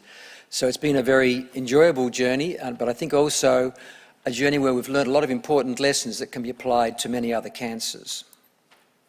It all started with this remarkable finding from Noel and Hungerford, who discovered that every patient who had this chronic myeloid leukemia syndrome, where they had a very high white cell count, a very large spleen, they recognised for the first time, taking advantage of new techniques for identifying chromosomes, that every patient had this minute chromosome that was called the Philadelphia chromosome because they were working in Philadelphia. And this is the paper that they had in Science. That's the entire paper, not just the abstract. So very, very succinct. We should learn from that. And this is what they actually, eventually over the next 20 years, we learned what that identified, and that was this fusion between chromosome 22 and chromosome 9, which brought together the BCR gene with ABL, which was a tyrosine kinase gene. That then produced a chimeric messenger RNA and a chimeric protein, and it's that chimeric protein that drives the disease. But it's that chimeric messenger RNA that we take advantage of to measure in the blood, which gives us a very precise window into the dynamics of the disease, whether it's responding to therapy, whether resistance is developing, and that's been a critical part of the process of improving outcomes for patients with CML. It was 1990, so 30 years after discovery, that finally was proven that BCR-ABL, when inserted into a mouse stem cell and put into a mouse, caused a disease that was very similar to CML, really fulfilling Koch's postulate that this was driving the disease. And that then gave us a target. Can we actually target this overactive kinase, BCR-ABL, to actually develop an effective therapy? So this was BCR-ABL, and it relied on the binding of ATP to exchange a phosphate group to phosphorylate a tyrosine on a specific substrate, and once phosphorylated, that substrate then signaled downstream to drive proliferation of those leukemic stem cells, to prevent their apoptosis, and so it became clear that if we could inactivate the protein at this level, we would develop an effective therapy. And indeed, that's what was developed by Ciba Geigy, who became part of Novartis, when they developed a small molecule that bound very neatly into the ATP binding domain and competed with ATP for binding, therefore preventing or at least reducing the amount of phosphorylation of the substrates, and therefore either completely blocking or reducing this signal, driving the disease. And that was the first tyrosine kinase that was developed for a cancer. Since then, there have been over 30 different kinase inhibitors developed for various cancers, and I think the lessons we've learnt in CML have been important for many of the other developments that we've seen since then. So one of the things we did in the first few years when this drug became available was to develop a PCR assay along the lines of what Michelle was describing, with a log scale expressing the amount of leukemia present in the blood, which was a very close reflection of the total leukemia present in the bone marrow. And we were able to define a 3-log reduction in patients from the starting level as a major molecular response, and demonstrated some years ago that patients who could achieve that level of response had virtually no risk of progressing to a more aggressive leukemia and dying, which was the way that patients used to progress without effective treatment. And so that became the target of therapy for all of the future trials from that point on. But we also look at a deep molecular response defined as a 4-log reduction or deeper from the original level. Now, somewhat surprisingly, even though all these patients with CML have the same BCR-ABL protein, and we use the same drug, we see highly heterogeneous responses, so that about 10% have what's called primary resistance. We don't see a significant fall in their level of leukemia. Many of those patients will go on to transplant, and many of them will actually progress. And other patients who have a good response and then have a rapid rise. In many of these patients, we were able to define there were mutations that prevented these kinase inhibitors from binding into the ATP binding domain, and therefore allowing the kinase to be reactivated and for the disease to grow again. Unfortunately, it's from amongst these patients that we still see today about 10% of our CML patients dying of their disease. We have a small number who have a good response to get to a safe level, but not deeper for various reasons. And then patients, about 50%, have a fall that continues over time to the point where we cannot detect the leukemia anymore by our most sensitive assay available, RNA-based assay. So in about 2006, we had a number of patients in our clinic who by this assay were so-called PCR negative. We could not detect leukemia, and it became very relevant because these patients were struggling with the day-to-day toxicity of the kinase inhibitor drugs, whether in fact it was possible to stop, and whether in fact we had eradicated the leukemia altogether. So we, with our first group together with a French group, to conduct a trial where we stopped the therapy and observed what happened thereafter. We monitored them very closely, and we found that after stopping, half the patients had a very rapid rise. They were heading back towards complete uncontrolled leukemia, went back on their drug and went rapidly back to a deep response. But the other half remained PCR negative. In fact, to this day, I have patients who went into that trial in 2006 and are still PCR negative, off therapy, and I think they're cured. But that's an open argument. But the critical point was there's a real dichotomy, either dramatic rise or ongoing PCR negativity, suggesting that if we could understand that process, we could greatly expand the availability of this very desirable outcome. Because at the moment, only 25% of our patients overall can achieve this optimal outcome, and the majority of patients are still on their drug or struggling with resistance, or in fact have died of their disease. So we have a long way to go in CML, even though our survival now is so good at 5 and 10 years. So this was the way things looked for our initial trial of treatment-free remission, where we stopped the drug. We saw a lot of patients lose their response and go back on drug, but then we saw this very impressive plateau, and we asked the question whether it was possible that these patients had in fact eradicated their leukemia altogether. So to answer that question, we developed an assay very much along the lines of the assay that Michelle described, which was another log more sensitive, which was a DNA-based assay, patient-specific, to interrogate whether they still had leukemia. And in fact, we found that all of these patients who were still PCR negative by the conventional assay had positivity by this much more sensitive DNA-based assay, some patients on every occasion, some patients on some occasions, suggesting that we hadn't actually eradicated the leukemia altogether, but had merely brought it down to a level where it wasn't reoccurring, either because it was incapable of regrowing or because there was an active immune control of that process. And that's what we're still trying to understand. We did go on to look at these patients specifically, asking the question, well, if they have positive leukemia and it's not regrowing, what is it? What are these cells that are positive in the blood? So we flow sorted the blood and separated into the different components, the B lymphocytes, T lymphocytes, all the different cells that are in the blood, and we found that there was a lot of positive leukemia present in B lymphocytes and T lymphocytes, but none at all in the granulocytes. And this is very interesting because these are, in many cases, long-lived cells that don't require a stem cell to produce them in the recent past, whereas these cells require an actively proliferative stem cell to produce granulocytes. So it told us something about the cells that were surviving. We then asked the question whether, in fact, we could predict who would relapse and who would remain in TFR by characterising the granulocytes at the time of stopping. And in fact, we've since shown that patients who had positivity in their granulocytes all relapsed when they stopped, and none of the patients who were successful had positivity in their granulocytes at the time of stopping. And this now has become a test that we are attempting to widely disseminate, which is a so-called red light, which you would identify patients who should not stop and should stay on therapy or look at an alternative approach. We've now got on to do a number of very detailed immune studies, which I don't have time to expand on, the work of Agnes Yong and Yaz Irani, demonstrating that the immune system is critically important, and it's the balance between the immune effectors and the immune suppressors that seems to be very, very predictive of who can achieve treatment-free remission.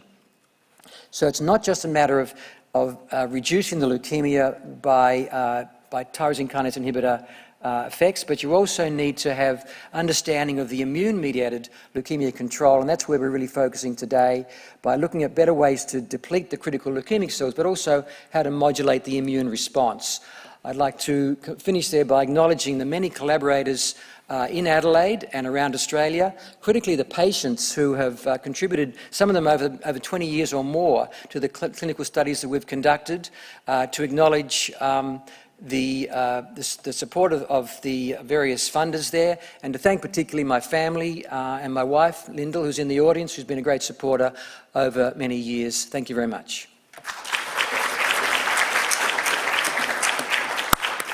Thanks very much, Timothy. So I open this presentation to the floor for questions. Yes, we've got one at the back.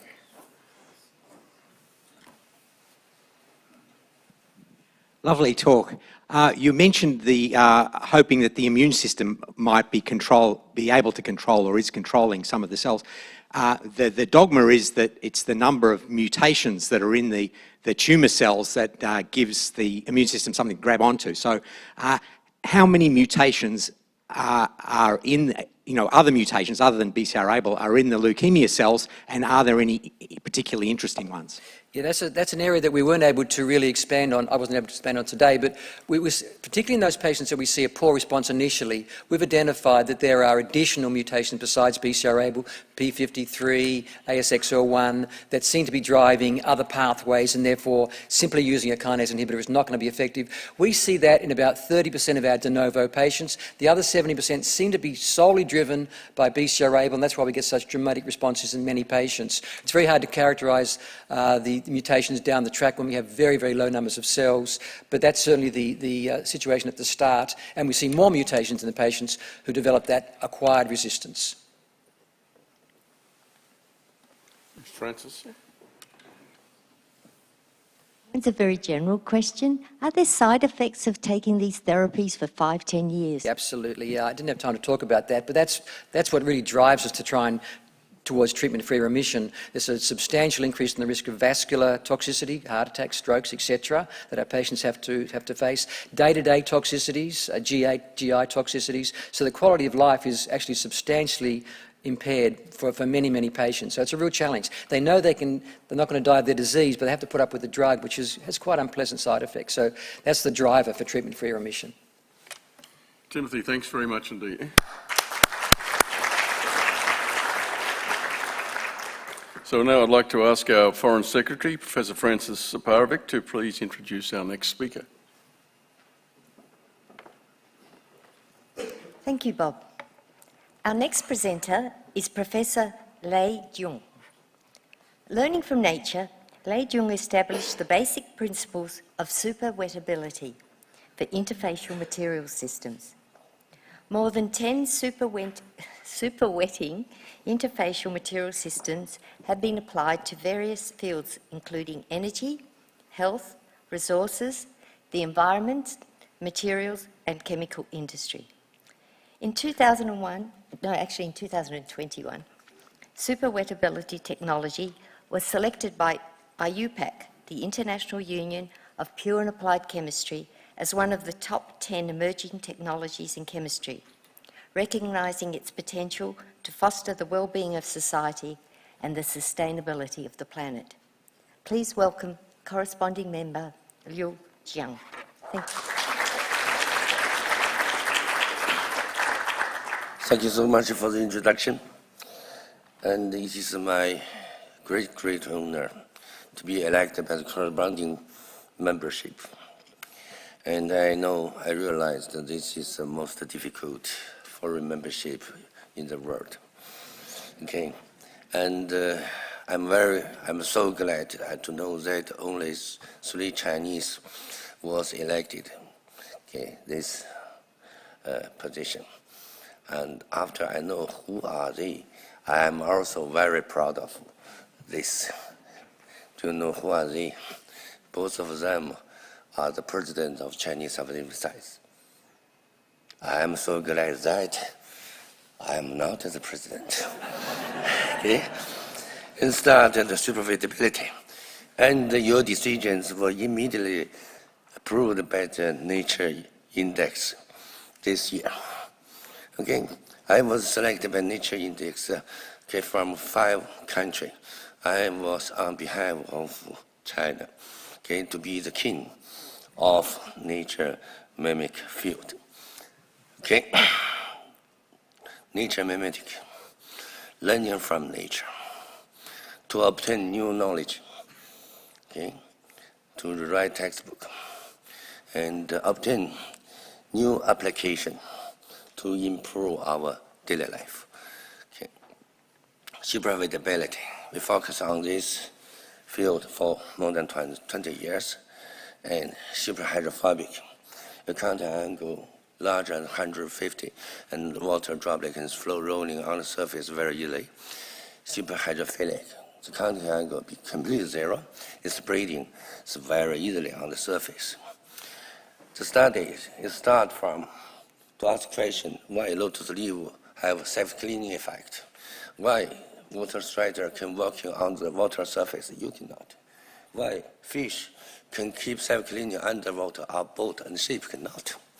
Why spider silk and cask tip can collect water from fork and your hair cannot. Okay, so it's that.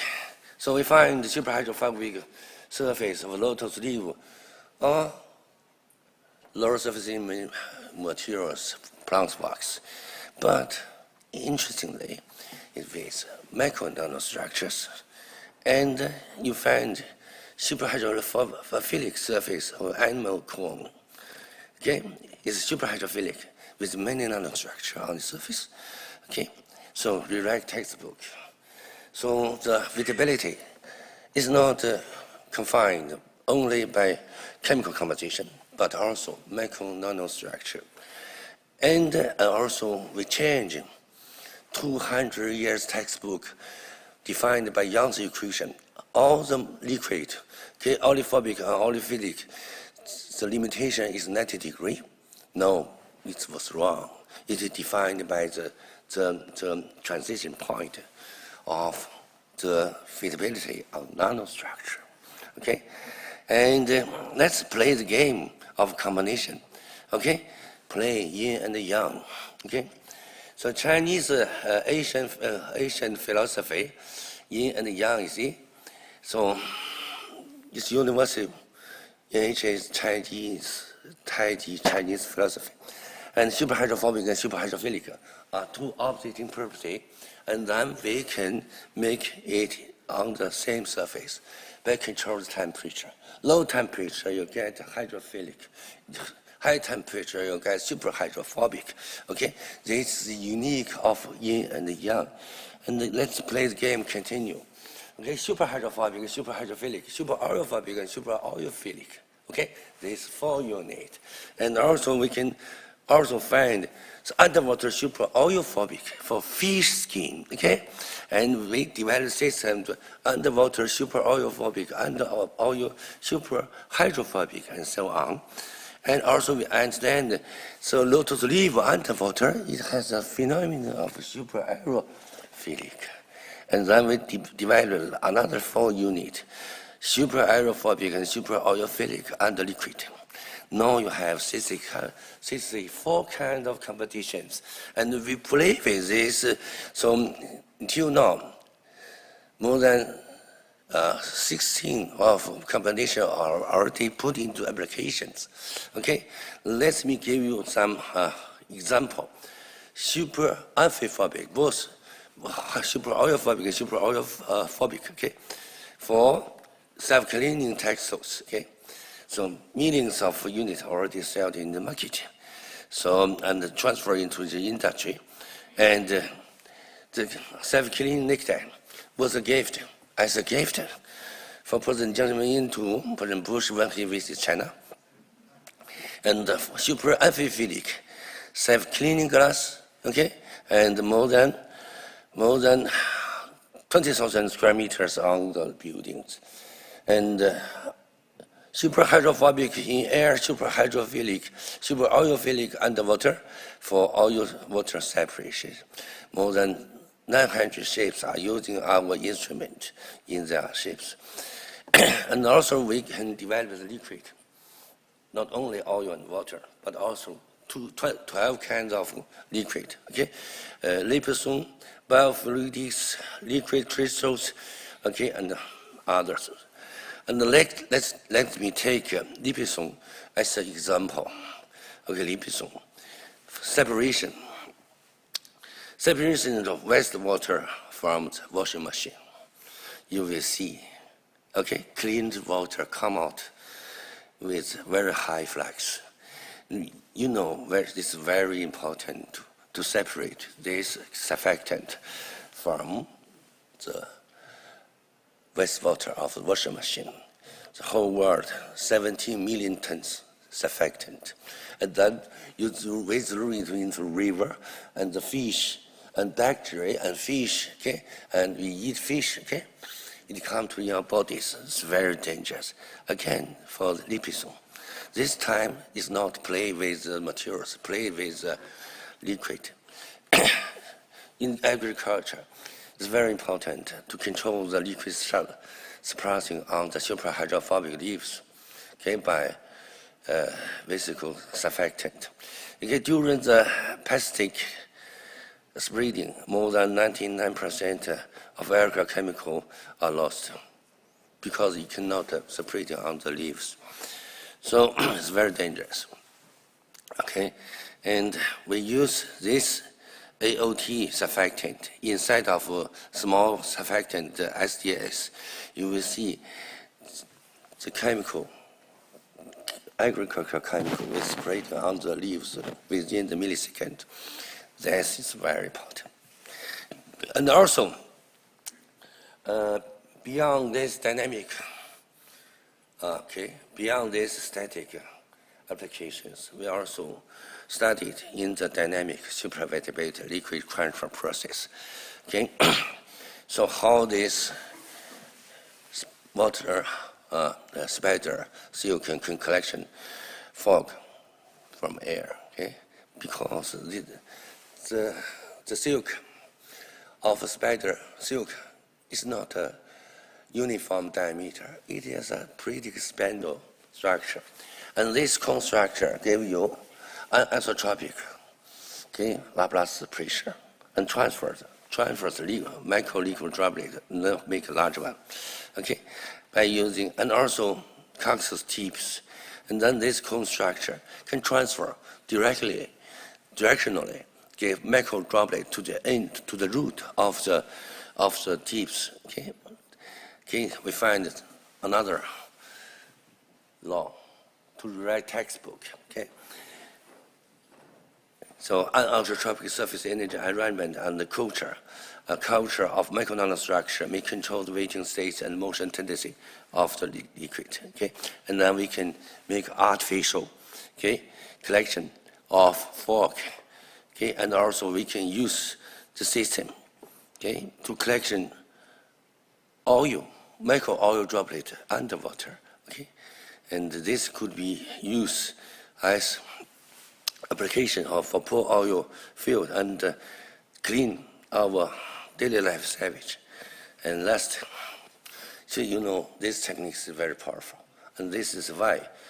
And then it was selected by the IUPAC Top 10 Imaging Technology in Chemistry in 2025. Okay? Okay.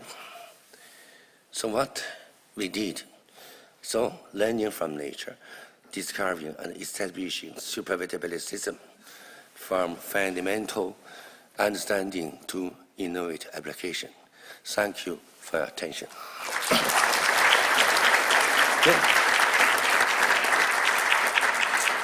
Well, thank you, Jiang. I'm especially pleased about the windows you don't have to wash. I really hate doing that.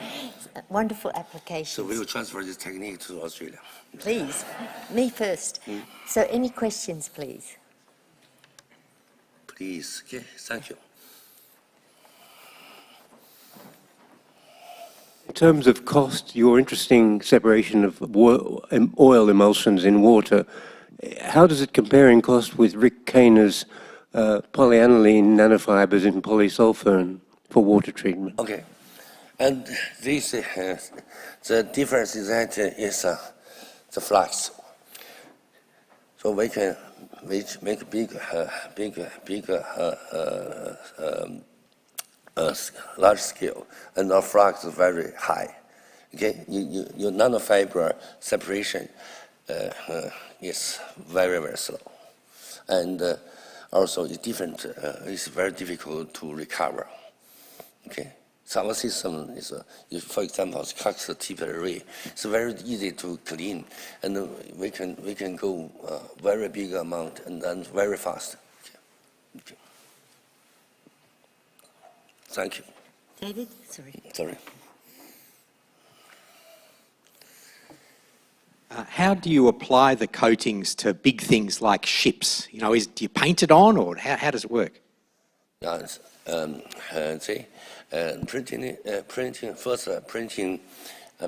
the organic hydro oil gel, and then we printing the structure, the micro under structure by the roll. Okay.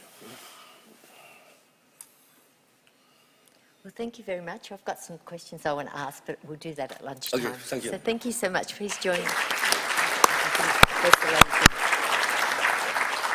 I'll now hand over to Bob. Thanks, Francis. So look, our next presenter is Emeritus Professor Peter Langridge. Peter Langridge is an eminent leader in the development and implementation of cereal breeding technologies. He initiated the application of molecular marker technology in large cereal and legume breeding programs adopted by all major cereal breeding programs in Australia. Peter has pioneered the introduction of plant functional genomics in Australia into crop improvement programs and was a member of a core group that initiated the International Barley Genome Sequencing Program. Please welcome Emeritus Professor Peter Langridge.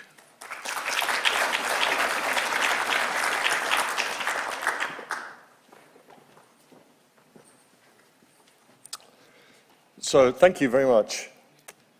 Most of what I do now is look after an organisation called the Wheat Initiative, which was set up in 2011 by the G20 group of countries as part of their strategy to try and support global food security. So what I thought I'd do today is talk to you about wheat. Obvious question is, why wheat? Wheat is arguably our most important food crop.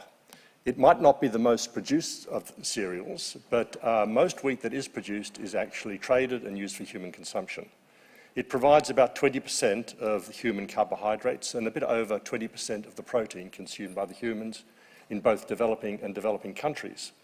Importantly, it's the most traded crop, which means it has a particular role in global food security.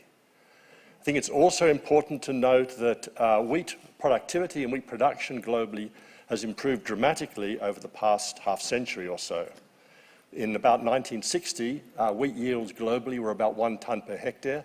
Today, they're 3.5 tonnes per hectare. So a 3.5-fold increase on the same land, and this has obviously had an enormous impact upon global food security. However, there are significant challenges facing production, maintaining current levels of production, and addressing future demand. it's estimated that we'll need to increase production by about 60% by 2050 in order to meet demand. The graphs there show a number of scenarios. The top line that you can see there is the rates of genetic gain that we need, or rates of productivity gains we need for wheat in order to meet that target by 2050. The line below that is the current trend. If we manage to maintain current rates of improvement and productivity gains, we'll follow that line. And the bottom line there is what's happening in the developing world. The histograms there basically just represent the annual rates of gain that would be required, or that are being achieved at the moment. So seriously, there's a big gap that we need to try and address. Importantly, we know that wheat is particularly susceptible to the impacts of climate change, and there have been a number of very good studies now that suggest that we'll see about a 7% decline in global yields for every 1 degree increase in temperature. So the scenario looks a bit bleak if one looks at those conditions, and particularly when one looks at the degradation that's occurring in many of the major wheat production countries, such as China and India, that are currently the biggest producers and most reliant on wheat production. So what are our options for lifting yield and for addressing this challenge that we're faced with? The first one is closing what we refer to as the yield gap. This is essentially trying to achieve the yield potential of particular germplasm in particular environments. In most parts of the world, we're well below what could be achieved if we were to adopt the most modern technologies, if we had access to the best agronomy and deployed that in the most efficient fashion. We can also look at actually lifting the yield potential of wheat. And there are a number of new technologies that are coming on stream that might allow us to do this. For example, the use of hybrids to capture the value of hybrid vigour. This may have significant potential in particularly high-yielding environments, such as Europe. The other option, of course, is genetics, essentially trying to improve the genetics of the crops and the varieties that we grow. There is a famous equation, well, actually it's famous amongst plant breeders, probably nobody else, which basically says the rates of genetic gain that we can achieve for whatever our trait might be, yield or disease resistance, is determined by essentially 4 factors.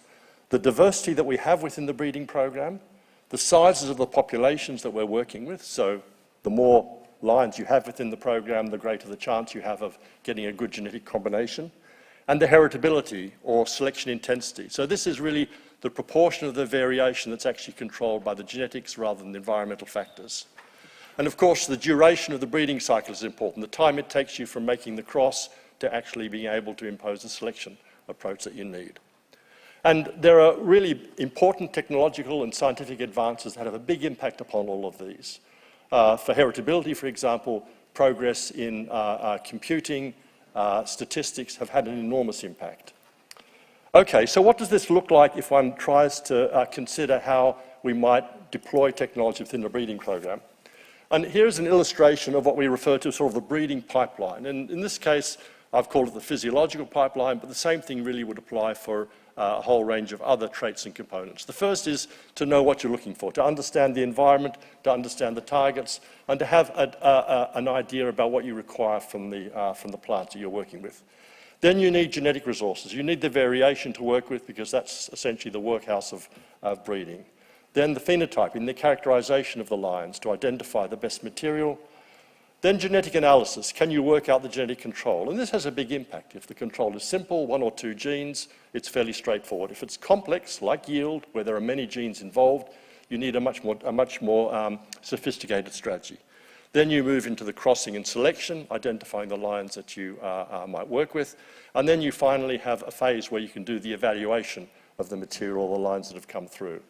And there are some really good international networks for doing this. I've mentioned there the International Wheat Improvement Network, which is a network that's run by an organisation based in Mexico that includes over 1,000 sites around the world where germplasm is evaluated and breeding programs can then go and identify the lines that might be most suitable for their environment.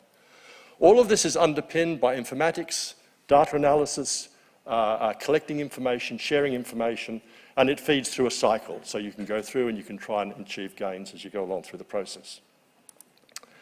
It's worth making a comment about wheat, though. Wheat is a very interesting plant. It's a very complex plant. It has a genome that's 6 times the size of the human genome. which I think makes it more sophisticated than many humans, but that's maybe a debatable point. There are two forms of wheat that are grown. One is durum wheat, which is used for pasta and also for things like couscous, a very important crop in parts of North Africa. And then there's bread wheat. The durum wheat is made from, or was created when two different grass genomes came together.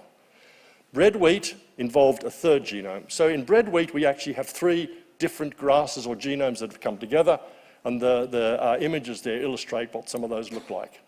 The beauty of this is that wheat has a very dynamic genome. There are lots of things we can do, there are lots of things we can change, and we have access to an enormous pool of wild resources that we can try and use for improvement.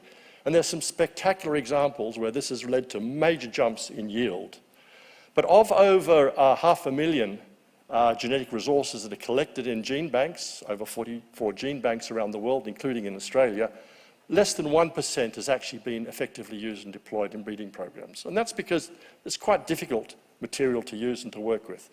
There are a number of strategies that can be used for doing that. I think one of the most interesting at the moment is this idea of having reference collections, where you have a set of lines that have been evaluated for particular traits that are then available for people to use.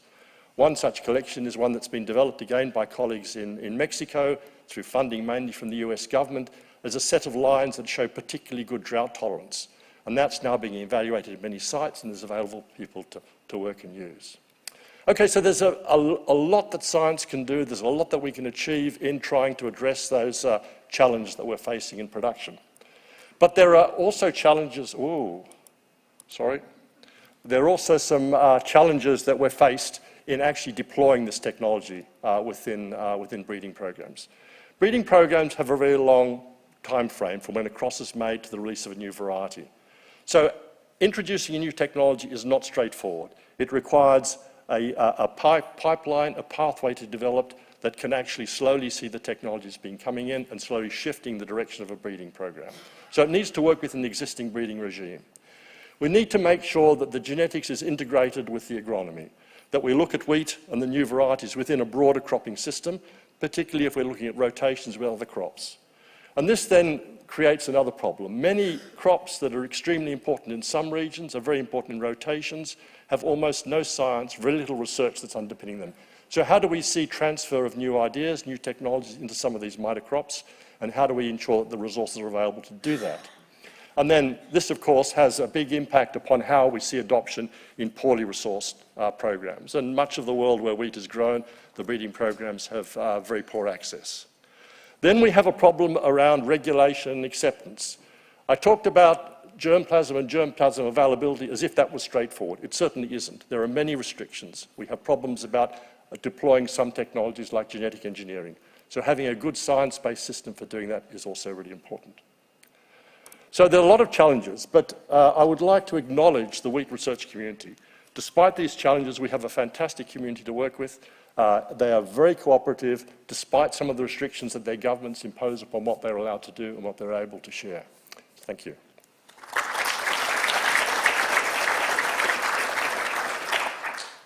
Thanks very much, Peter. So this presentation is open for questions. Yes, we've got one at the back, and then Jenny. Nice presentation, Peter. Thank you very much for it. You mentioned just in passing right at the end the problems with genetic engineering. Wheat is a special case, I know, but could you just elaborate a little on those difficulties? Well, the regulatory framework for genetic engineering is extremely complex and convoluted, despite the fact that we have no evidence of any problems or hazards associated with it. Importantly, there's just been the release of a commercial transgenic wheat variety in Argentina, which has been engineered with a modified transcription factor to enhance drought tolerance. It will be very interesting to see how that develops and how that's being adopted. But there are still issues about the regulation of gene editing, for example, whether that will be accepted in some countries. And because wheat is traded, we actually need global consistency in regulatory frameworks in order to be able to see the deployment of some of these technologies. Jenny? That was my question too. Maybe I could ask you why Mexico? It doesn't seem like an obvious wheat-producing country, is that? There's a system called the Consultative Group for International Agricultural Research that was set up after the Second World War, and it was based on the premise that most of the technological advances that were occurring were going in the developed world, but there was no mechanism for transfer to the developing world. So there were a series of research organizations established around the world, and an organization in Mexico called CIMMYT is responsible for maize and wheat improvement globally. And that was where Norman Borlaug, who many people will know, won the Nobel Peace Prize for the Green Revolution crops. He was based in CIMMYT in Mexico. Peter, thanks very much. I think we better move on, and you could ask Peter questions at the break. Let me hand back over to Francis.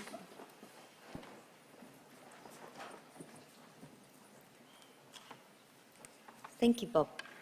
I'd like to welcome Dr. Janice Loff to present. Janice Loff is recognised as a world leader in developing high-resolution environmental and growth histories from corals, assessing the nature and consequences of climate change for coral reefs and for the people who depend on them. She has made seminal contributions to high-resolution reconstructions of paleoclimates, understanding the consequences of climate change for tropical coral reefs, as well as interpretation of coral reef calcification history. Please welcome Dr. Janice Loff.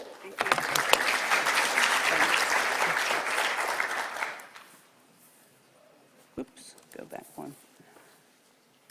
I'm going to talk to you today about coral reefs, but first of all, I want to show you how old I am.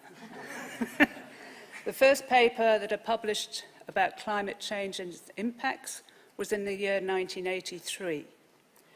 And it was very simple. There was no advanced modelling. We just used some analogues from earlier in the 20th century, developed some empirical relationships with crop yields and the quality of wine. And what we found was a decrease in yield of, for example, hay, but Bordeaux and Champagne were going to improve in quality in a warmer world. So things weren't all that bad. What's more interesting, looking back nearly 40 years, and it's appalling in a way, is who actually funded that research. The US Department of Energy and an oil company. Pretty scary stuff. So this is what the world looked like in 1983 in terms of the global temperature records for land and sea obtained from observations, measurements of seawater temperatures from buckets and so forth. So there'd been a bit of warming since the middle of the 19th century. That's what happened over my research career. The solid red lines are the 20 warmest years on record. So over the whole period, there's been about 1.1 degrees Celsius warming, with 20 of those warmest years occurring since 1998.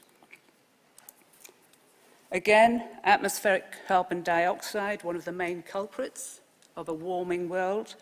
The record, a fabulous record, was started by Charles Keeling in Hawaii in 1958. Again, that's what that series looked like in 1983. That's what's happened since then. That's what's happened over my research career.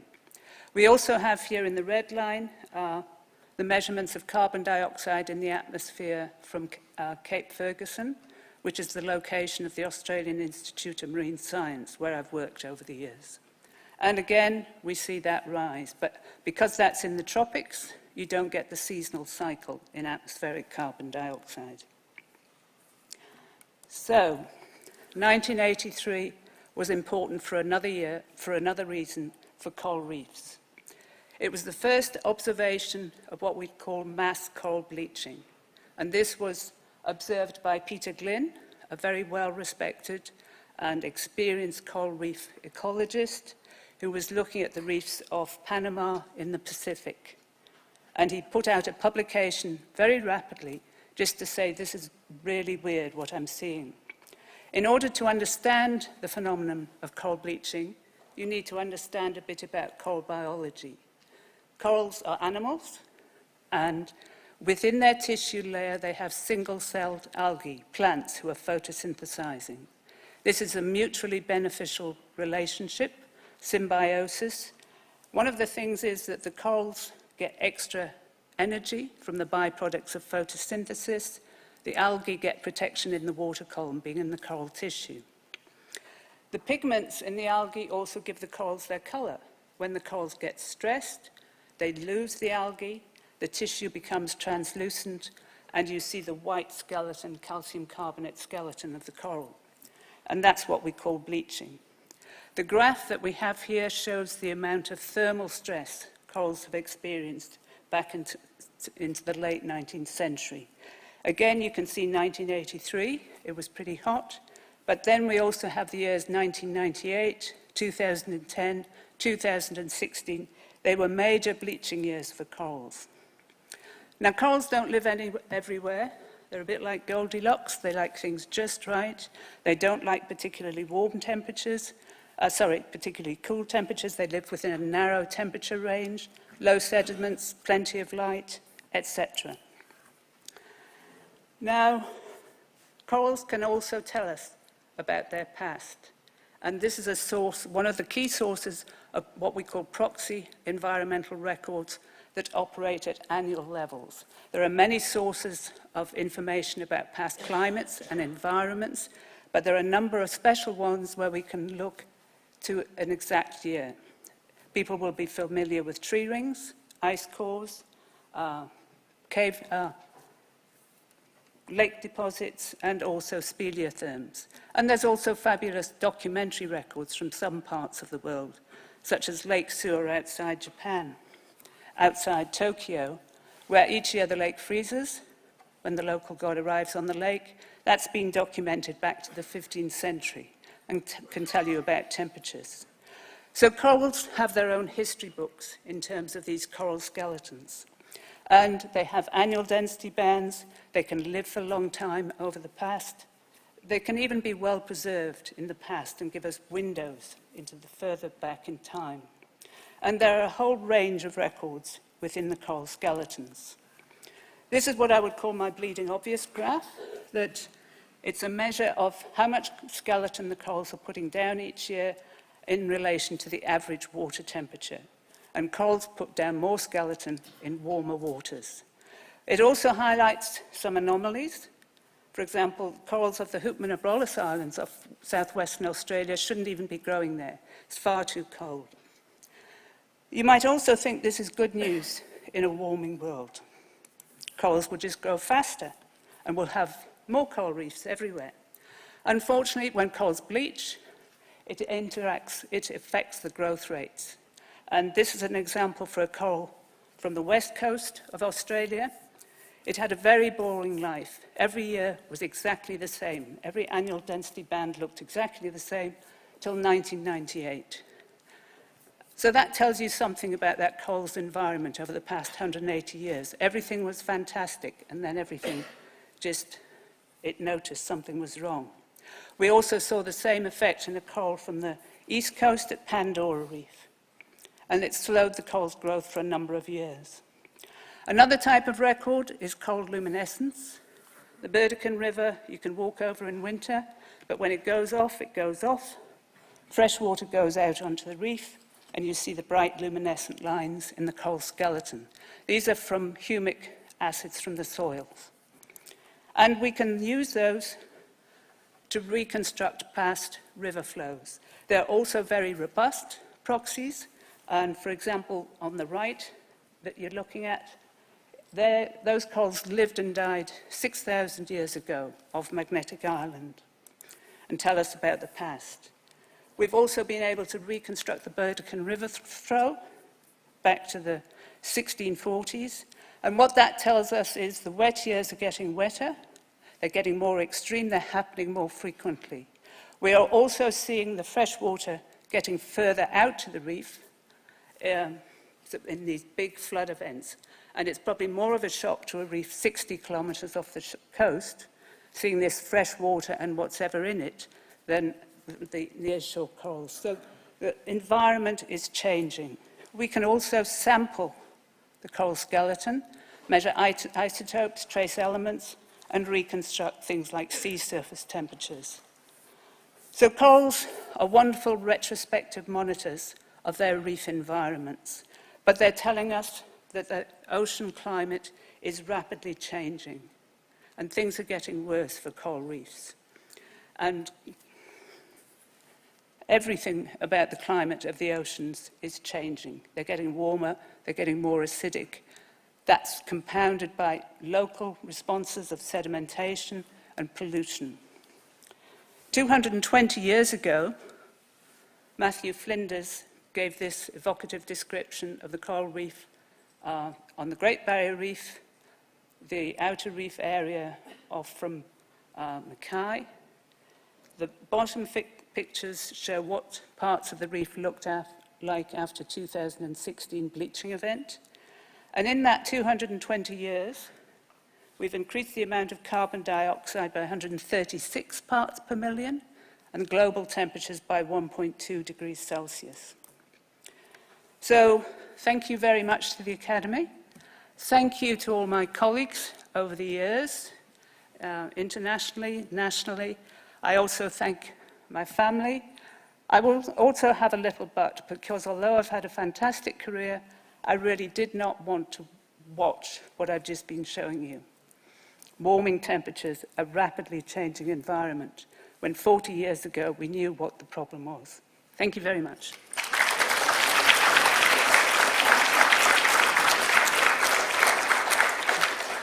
Thank you, Janice. I'm sure that stimulated some questions.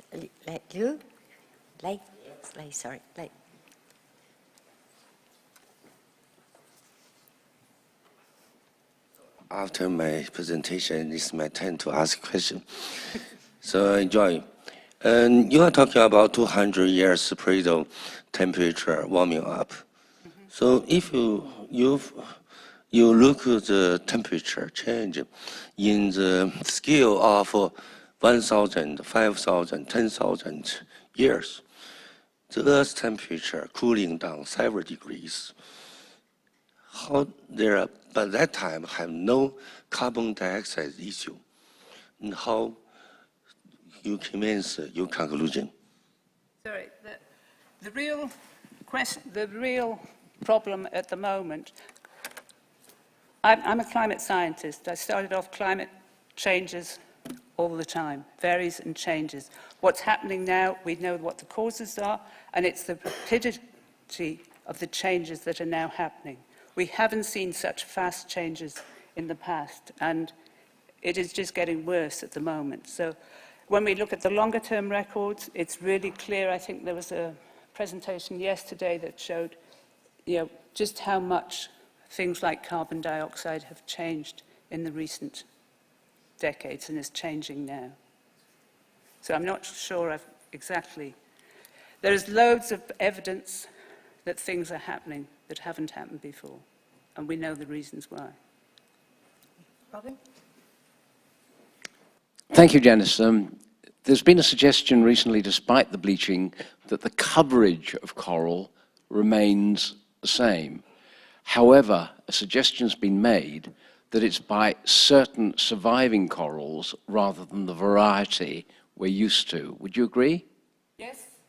The evidence from AIM's long-term monitoring team, which has been going for about 30 years now, is very clear. But what happens during a bleaching event is the sort of weedy corals, the fast-growing corals, tend to be lost. But then they come back, because they're the weedy, fast-growing corals, they can come back quicker.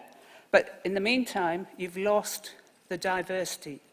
As I mentioned, I think, in my video, coral reefs are not going to disappear entirely, but they're going to be much, much simpler ecosystems. They're going to provide less habitat for all the reef-associated organisms. So just having the same amount of coral cover is not the same as having a very diverse group of different corals that provide different environments and different services. Well, thank you, Janice. It's good to hear that diversity matters in reefs as well, so thank you. So after that wonderful but sobering talk, I'm going to ask Anna Maria to come to the podium. Thank you.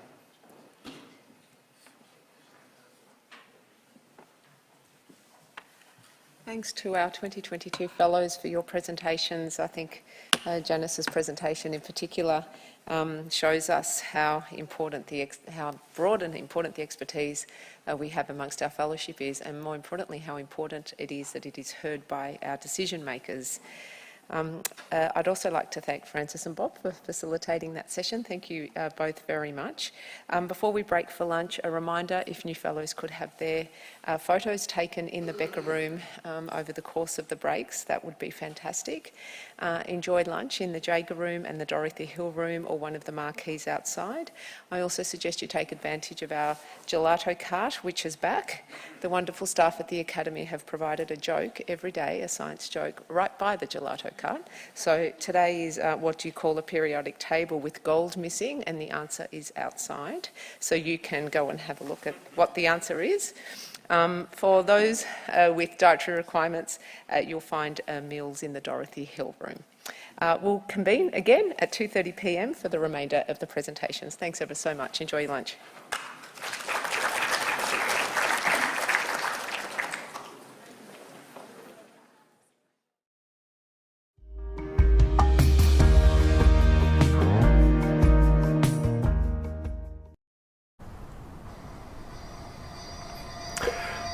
And thanks for joining our live stream of Science at the Shine Dome on day 2.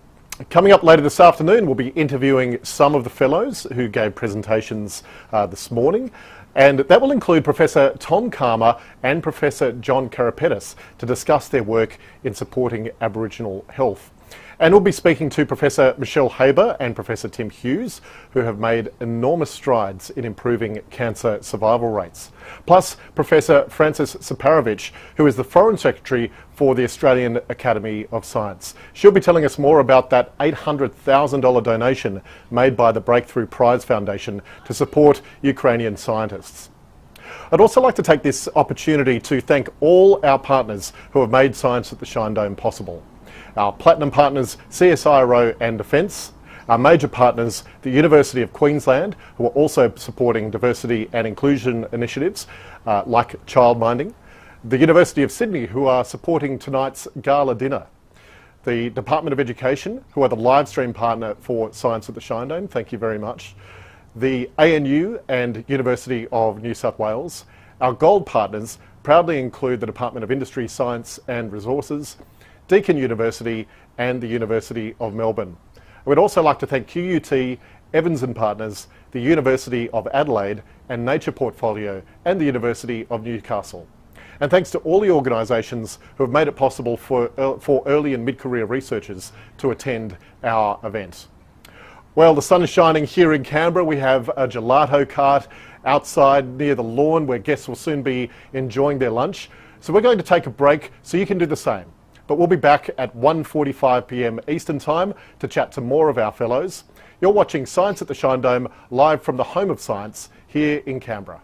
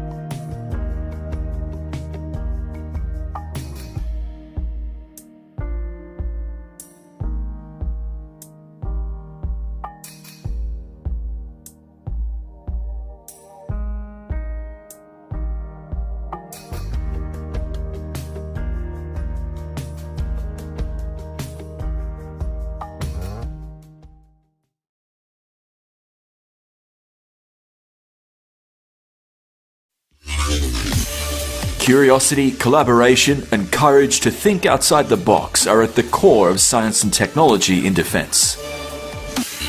From developing high-tech capabilities to creating new technologies, defence researchers are at the forefront of our scientific advancement. We aim to inspire the next generation of scientists, researchers, and engineers. And our collaborative partnerships help solve some of our nation's biggest problems and protect our way of life.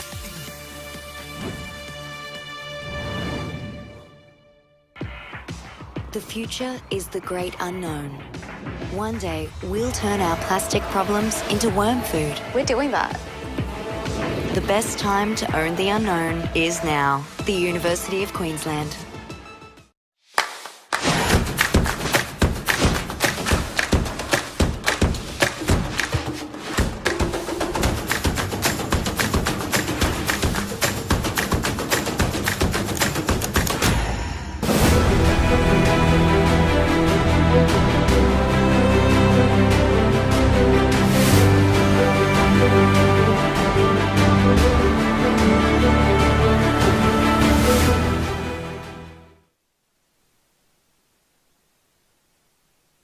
Live from Canberra, my name is Paul Richards and I'm the Director of Communications and Outreach at the Australian Academy of Science. Well, Professor Michelle Haber and Professor Tim Hughes have helped to dramatically increase cancer survival rates throughout their research. They've also both witnessed massive changes in cancer treatments across their careers. Welcome to you both. And congratulations on your fellowship. Wonderful, I'm thrilled. Very exciting. Michelle, to start off with, tell me how much cancer survival rates have changed in the field since you began your career. So childhood cancer survival rates were zero virtually in the late 1950s.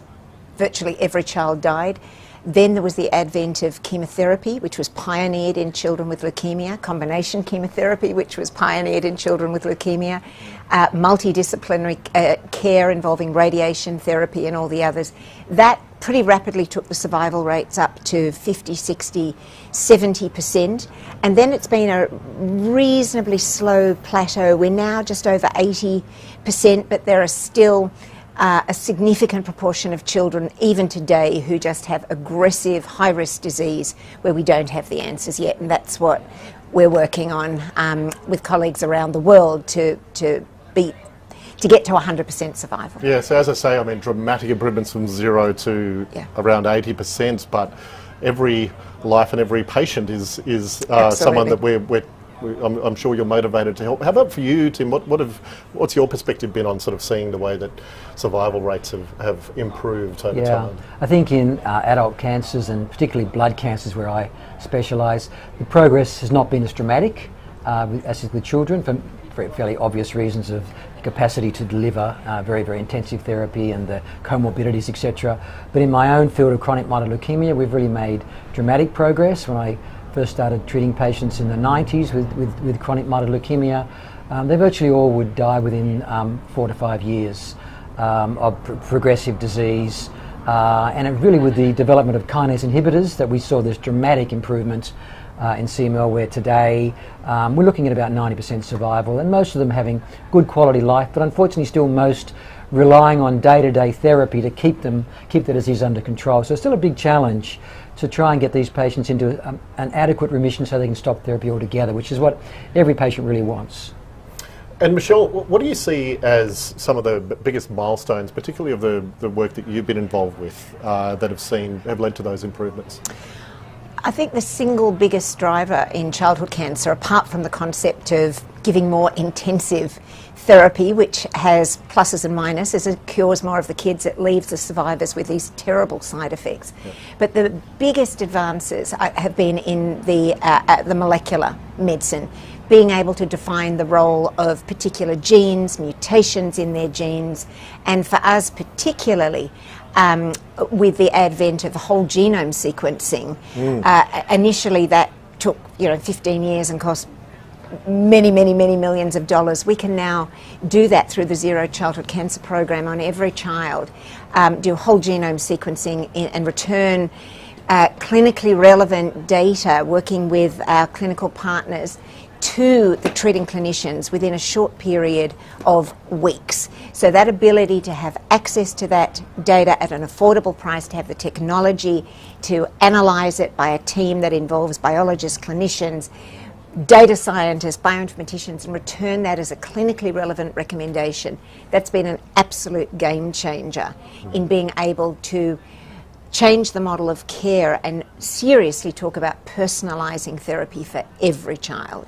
Yeah, how practical is that sort of personalised therapy for every child that you speak of? I mean, that must have been just such a moment when the genome was sequenced and you sort of see, right, the door is open, but I'm sure a lot of work has to go into then developing the effective therapies for.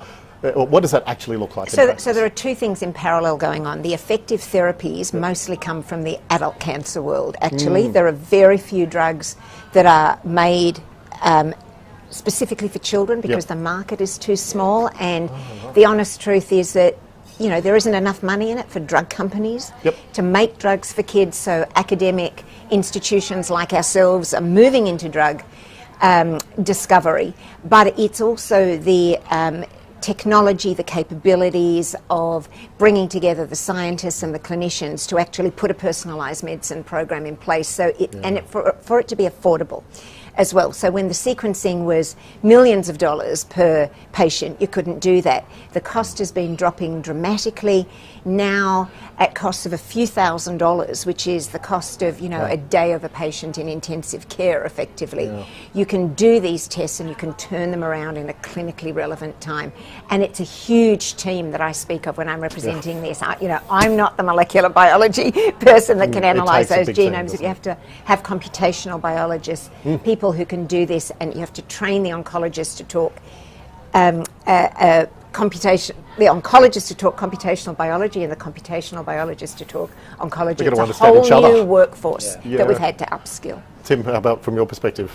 Yeah, I think we've learned a lot from the childhood practice, where they do actually do incredibly well at bringing together all of the critical groups and doing very well organised studies that are driven by the genomics. And I think we're moving towards that, but I think we have learned a lot from the paediatric approach. But it's a different model, really, because if we have a new drug for a blood cancer, the process you have to go through of phase 1, phase 2, phase 3, how do you incorporate that into a situation where you identify that this drug is right for this patient? How do you know that's going to be? So it sort of changes the whole way of how you validate a drug as being an effective and safe alternative for that patient. It becomes much more challenging, and we need much more imaginative ways to design our trials than the way we've gone from in the past, where it's let's try this drug for all our patients and see whether it's a hit or not. And when you go through all that work of developing a personalised approach for a patient, can that be applied to a set of patients then? And how do you decide, or is it really just for that one patient? No, I mean, for me and for the team, and this is a national team, this is a national program, it involves clinicians and scientists from every one of the paediatric oncology centres around the country and all the major medical research institutes, actually. It's nationally and overseas. It's been a wonderful collaboration. But this is really... I'm sorry, I've just forgotten the specific question you asked. So just asking about, whether or not a personalised treatment can be applied. Yes. Yeah, so really there are two aspects of this. One is improving the outlook of the individual children on the trial, but the other, and incredibly important, is the data set that we are now amassing, which becomes the source of information for future generations of children, that you can then mine and say, oh, we've seen that change before, what's that going to mean for this child, and then using all the AI to make that more efficient and more rapid, so that you don't have teams of scientists that are looking, that we will be aggregating thousands of these children's genomes, not only from Australia but with colleagues around the world. That becomes an enormous resource for future research and defining the therapies for the next generation. That is phenomenal. Tim, I know your research is really focused on tackling treatment-free remission as the goal. What sort of a journey have you been on in sort of seeing progress but also still major challenges? When we first started to use these kinase inhibitors for patients with CML, we were just thrilled to see that it actually changed the course of the disease. We didn't have a disease which, after a couple of years, went into an acute leukemia and the patient died. It was actually prolonging that process. So initially our impression was, these are great drugs to just sort of slow things down a bit. And then we realised that, in fact, if we could get the leukemia down to a certain level, it didn't progress at all. So then we started to think, well, these are great drugs to use as chronic therapy to get these patients into have a normal life, but dependent on their drug. But then we got more ambitious when we saw that the depth of response was so substantial in some patients. We asked the question whether, in fact, it was possible to eradicate the clone altogether. And that's where we started to test the idea of stopping altogether. And the results have been somewhat surprising in that even though 2 patients look exactly the same in terms of their PCR results and the level of residual disease, one patient would dramatically relapse as soon as she stopped, the other patient would remain in remission. And we're still trying to untangle the reasons for that, and that if we can understand that, we can improve the rates of treatment-free remission in chronic myeloid leukemia from 25%, hopefully to much higher than 50%, but that's the challenge in front of us. Yeah, and I mean, really the side effects of this very vital for survival treatment are difficult to live with, to say the least. So it's really essential work that you're doing. How does that motivate you to keep going? Huge motivation. I've known some of my patients for over 20 years. They've gone from young mothers or young fathers to grandmothers. So those patients, I hear on a 3-monthly basis their side effects, and they're substantial for many of them. They're unable to fully realise their potential because of the toxicity. Many of them have had myocardial infarcts or cerebrovascular events because of the toxicity of these drugs. So the motivation is huge, and the patients are very much willing to be part of these trials where, the first patient that stopped, we had no idea what was going to happen, and they were willing to enter into this study, and always their sort of message to me was, it may not help me, but what's going to happen in the long term? We need to know these answers, so let's do it. Yeah. And that's been quite inspiring. And also, obviously, in being part of some of these sorts of trials, it's a big commitment for the patients themselves to go through and then be mapped, that it potentially can help thousands, if not millions of people. And that's the consistent motivation you hear. Some of my patients have probably been through 3 or 4 trials through the course of their disease, and they're more than thrilled to do that. Yeah. Michelle, childhood cancer's got its own very unique challenges in the time in a person's life that they're both suffering from the cancer but then living through the treatment as well. Tell me a bit about how unique childhood cancer is in that regard, and the challenges that are very specific. So the chemotherapy, which as I said was pioneered with children with cancer, is designed, it's really a very blunt instrument. Yep. These are old drugs that are designed to kill rapidly dividing cells. And as I said in my video, if the only cells in the body that are rapidly dividing in the tumour cell, that's great. But in a young growing child's body, every cell in the body is growing and dividing as the child is growing. So the non-specific toxicity of these old drugs is massive, and these children, they can have cardiac disease, metabolic disorders, diabetes, fertility issues, intellectual deficits, really lifelong, life-threatening and often fatal complications. So getting more targeted therapies that only target the cancer cell and not the normal growing cells in the child's body is absolutely critical for the future. Now, the sorts of drugs that Tim was talking about, imatinib, that targets one particular type of genetic mutation, we use them as well. They're really important as part of our personalised medicine armamentarium. They also bring their own side effects. They're not a panacea. Working together, working with companies, working with individual drug development programs like we have at Children's Cancer Institute, specifically to make drugs for cancer where the side effect profile is a key part of determining whether or not this is a drug that we want to progress for the future. These are all ways that we're going to get to that outcome where not only have we got 100% survival, but that the quality of life in children is good, because at the moment the survivors pay a huge price for their cure. Yeah, and Michelle, part of that work is that you're doing is to set up the National Genome Registry. What is that exactly, and how will it be used? So with the Zero Childhood Cancer Program, that involves sequencing not just doing this deep molecular profiling on the tumour DNA and RNA, but it also involves sequencing the normal DNA of the child. And when we do that, we can identify that there are genes in a significant proportion of these children that are altered in such a way that suggests that may well have been why they got their cancer in their first place, or at least indicates that they may be predisposed to cancer. That has implications for family members, a need for genetic counselling, but at the moment there is no centralised database for that. There's a pilot study going on in New South Wales at the moment for all children with cancer and their parents.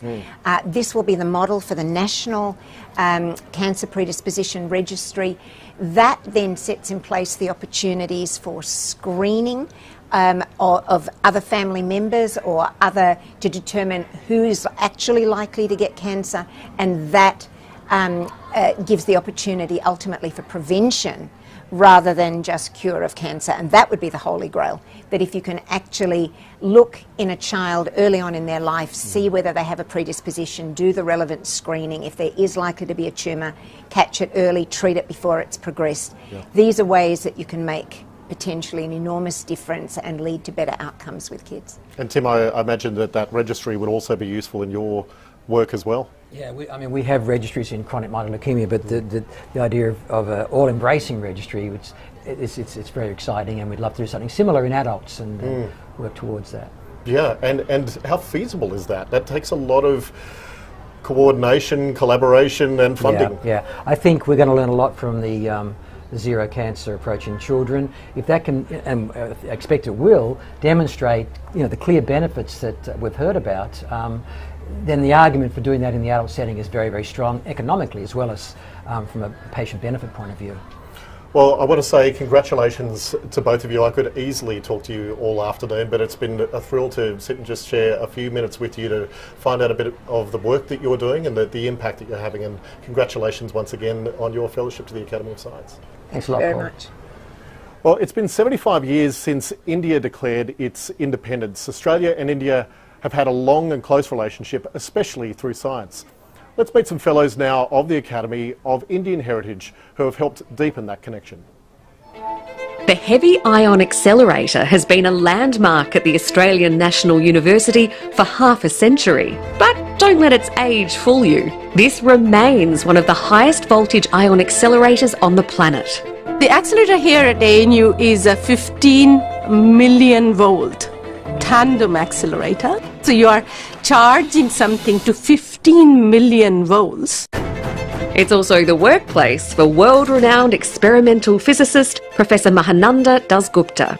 In our accelerator, the kind of things I need to do, you go up to 10% of the velocity of light, so 30,000 kilometers per second. Professor Dasgupta studies the fundamental structure of matter.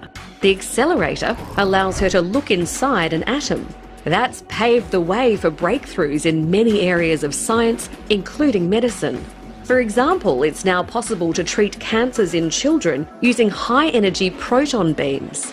So if you don't understand these fundamental processes, you do not have a very accurate prediction and treatment regime. Professor Dasgupta grew up in India, where science is highly valued. She remembers her parents and teachers often saying that science was the key to a brighter future. It was seen as it will transform the society and advance the nation.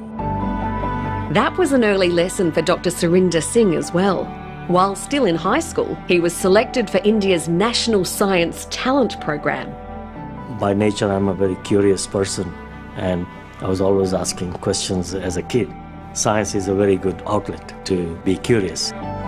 Curiosity has served him well as a chief research scientist at Australia's National Science Agency, CSIRO.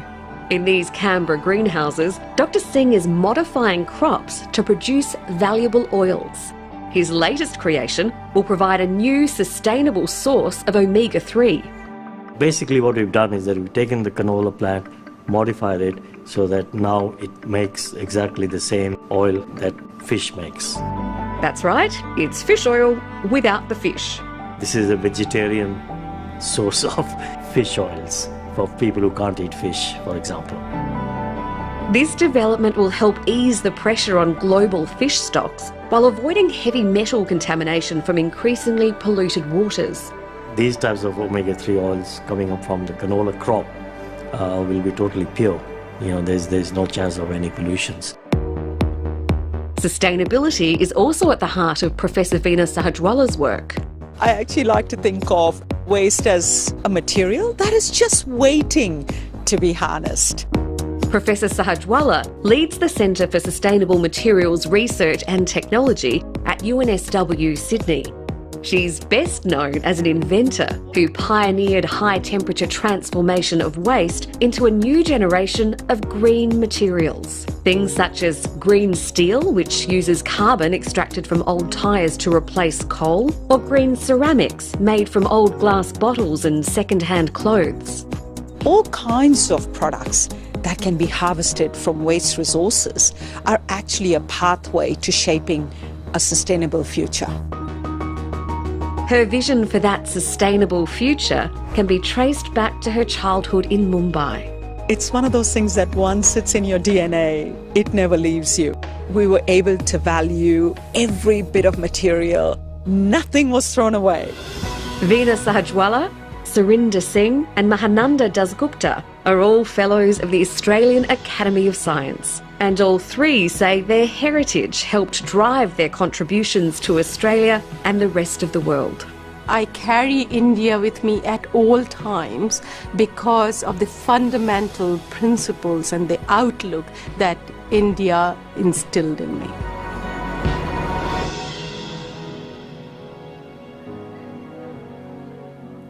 Well, Professor Frances Aparovich is the Foreign Secretary of the Australian Academy of Science, and this morning the Academy announced an $800,000 donation made by the Breakthrough Prize Foundation to support Ukrainian scientists.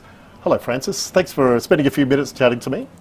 Thank you, Paul. Good to see you. Yeah, After 3 years. Oh, right. I know. That's right. I feel like I've been chatting to you so much on Zoom and online. So to, yes, see you and so many of our fellows in person is a huge thrill. Frances, this donation from the Breakthrough Prize Foundation, it's really going to make a difference for scientists who are, suffering through really terrible circumstances at the moment, isn't it? Yes, it's really difficult in the Ukraine. One of the things that we noticed is when we would have webinars and meetings with the Ukrainian scientists, you would actually hear the bombs dropping in the background and you would see the power flickering. It was very frightening. It's happening all the time, yes. That must be very frightening. I mean, I've witnessed and been in a conversation online with someone during an earthquake, but when there's bombs and flashes landing. of light, yeah, oh. It's actually happening. So we've had discussions with the presidents of the academy in Ukraine and in Poland, and also other academies, and we've looked at ways as how we can help scientists in the Ukraine, and the generosity from the Breakthrough Prize Foundation will make it possible for Australian scientists to collaborate with Ukrainian scientists and hopefully lead to longer-term collaborations as well. Yeah, absolutely. And I think it's another signal as well of how, science isn't confined by borders, and it's part of our responsibility really to not only collaborate but support in times of crisis. Definitely, and it's been one of the remits for the Australian Academy of Science since it was formed in 1954. Two of the things that are very important in my role is international scientific collaboration and science diplomacy. And we saw during the Cold War how important science is in keeping the people talking. Yeah, absolutely.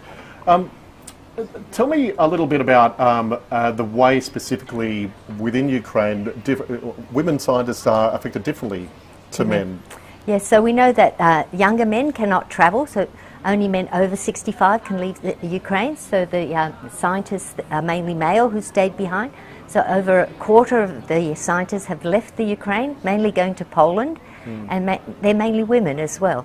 And then the other 3/4 are suffering from lack of access to infrastructures, chemicals, even power. And how do we keep these scientists working under such conditions? Yeah, So in what ways will this donation from the Breakthrough Prize Foundation actually be used? What sort of ways will it support FREng in science? Yeah, so 800,000 is a lot of money, but it also cannot go that far. So we're going to sponsor grants to help people in the Ukraine and also in other countries to which they have gone, and also give them access to infrastructure in Australia and collaborations, carry out experiments on their behalf, and then they analyse the data. So we're going to try and do as much as we can. Yeah, I mean, it's in the scheme of things, I guess, you know, it can only go so far, but to be able to do it in a meaningful way to allow science to continue to be, to take place in Ukraine. I think it will make a big difference. Yeah, that's fantastic. So Francis, another country that we're working closely with in science is Japan, and later this month you'll be emceeing a couple of online events about our collaboration. How important is our scientific collaboration with Japan, and what sort of topics will you be discussing? So these symposia are sponsored by the Australian government under the Australia-Japan collaborative scheme, and the two that are coming up, one's on AI and robotics, and the second one is on health technologies. But there's not just those, we've done a lot of them in the past few months. I've only been secretary for 6 months, and we've had APEC workshops on energy, we've had the effect of COVID on women in STEM, Asia Pacific, Oceania and the Americas.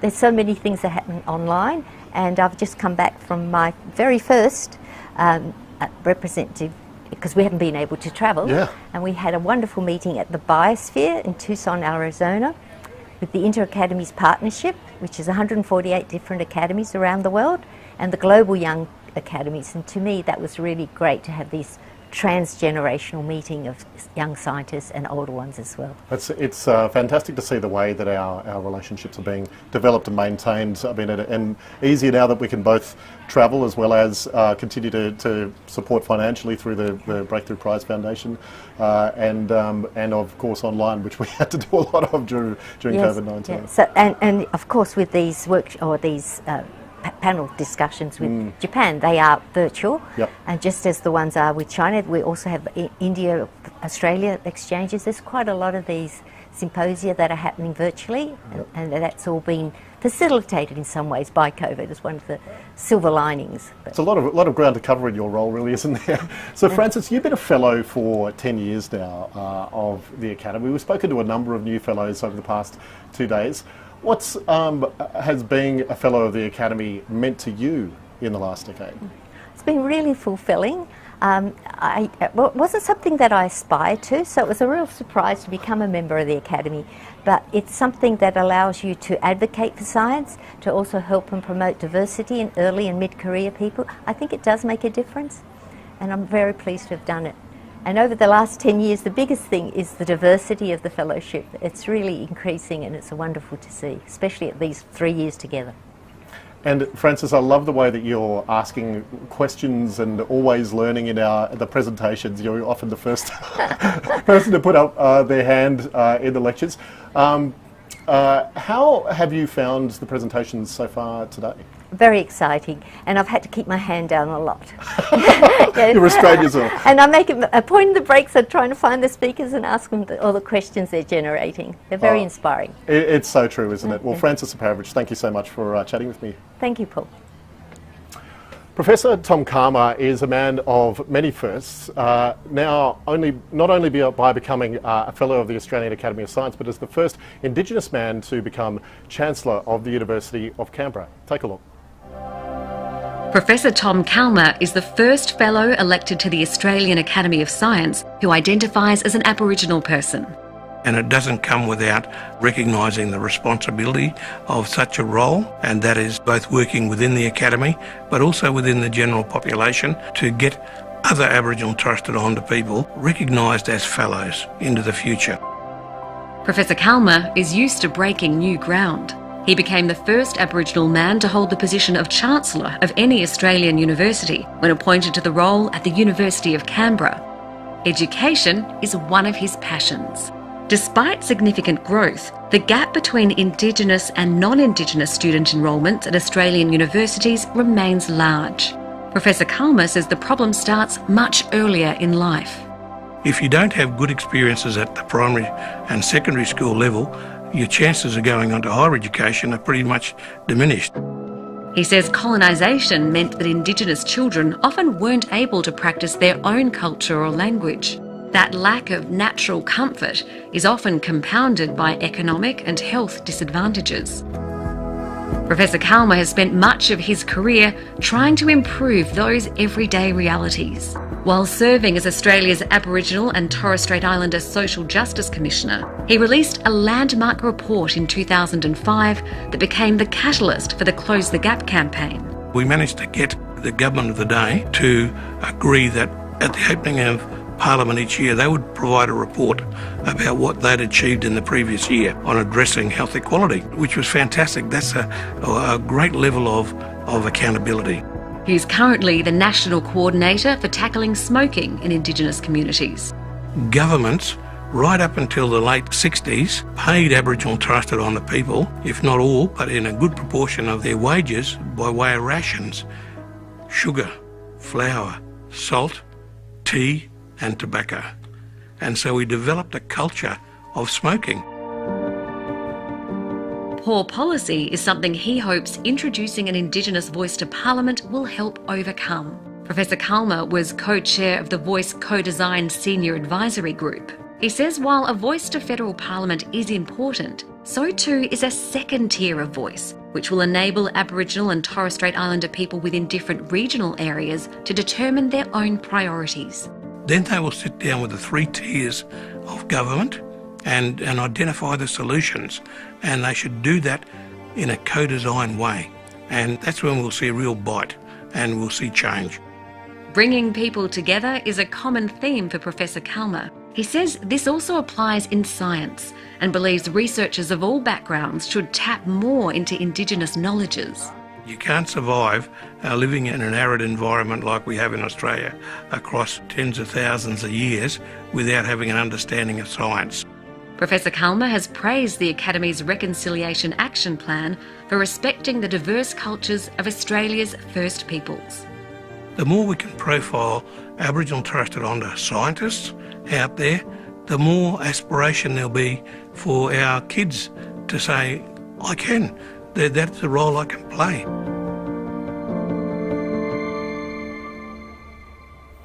Professor Jonathan Carapetis is the Executive Director of the Telethon Kids Institute. It's an organisation focused on the prevention of paediatric disease and the development of treatments to improve the health and well-being of children. He's also worked extensively in Indigenous communities. When Professor Jonathan Carapetis began researching rheumatic heart disease more than 3 decades ago, it was a fairly unknown condition to most Australians. Although cases occurred in remote Australia and low-income countries, no one knew just how many people were affected. For the first time, we documented the true burden in Australia and then the true burden globally. We challenged some of the paradigms around what caused this disease, particularly rheumatic fever. Classically, it was thought to be caused only by a throat infection with the strep A bug, and we really have documented that it's not just the throat infections, it's also skin infections. By documenting that, it has led to significant changes to how we try and control the disease. Professor Carapetis is now a leader in an international consortium to develop the first ever vaccine against strep A. But he says his work is far from complete. Rheumatic heart disease is the most commonly acquired heart disease for people under 25. And while it's now very rare in most high-income countries, it continues to be rife in many of Australia's remote First Nations communities. They're exposed to so much infection, including the strep A bug that causes rheumatic fever, and that's related to overcrowded housing. It's related to inadequate access to the sort of infrastructure like basic washing facilities and hygiene facilities that the rest of us have. Rheumatic heart disease is the emblematic condition of the gap that we're trying to close. Professor Carapetis says that closing that gap starts with bringing Indigenous voices to the forefront of research. He says partnering with First Nations communities to steer the direction of research can lead to far more meaningful outcomes. All of our projects now in rheumatic fever and strep infections that involve Aboriginal communities, have Aboriginal investigators, they have an Aboriginal governance committee that has right of veto over all aspects of the project. Professor Carapetis says he's always been driven by a passion to make a difference. I became a doctor loving the idea that I could deal with a child and a family and hopefully have an impact on them. I then became a researcher knowing that if I did that well, then what I did would have an impact on many, many families. And then I became a research leader to amplify that even more. For his impactful research and scientific leadership, Professor Carapetis has now been elected a Fellow of the Australian Academy of Science.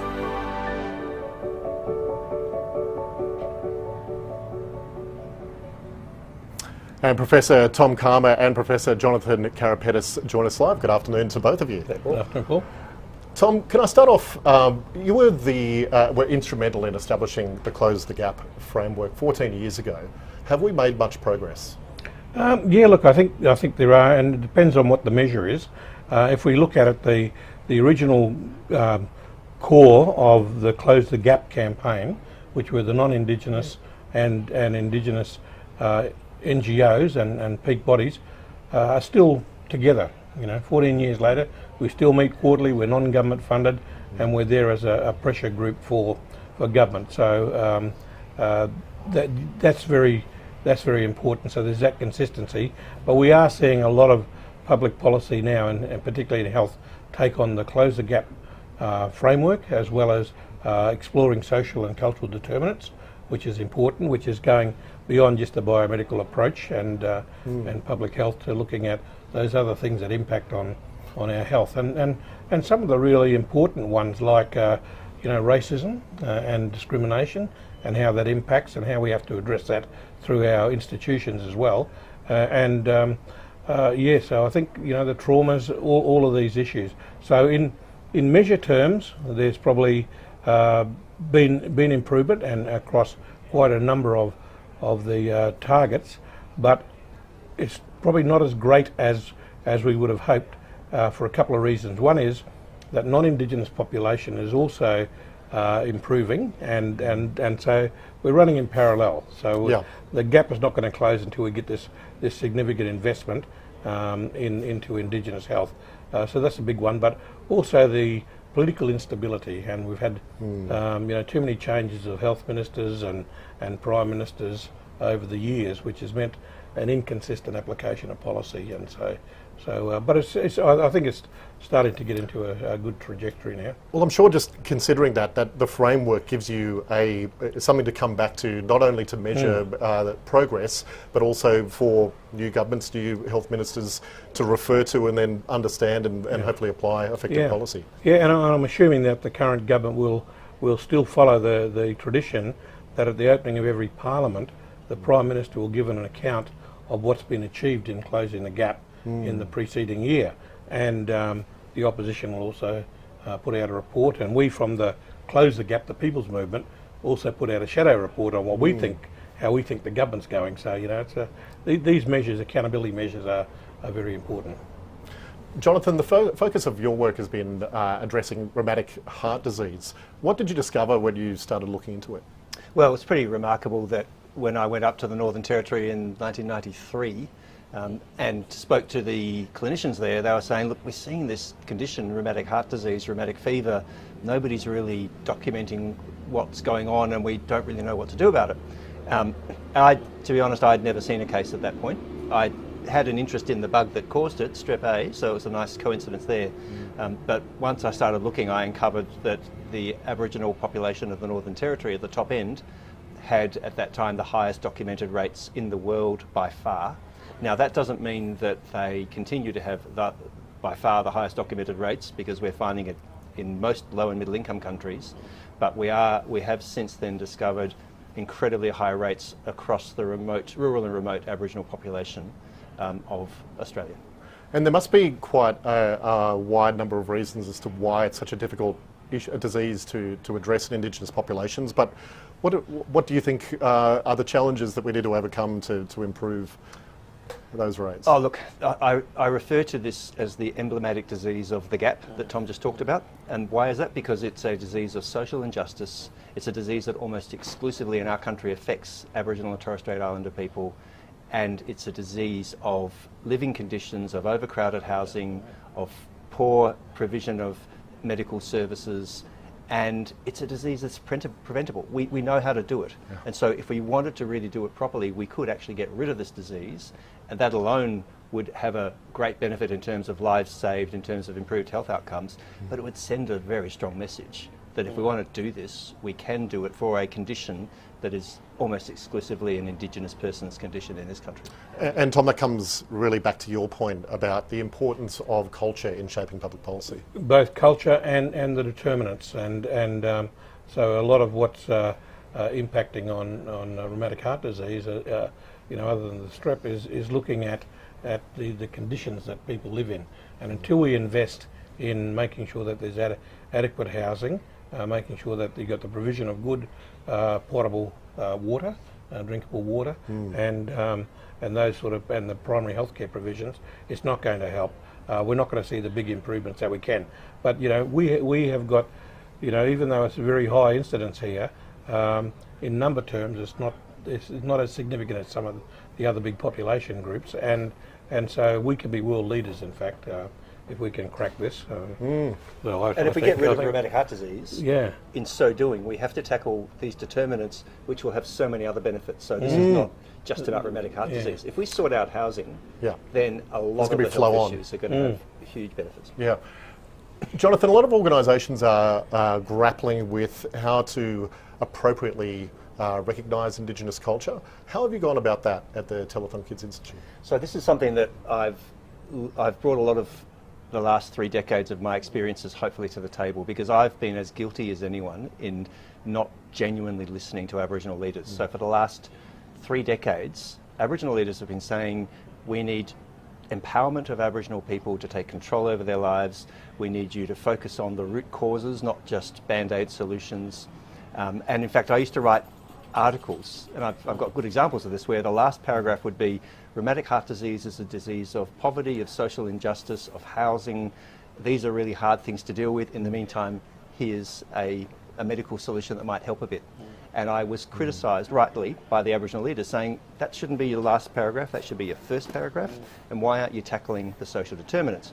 And so what I've learnt over time is that if I really want my research to make a difference, I have to have some humility. I have to step back and say the principles that are embedded within Closing the Gap about Aboriginal leadership and Aboriginal empowerment need to be part of how we function as a research institution. So what we've done at Telethon Kids Institute is to say we as the First Nations, the non-First Nations researchers, need to learn from the First Nations leaders. We need them, not just the people who are in community, but actually we need researchers and all of our staff. We need to make sure that we are empowering Aboriginal and Torres Strait Islander researchers and staff. We need to listen to those, to what they're saying in terms of how the research should be done, and then we come in as research partners, not as research leaders. And that's the difference that we're making. And that's the difference that all the academies can benefit from, and all researchers actually in universities, that we're really pushing that you know, some of our experienced non-Indigenous research leaders need to include Aboriginal and Torres Strait Islander people, not only as AIs, but you know, elevated up to CIs in some of these projects, but also have Indigenous advisory bodies that they will meaningfully listen to. So we've got to be given the opportunity to be co-authors, to be you know, co-researchers in this presentation, and more of our Indigenous researchers need to also step up and become first authors in a lot of the publications. So it's a big movement happening at the moment. Health is actually leading all the disciplines in the nation, and we've got a very significant health researchers leadership forum group established, network established now across the nation. And Tom, we've only got about a minute before we have to go back to Inside the Shine Dome, but I did want to ask you, you know, organisationally that's a challenge. Now our federal parliament is looking at the voice to parliament. What's your preferred model there, and do you have what's your perspective on how necessary that is? Well, look, I think recognising, well, both governments have supported the voice. The current government is talking about getting it put into the Constitution through a referendum versus legislation. I think there's two tiers of voice. One is at the national level through the referendum, and the other is at a state and territory level, where we can engage people within communities to be able to have inputs into the issues that affect them, as much as we do it at the Commonwealth level. And so the referendum is one part. The rest of it has got to be how do you implement a voice, and that's a work in progress. Well, Professor Jonathan Carapetis and Professor Tom Calma, it's a great privilege to spend a few minutes with you now. Thank you very much for your leadership in this space, and we look forward to working with you at the Academy. Thank you. Thank you. Yeah. Let's go back inside the Shine Dome now for more presentations from our Fellows of 2022.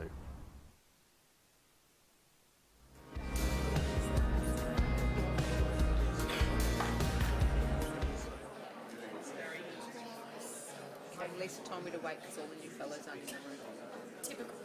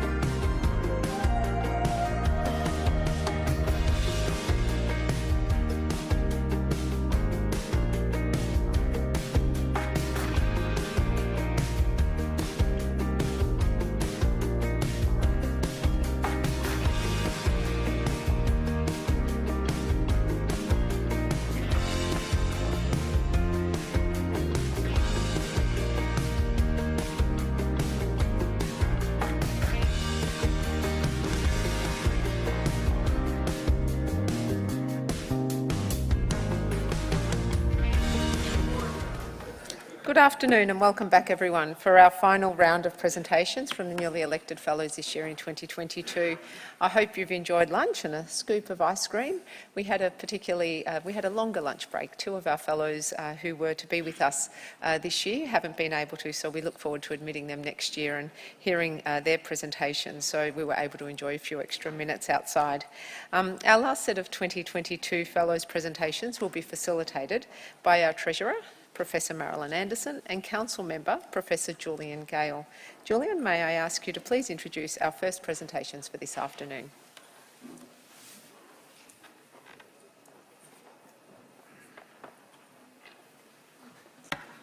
Thank you, Anna Maria. My name is Julian Gale, and it's my pleasure to introduce our first presenter this afternoon, Professor Naomi McClure-Griffiths. Naomi McClure-Griffiths is Australia's preeminent expert on the atomic hydrogen gas distribution and evolution in our galaxy, the Milky Way, and its neighbours, the Magellanic Clouds. Her work includes discovery of a new spiral arm within the Milky Way, the first detection of neutral gas outflowing from the nucleus of the Milky Way, and the pioneering demonstration of the importance of magnetic fields in the flow of matter into the galactic disk. Please welcome Professor Naomi McClure-Griffiths.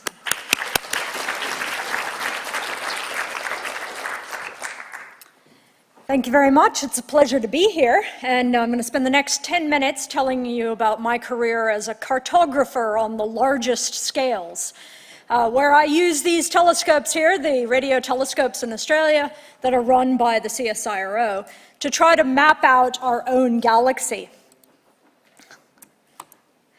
So the wonderful thing about studying the Milky Way, our own galaxy, is that it's something that all of us have an experience of. We can all walk outside and look up at the sky, and we can see the Milky Way above us.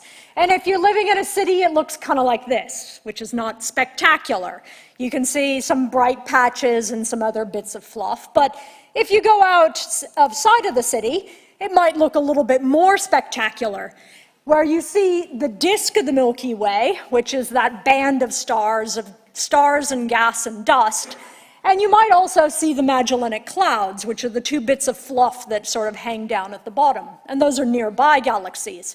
And so most of us in the southern hemisphere have seen into the center of the galaxy. That's the brightest part up there. And many of us would have seen the Magellanic Clouds.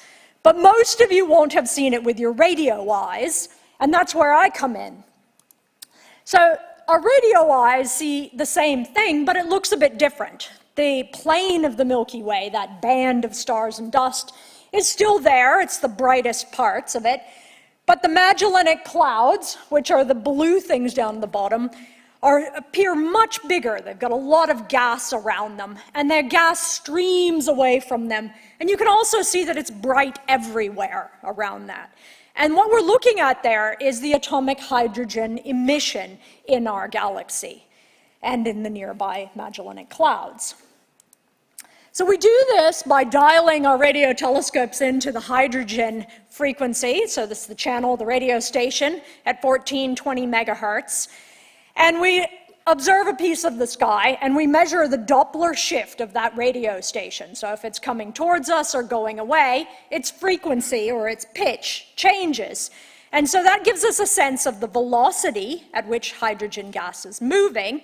And we can use that to put together three-dimensional and more interesting information than just a two-dimensional image of the sky.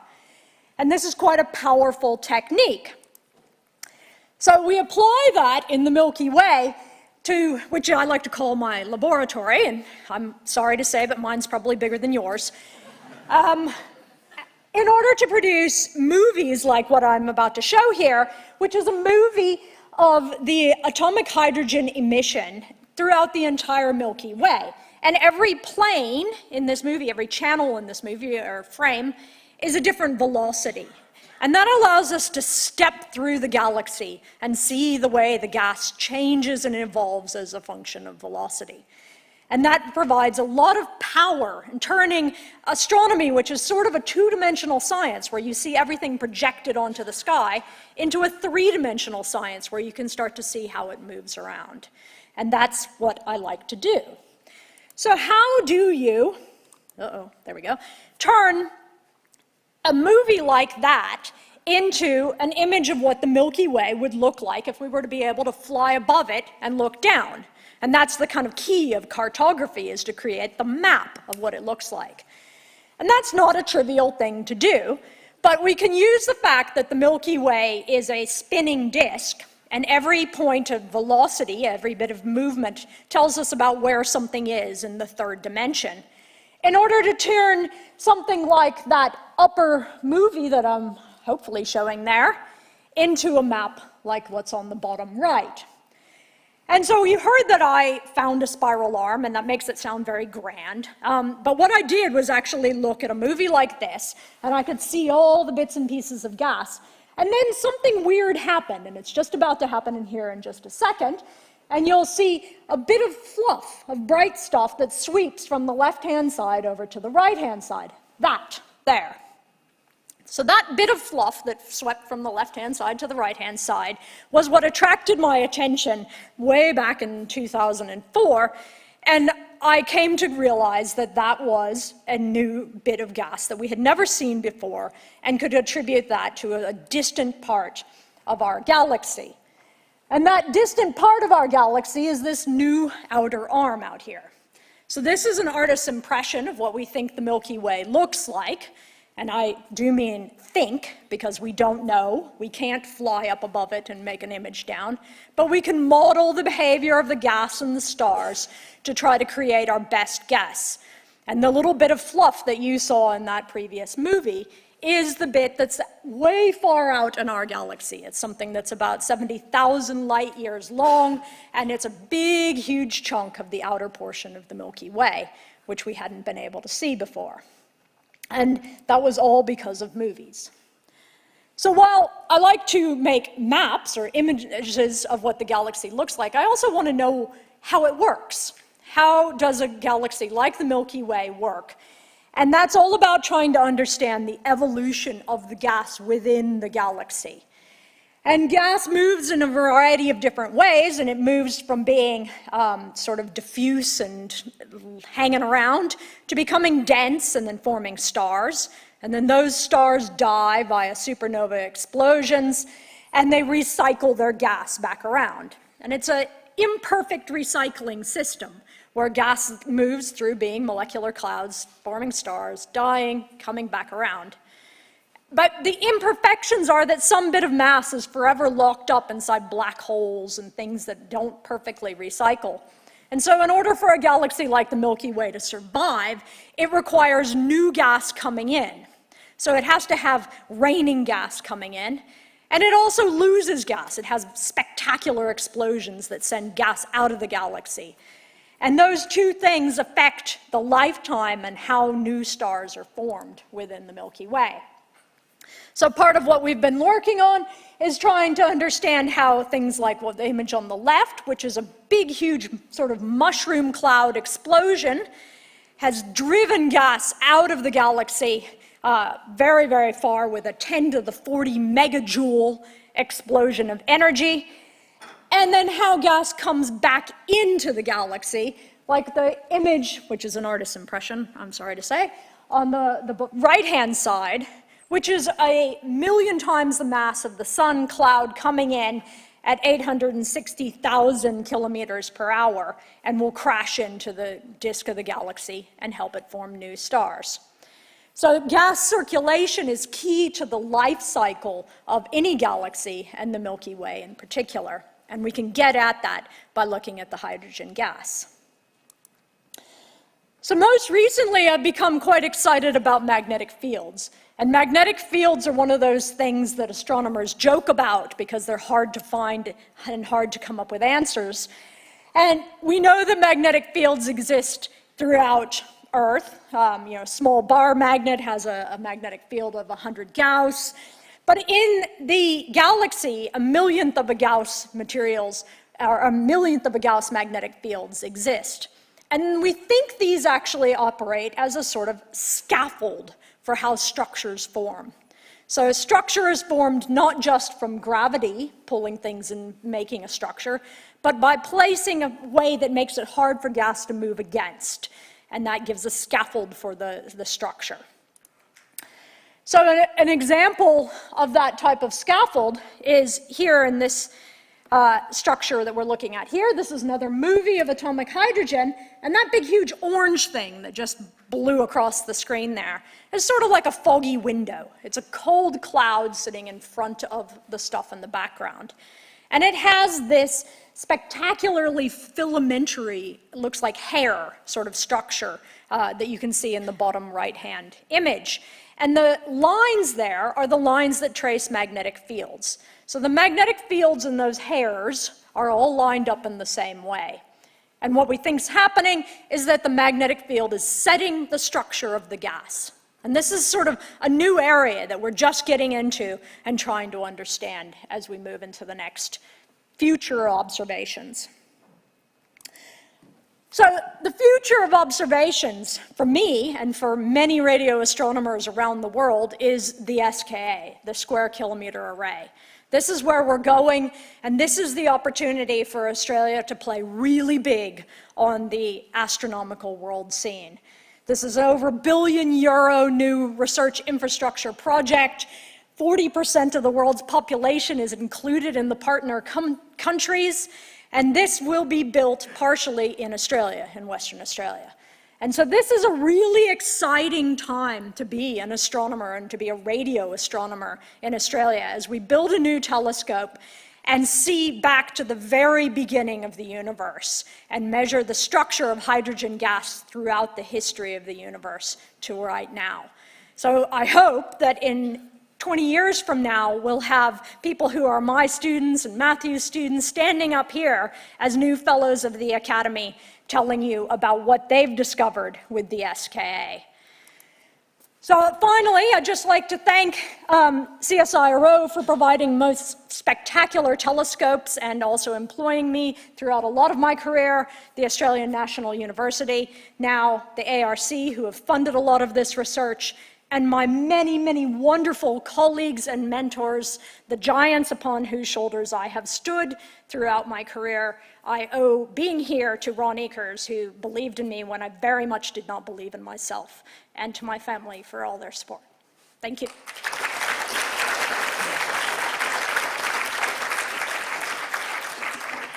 Thank you, Naomi, for getting us off to such an excellent start to this afternoon's session. We now have time for questions, and if you put your hand up, a microphone will be brought to you by a member of staff. Bob?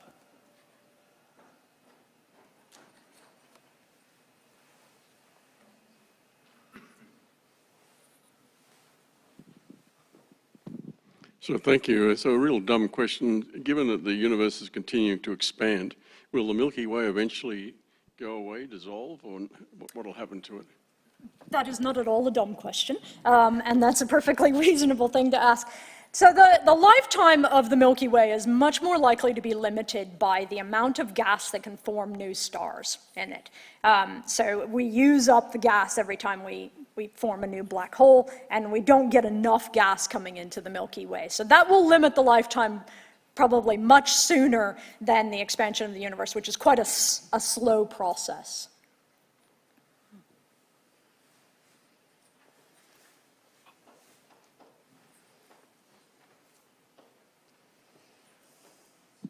Thank you. Congratulations, and it's an absolutely wonderful talk. When you first saw this extra arm, it must have been very difficult to believe it and to think other people hadn't seen it before, because were other people looking for it? And how did you go about proving it really was when you first began to think this could be something very new and exciting? Yeah, so it was almost impossible to believe that it was an arm that we hadn't found before. Ever since the atomic hydrogen line was discovered in 1951, people have been trying to map the structure of the Milky Way, and they've been creating spiral structure patterns to match to the data. And so why would this one not be there? And it's not like it was particularly weak or difficult to see, really. But the thing is that it was the furthest ones out, so there were no stars. There's not any stars that we could see associated with this arm. It's a long way away. And the way that I went about trying to figure out how you do it is I created a simple computer model where I said, what would the gas look like if there was a spiral arm there? And I matched the model to the data, and they matched together perfectly. And I thought, okay, well, that seems pretty convincing, but I still didn't really believe it for quite a long time until some other people found molecules out there and started to put that model together. So I apologise we have to leave it there, but thank you very much again, Naomi. Thank you. I'd now like to hand over to the Academy's Treasurer, Professor Marilyn Anderson, who will introduce the next speaker.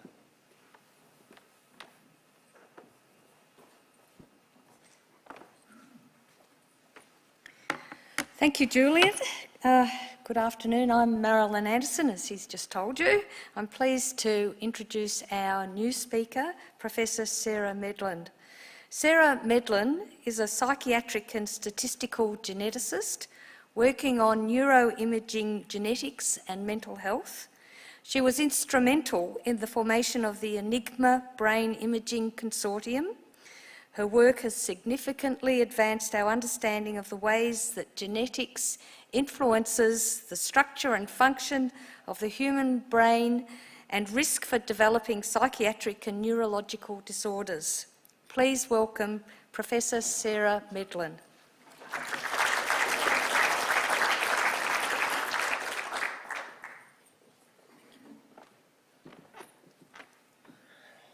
Thank you very much. So I know we're a very broad group of people, so I'd like to start by just providing a little context to what I'll be talking about today. So the method that I'll mostly be talking about is genome-wide association studies. And here we're looking at a type of variation in the genome called single nucleotide polymorphisms. And we look across the genome using a methodology that you can sort of think of as a regression type methodology. So we're looking to predict variation. We do this across the genome, so we do this at very many points. So we do take into account multiple testing corrections. And the effect sizes that we're looking for are really very, very small. And so that's the context in which we're working. And because these effect sizes are so small, the real problem that we face is power. And so when we're working with human participants, basically generating a sample and having enough participants to get that power is a real issue. And so this is an excerpt from an email that we actually sent out to form Enigma. And the key point there is the line that's underlined. So although when power calculations are done, they are typically done to actually optimize however much you can do for the amount of money you can apply for, technically, just because something costs more, it doesn't actually make it more powerful. And so we had to really overcome this, and especially with brain imaging and genetics. So our solution was to collaborate. But the first thing that everyone will tell you is that you actually can't collaborate in imaging. And they will tell you that if you put the data together, you will end up with something like this. And that's not a Rorschach that is meant to be a violin plot. There is meant to be a single mode. But if you just go ahead and put data together from different scanners, you will get something that looks like this. So traditionally, we would do something like this, which is called a phantom study, where we would fly this very expensive object around the world in a business class seat, and it would be imaged in all the MRI machines that would go into a study.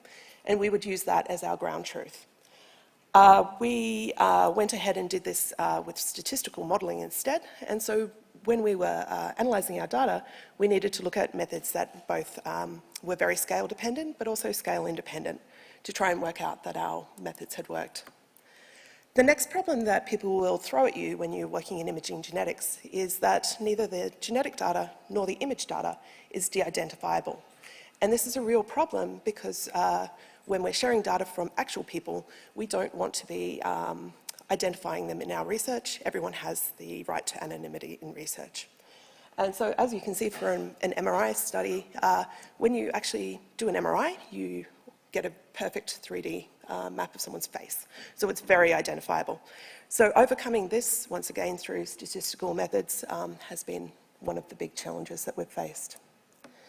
And then the third one is that with imaging, you can always get smaller. So when you're talking about the brain, you can obviously start at the level of how big is the whole brain, how big is this section of the brain or this section, and go down and down and down. And so when you're thinking about statistical power and the robustness of the studies, you want to make sure that you're correcting for all of those many tests that you might be doing, even as you go smaller. And so the way that we kind of went about doing this was we said, we think that we can get around this through harmonisation of protocols and actually modelling these confounds in our analyses. So we put out a call to the field and we basically said who would like to be involved.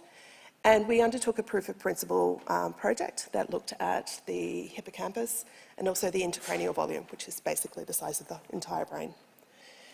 And we had 20 very brave groups decide to come in and join us on this adventure. And we were able to show that we could actually find things and we could work together and this would work. And so that enabled us to then go bigger and to look at all the subcortical structures.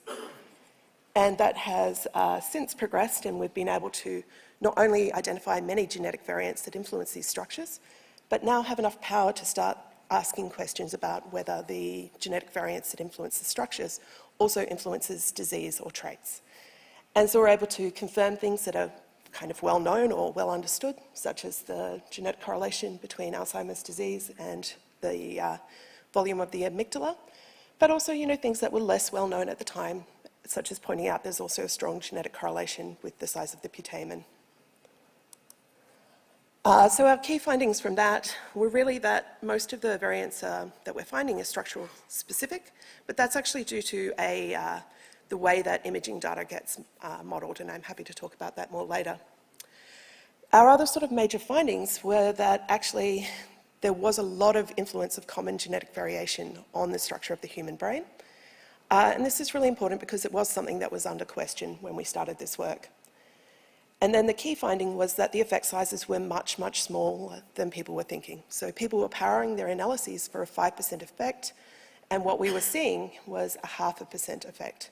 And that's been robustly replicated. So there was a lot of things going out into the literature, powered for a 5% effect, making great findings, but they weren't able to be replicated. So progressing on this journey, we went and decided we were going to look at the cortex after looking at the subcortical regions.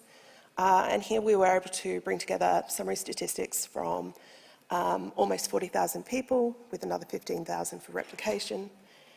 And really the take-home messages were that we were able to, find, when it came to surface area, that a lot of the loci were in regulatory regions, and they were active during prenatal cortical development, so confirming that things were going as expected, and that we were able to confirm some major neuroscience hypotheses about what was going on when that part of the brain was formed. Going more broadly, we were once again able to show that actually there is a lot of variation that can be explained by common variants. And this means that it is worth looking for more variation. So we've discovered a pool of variants, but there's many more out there to be found, and we've established that. And then with this increased power, we can once again have a look at the genetic correlations with disease and disorder, and start to really pull apart and have a look at some of these things, not only at the whole brain level, but also at the level of different regions. So finding genetic correlations with depression and ADHD, cognition, Parkinson's disease, these kind of disorders. So while this was all going on, Enigma was getting bigger and diversifying, and we really went for a really diverse and very flat structure in the consortium. So in addition to the genetic work, there's many working groups that work in non-genetic space. And so we have groups that work at variation across the lifespan in people who don't have a disease or a disorder. So this is really important for things such as, if you were to go and get a scan, how big should your hippocampus be if you're a 50-year-old woman versus a 60-year-old man? And that data really wasn't out there, but we were able to bring together data from almost 19,000 people and actually get some traction on what these things should look like. So providing better bounds for when clinical phenotypes arise. We also were able to look at these things across many different diseases and disorders, so a lot of mental health conditions, but also diseases such as HIV and the impact on the brain. And our key finding really here has been that most diseases and disorders affect much of the brain, and they're not really very specific. It's certainly not the case that you can say because someone has a decrease in their hippocampus that it's definitely Alzheimer's, or it's definitely this, or it's definitely that. So these regions are affected broadly across most disorders. And so one of the key questions then is, are these decreases in structure actually due to the same genetic factors that we're seeing for driving disease risk? And so the answer is not always. So in the case of schizophrenia, schizophrenia has a very well published endophenotype, which is the hippocampus. And we did a lot of work in trying to find genetic correlation between hippocampal size and schizophrenia, and we weren't able to establish a significant relationship there. However, on the flip side, with ADHD, we were able to show that there is a very strong genetic correlation, and this has been replicated by a number of groups now, and start to pull that apart.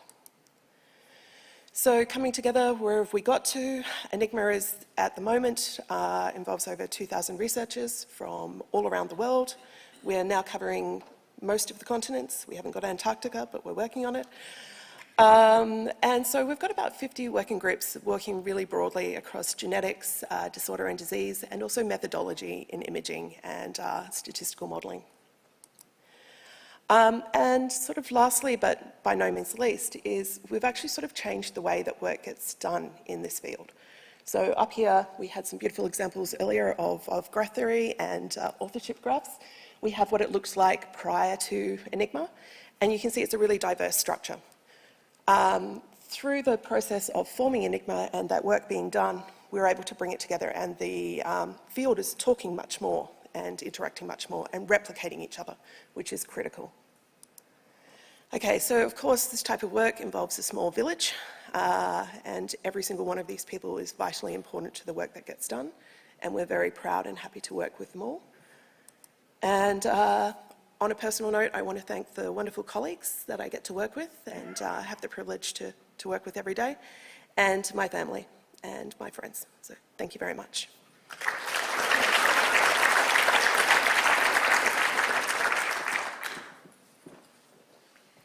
Thank you, Sarah, for that wonderful presentation. I think working on the brain would be hard enough, let alone trying to coordinate 2,000 people across the globe.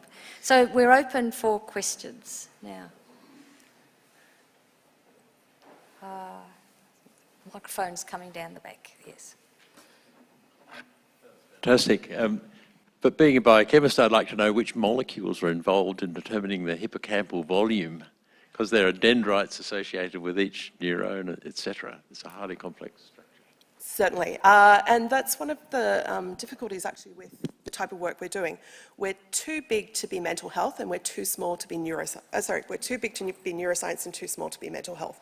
So we can always go smaller, and at the moment the resolution we can get to, the minimum resolution, is about 1 millimetre cubed. So at that level you've still got many thousands of cells. And we do have projects going on to look at expression and transcriptomics and try and pull this apart, but unfortunately we haven't got there yet. But hopefully with the next round of fellows we'll see that. Yep. If the genetic determinants of brain volume apply to lithencephalic brains as well as gyrencephalic veins, because that would tell you whether it's the gyri or the brain tissue below the gyri that are important. Great question. Yes, we do have a recent paper that's just come out looking at the sulci depth and formation, and we haven't yet kind of taken that to that space to be able to pull that apart. But we do have, within Enigma, we have a group that collaborates and works on non-human primates and also other animals, and starting to pull down and to look at which of these loci we can replicate in other species and pulling this apart. So once again, we're not at that answer yet, but I think that'll be a great help to pull this apart. Thank you. I think we have to move on, but thank you very much for that wonderful presentation.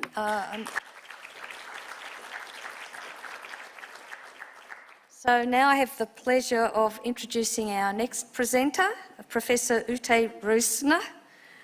Ute Roosner is a world leader in the development and application of metabolomics and lipidomics in plant science and biotechnology.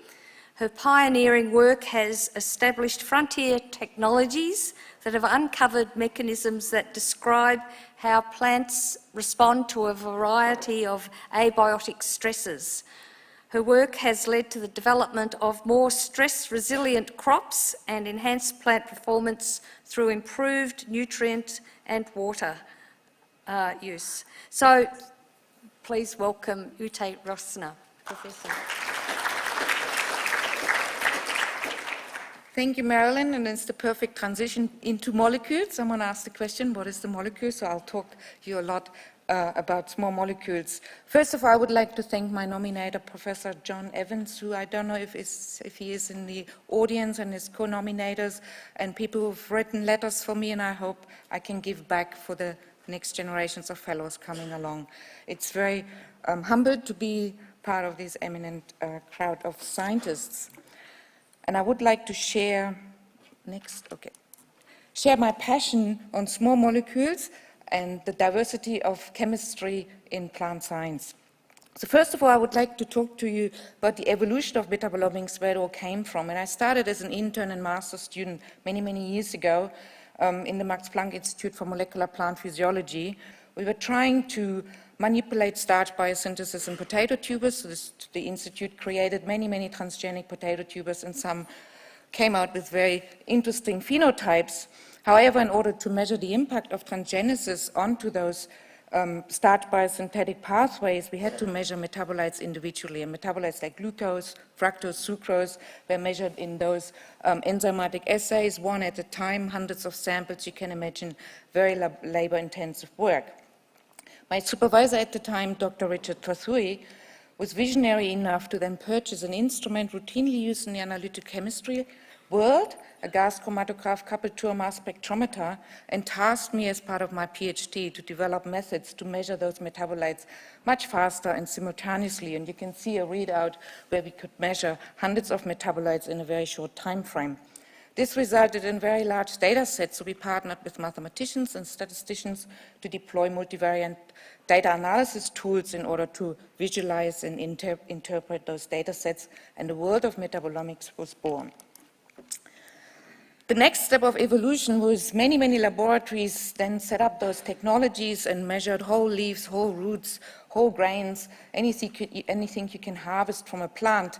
However, what we learned over time that with that approach, by bulking tissue, we would lose the cell specificity and the tissue specificity of metabolites and metabolite levels. So two talented researchers in my group, Professor Baron Borton and Dr. Daniel Sarabia, deployed mass spectrometry imaging approaches in order to determine the spatial distribution of metabolites across tissue sections. And therefore, we could get a much better indication where metabolites are located. And here's some examples from roots, which we sectioned and then looked at hundreds of metabolites across those tissue sections. Over the years, we then deployed the technology in order to understand how cereal crops adapt and respond to different abiotic stresses, as already mentioned. So we looked into cold stress, drought stress, salt stress, nutrient deficiency, nutrient toxicity, all kinds of stresses as part of the Australian Centre for Plant Functional Genomics. The examples I'm showing here are two examples which were funded through an ARC Future Fellowship, where we looked at the tissue-specific responses of salt and cold stress on cereal roots. And roots, these are very young roots, they have three main tissue types. One is where the cells are growing, one is where the cells dividing, one is where the cells are growing, and then you have your maturation zone. We sectioned those roots in the different tissue types and measured metabolites in different varieties under the different stresses.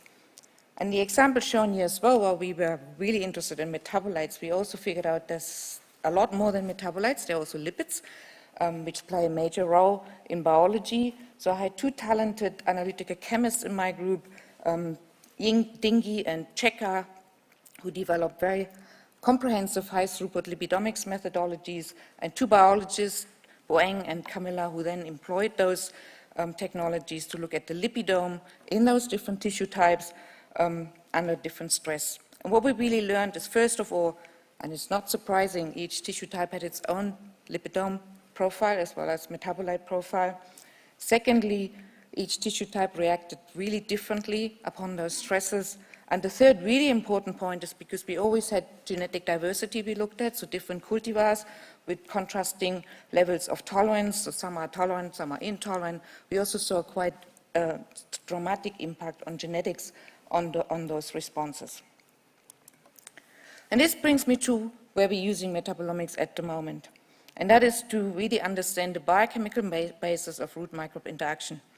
So plant roots are surrounded by thousands of microbes, and roots do exudate carbon compounds, very energy-rich compounds, which we call root exudates, in order to attract those microbes. And they bring along the positive microbes, while also the negative microbes are there. And we're using metabolomics trying to understand how plant roots communicate and attract those which are beneficial while still repelling those pathogenic microbes. And we do not have an answer to that question yet. And that leads me to my second big research question we are trying to address at the moment, is how is this interaction impacted by changing and challenging environments like drought or nutrient deficiency. If you look into roots, it is very important not only to look at the molecular phenotype using metabolomics and lipidomics, but also look at the morphological structure of the roots and how these are impacted under those different stresses. And there's 3 people in my group, Aline, Snea, and Martino, have really pushed forward, trying to link morphological phenotyping with molecular phenotyping and bringing data together. However, as you can imagine, roots in soil are very, very difficult to phenotype. It is very challenging because they're hidden. Soil is a very dirty matrix. And unfortunately, due to this, we still have to go back to artificial growth systems like agar plates, where we can nicely follow root growth over time. And this is a collaboration with the Jülich Forschungszentrum in Germany and Dr. Bojana Arsova, where we used an automatic root growth system, which over time, every day, imaged roots, and therefore we could determine root growth, and at the same time also look at the shoot, and so we can follow those as well.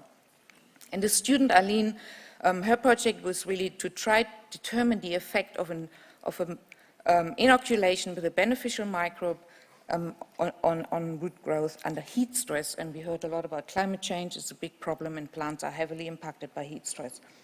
So what you could do using that phenotyping method is to not only look at the overall root growth, but individual types of roots, their primary roots, first-order lateral roots, second-order lateral roots, and we can see very nicely over time how growth is being impacted under those different conditions. So the message here is root and shoot growth is impacted by heat stress, and we know that, but the inoculation with the beneficial microbe imparted that impact on root growth. But then the next thing, of course, I also wanted to see the lipidome of these exactly same roots.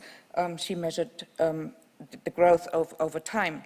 So Aline harvested the roots at 3 different time points, and we sent it to a state-of-the-art mass spec facility and measured lipids, and she measured about 13,000 features.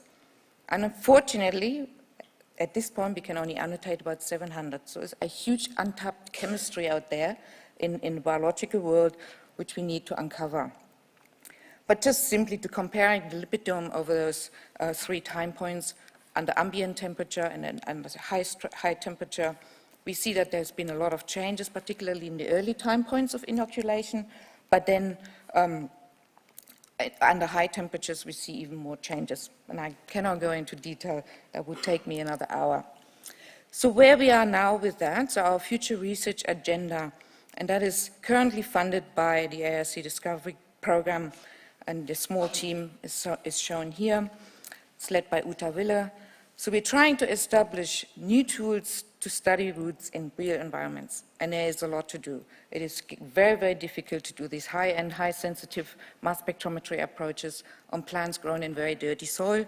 The instruments don't like that, so there's a lot of work to do on that aspect. We really need to understand what happens in soil between roots and microbes, and then translate that into improved crop performance with reduced inputs for agriculture. And with that aim, we've now become part of the ARC Research Hub for Smart Fertilizers, which not only looks into root microbe interactions, but works on new approaches to develop new fertilizer technologies in order to increase nitrogen uptake and thus sustaining food production, while also reducing nitrogen loss into our environment. A lot of people on this slide to thank. I want to really mention 3 people as the most important. Professor Lothar Wilmitzer and Dr. Richard Trothui, who took me under their wing when I was still a student at the university and really opened up the world of plants. As you've seen in my video, I wanted to be a doctor, but these guys really showed me that plants are super exciting. And then Professor Tony Busick, a fellow of the Academy, who invited me to come to Australia in 2003 with the vision to set up metabolomics for this country. So I really thank those visionary scientific leaders who opened the path for me to grow in this field.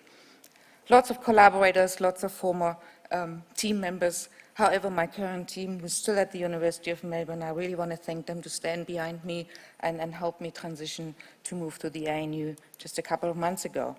And also thank my employers, University of Melbourne, the ANU now, funders, ARC, GRDC. Special thanks to NCRIS. Without access to high-end research infrastructure, this all would have not been possible. And that's been through Metabolomics Australia, our industry partners, and our international research collaborators, the Jülich Forschungszentrum and Max Planck Institute. Thank you very much.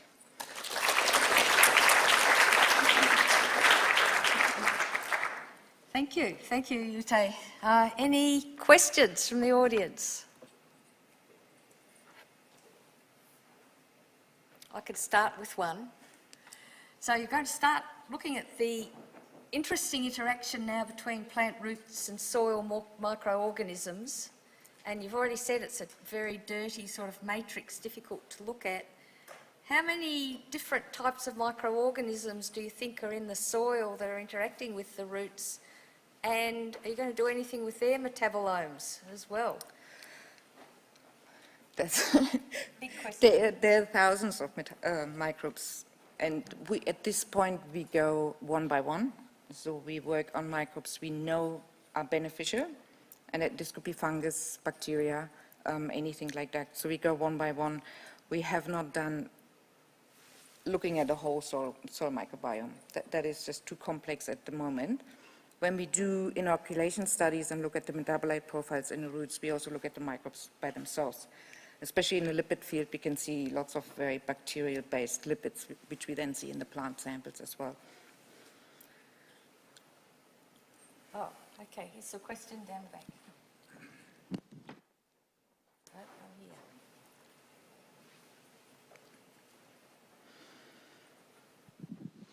So you mentioned climate change and its impact on plants. To what extent do you think that will consume you in the decades going forward if the world keeps getting warmer? It will have a massive impact, and I think Peter alluded to that before. The impact on yield with high temperatures is massive. Particularly high night temperatures have a huge impact on plant performance. The other issue, there are people working also on the soil microbiome, which is heavily impacted by increasing temperature. Then, of course, you have, with increasing temperature, more drought situations, so the plants open up their stomata, lose more water, so another impact of stress, water deficiency. So there's a lot of things happening. High CO2, which we all think it should be good for plants because plants grow on high CO2, and it's true, they grow better, but they somehow lose their nutrient uptake efficiencies, and that the actual food products have less nutrients. So there's a lot of challenges coming towards us. Thank you very much, Ute. I'm now handing over to Julian. So thanks, Ute. And Julian will introduce our next speaker.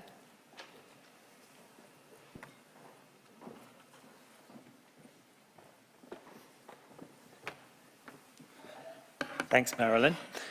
Our next presenter is Professor Craig Simmons. Craig Simmons is internationally recognised as revolutionising our understanding of groundwater.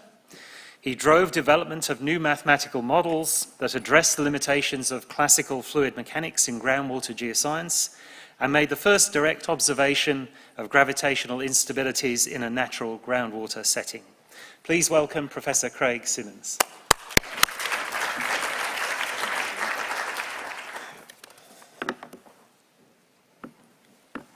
Well, it's a true honour to be here, and thank you for the introduction. Groundwater really is in my blood, and that's not because my parents were scientists, and as a matter of fact, it's in yours too. Groundwater is front and centre in major national, international, contemporary issues. Just looking through newspapers on a daily basis, coal seam gas and fracking, food production, the Murray-Darling Basin, mining and energy, nuclear and radioactive waste disposal, to name just a few. But it's kind of striking, really, when we reflect on groundwater as a science, but also from a management perspective, just how little we talk about it. And in comparing it to some medical analogies, I often think, well, you know, like prostate cancer checks and our personal responsibility, groundwater is one of the most important things that we never talk about. And one message I really want to impress upon us here today and beyond this forum is that we really, really should.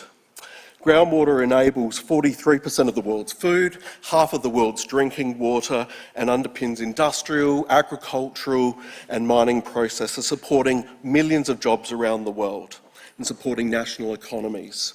In Australia alone, over 30% of the water that we use in our country each year comes from groundwater, and it supports a conservatively estimated $34 billion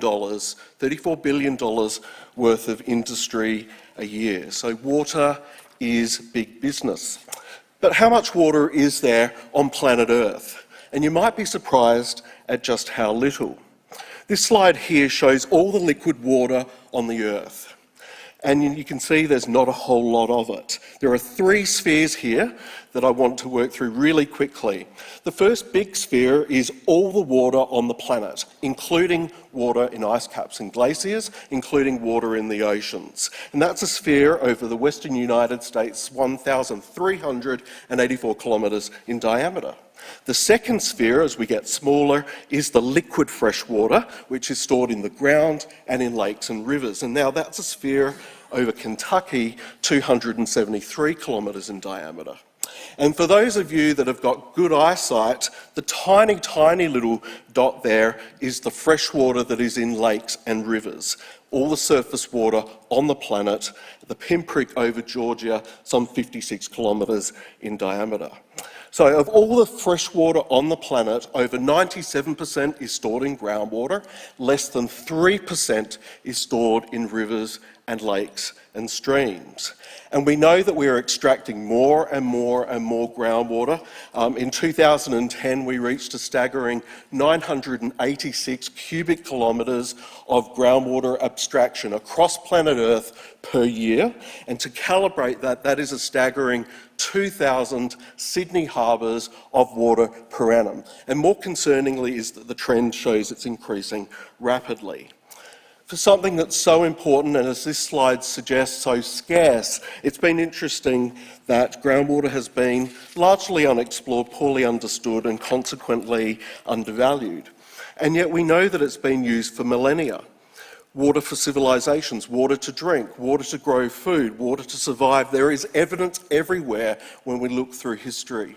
And so here, for example, First Nations rock arts and art depicting springs, the red circles in Australia, through to Canuts and underground groundwater galleries of Africa and the Middle East, dating back to first millennia BC, through to the ancient Roman baths and aqueducts, to spiritual stepwells in India used for prayer by Hindus.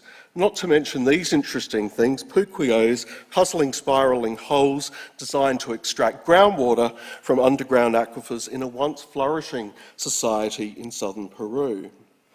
And what is the one thing that NASA is currently looking for on Mars?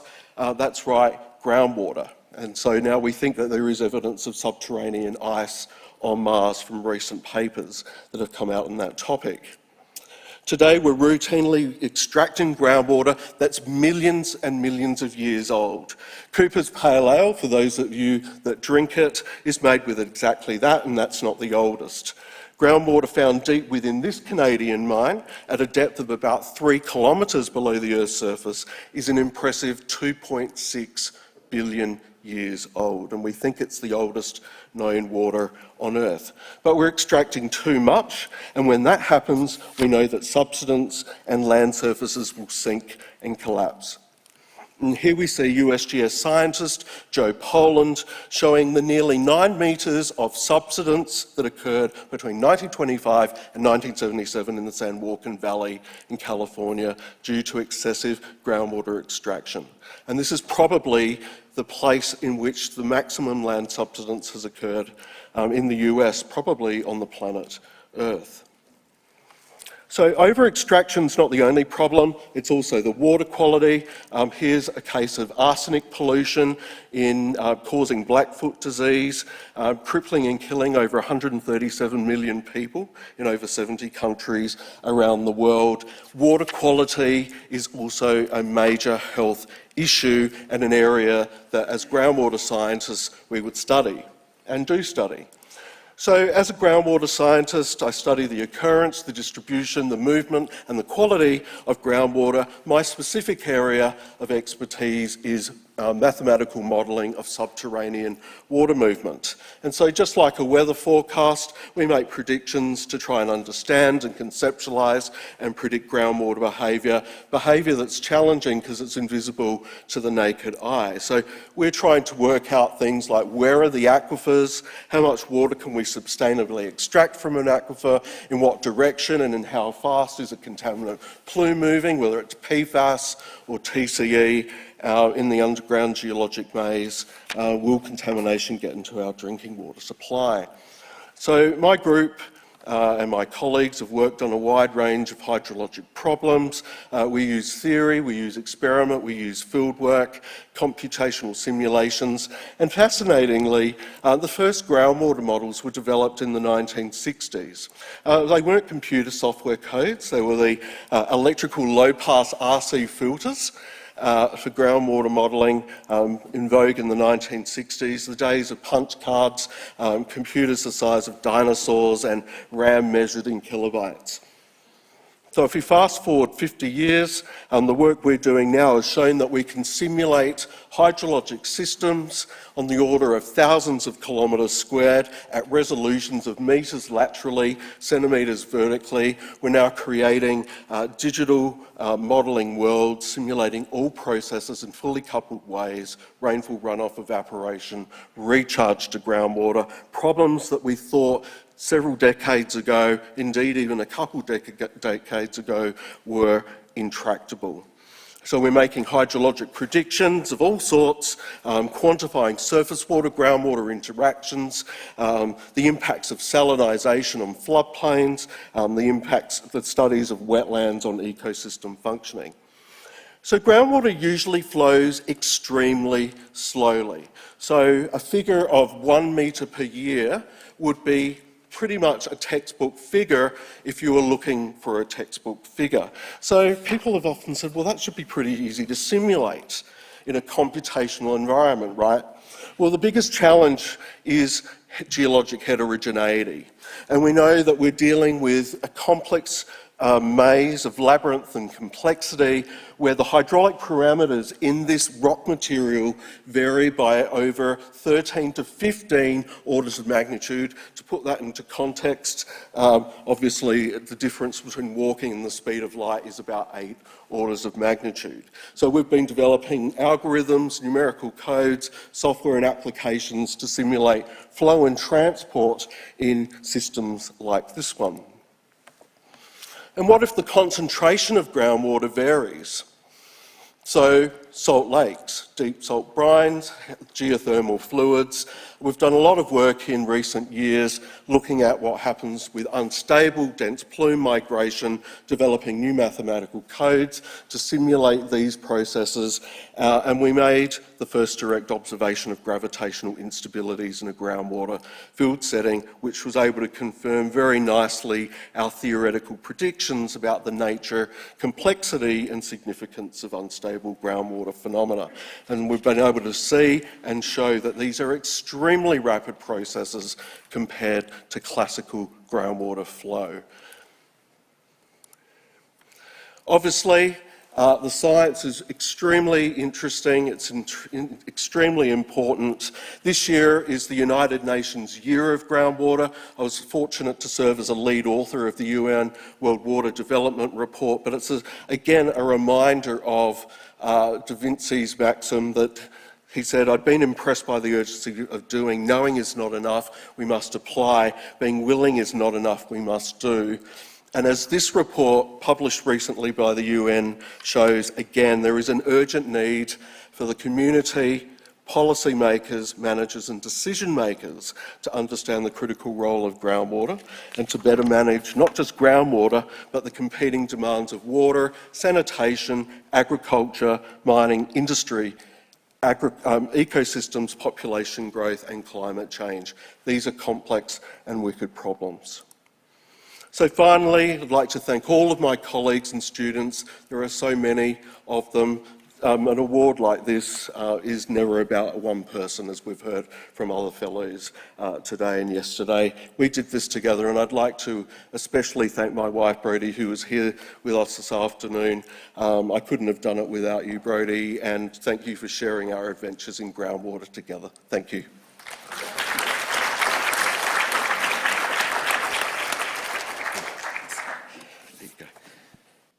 Thank you, Craig, for that great presentation. You've changed how I'm going to look at beer from South Australia in future. We now have time for a few questions. Ian?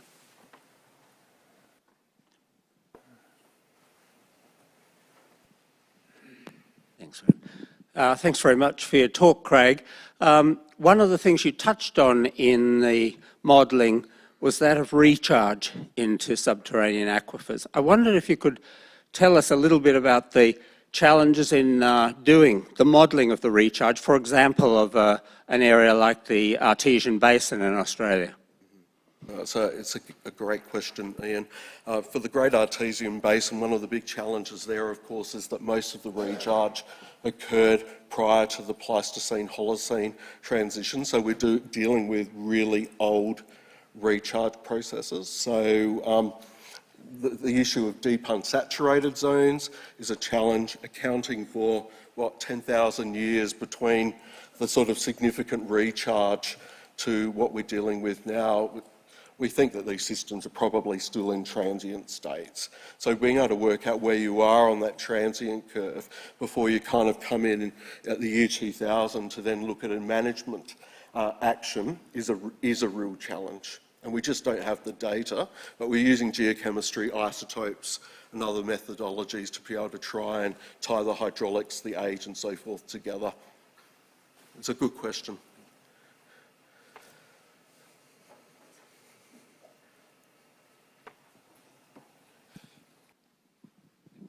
Thanks very much. Could you tell us a bit about how one gets data about the conductivities and so forth underground?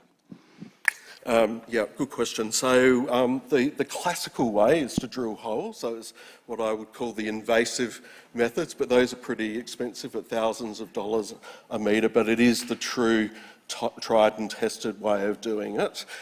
So water levels, salinity, geochemistry, etc. from borehole measurements, but increasingly we're now using other methods as well as those classical methods. So environmental traces, age data, again from those boreholes.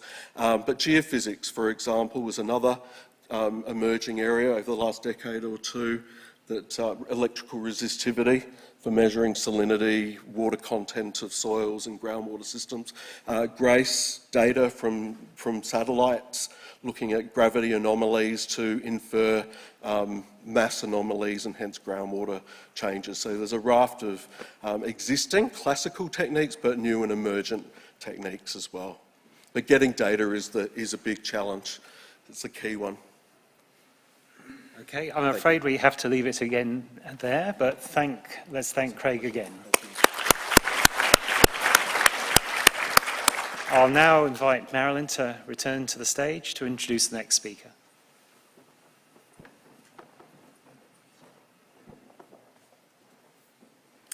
So our next presenter is Professor Kate Smith-Miles. Kate Smith-Miles is renowned for spearheading a new paradigm in reliable algorithm testing, including innovative techniques for generating unbiased test instances and visualization of insights into algorithm reliability. Her instance space analysis methodology is a much-needed solution to the long-standing problem of algorithmic trust and is transforming academic research practice across many fields, and is supporting industry partners keen to avoid disasters when deploying critical algorithms. Please welcome Professor Kate Smith-Miles.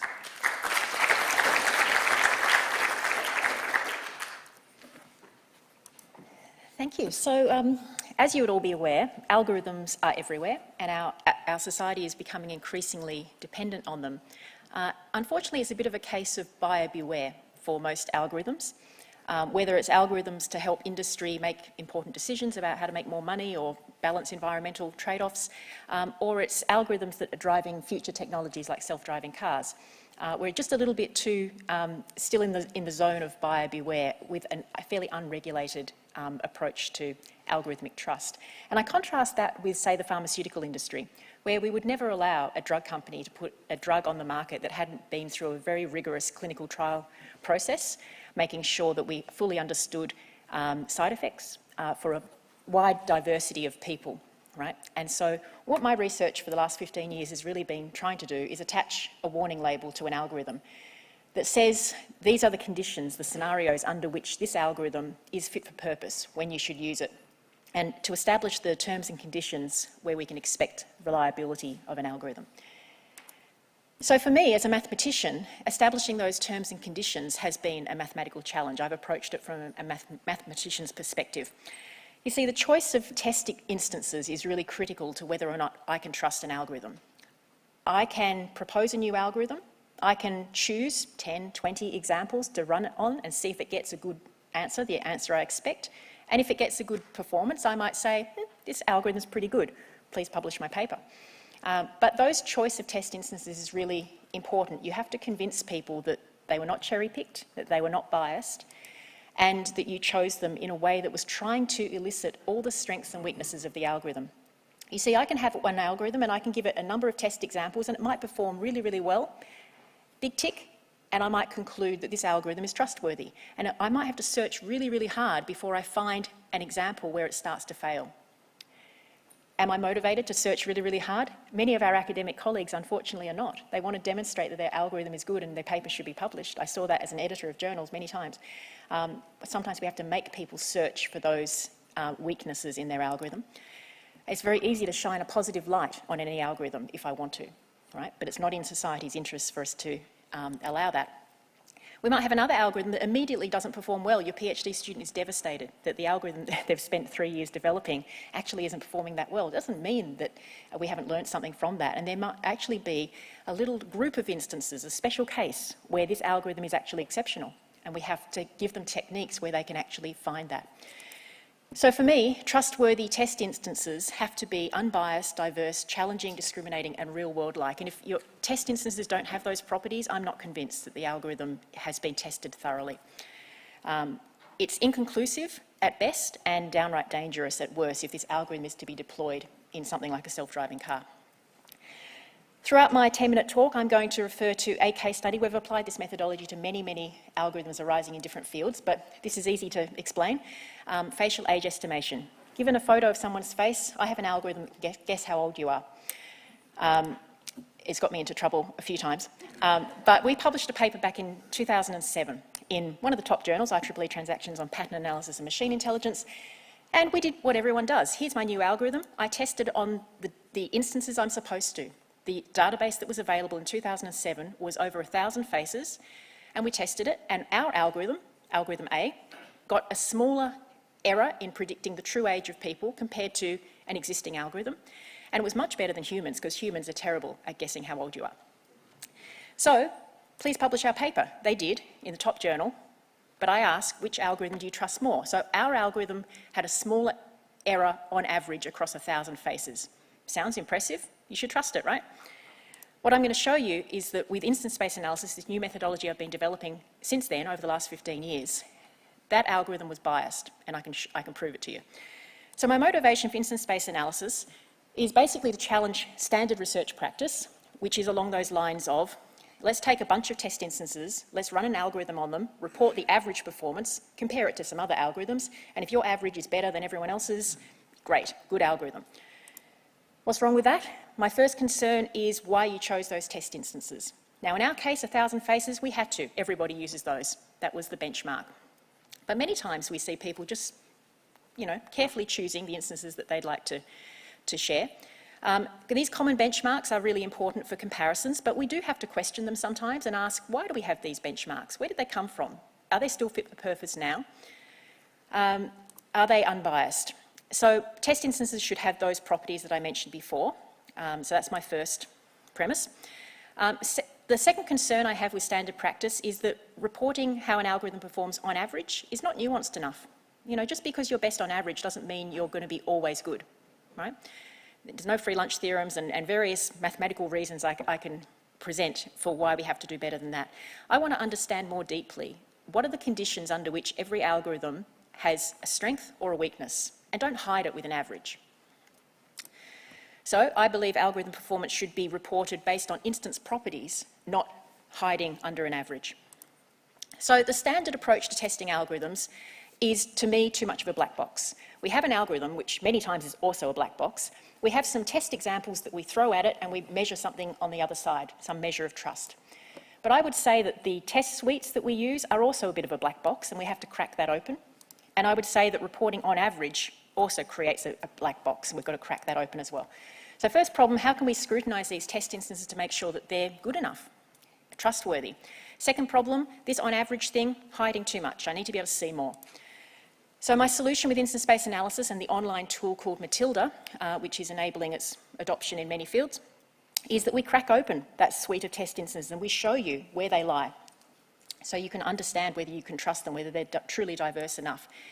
And we also, from the algorithm side, we look at where an algorithm has demonstrated good performance and where it has weakness, and you can see it all in a 2D plane. So returning to my case study here, which algorithm do you trust more? Well, we tested it on 1,002 face images from the standard database everybody used at that time, and we reported performance on average here, but we can do better than that. So we're going to crack open these 1,002 faces. I'm going to show you in the next plot what they look like, and we're going to look at where the algorithm is good. So here is an instance space. It's a 2D plot. I'll spare you the details of how we create it, but every point is a face, right? Our algorithm on the left, blue, means our algorithm got a better performance than the other algorithm, right? So you can see our algorithm is good for the faces that are on the left side of the plot and not so good elsewhere. We were best on average, but we weren't good everywhere. We clearly have a weakness. And the other algorithm we were comparing to had a strength on the right. Interesting. What does left and right mean? Well, it turns out young faces were on the left and old faces were on the right. So let me rephrase. While my algorithm is best on average, what I really mean to say, more honestly, is that my algorithm is good for young faces and somebody else's algorithm was good for old faces. Why did I conclude in that 2007 paper that our algorithm was best on average across 1,002 faces? Because the database is biased towards young faces. So we were best on average, it's true. But we didn't notice at the time the bias that was in the database that everybody was using. So our algorithm is better on young faces. The database is clearly biased towards young faces, which is why we were better on average. Okay? These days, we don't have those 1,002 faces. We've recognised the bias in the data collection that all researchers have to study. We have a database now of 55,000 faces, much more diverse than those Caucasian faces that we were studying in 2007. More diversity. The grey background is 55,000 and the black dots are those ones we originally studied. So you can see that these days we study much more diverse faces. Question, algorithm A or B, which one is better? Okay, so our algorithm is no longer best on average when we look at 55,000. It was really good on young faces, we knew that, but now 55,000, it's got more balance in the database. And what instance-based analysis has helped us see is that we could propose a new algorithm based on the insights that we got from this work. We proposed a new algorithm that actually was better than algorithm A or B. We've published that work 15 years later in the same journal this year, revisiting with new insights from instance-based analysis. The tool Matilda, it's an acronym, Melbourne Algorithm Test Instance Library with Data Analytics. We have made that available so anybody can use instance-based analysis. You might need a little bit of help from us. We can help to get you started because we've applied this to lots and lots of different algorithms arising in many different fields, from my original field of mathematical optimization through to machine learning, time series forecasting, computer vision, software testing, lots of different areas. Basically, if you have a choice of algorithms and you have instances that you run on the algorithms to evaluate the algorithms, you can apply instance-based analysis to it. Instance-based analysis has been used around the world since we launched Matilda in mid-2019. There's over 50, 80 groups around the world that are now using it. It's open source for academic purposes. We partner with industry like Boeing and Australian Defence for contract research as well, because they're super keen to understand the strengths and weaknesses of the algorithms that they deploy. So that's all. Thank you.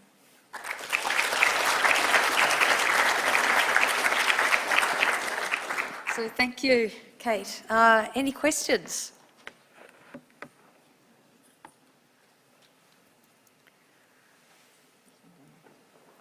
We have one in the front.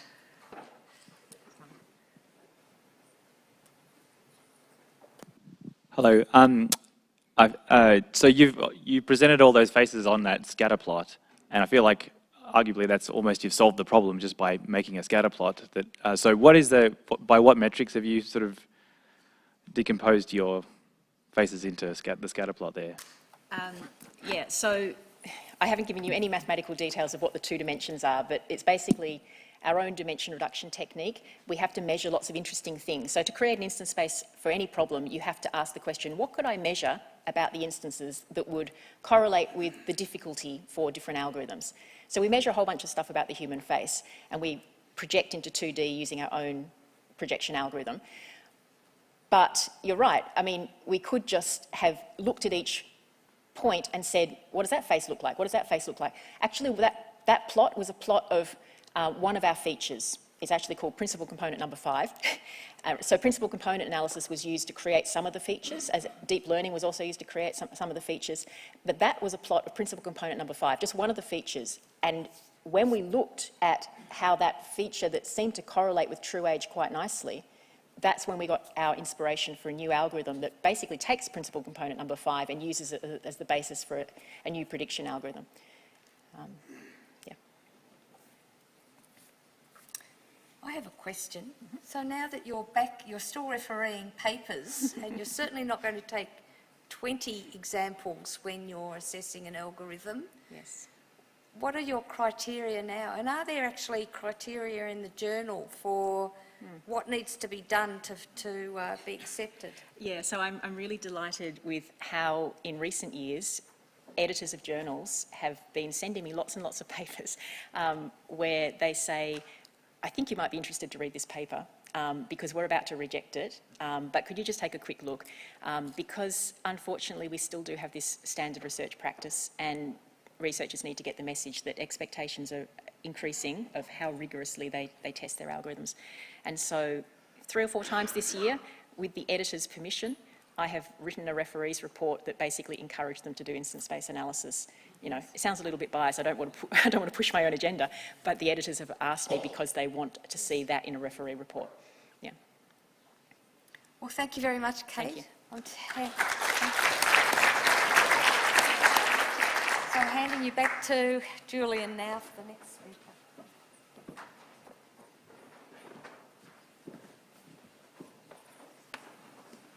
Thanks, Marilyn.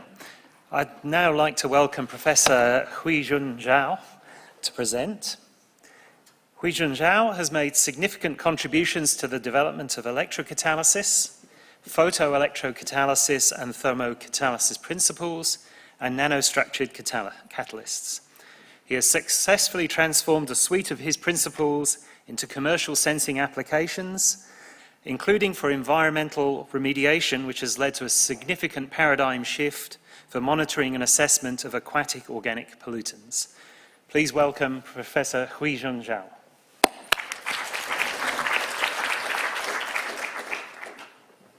Thank you, Julian. And firstly, I think I want to sincerely thank Jagadish for suggesting the idea to me and subsequently nominate me to the academy. Thank you very much for that.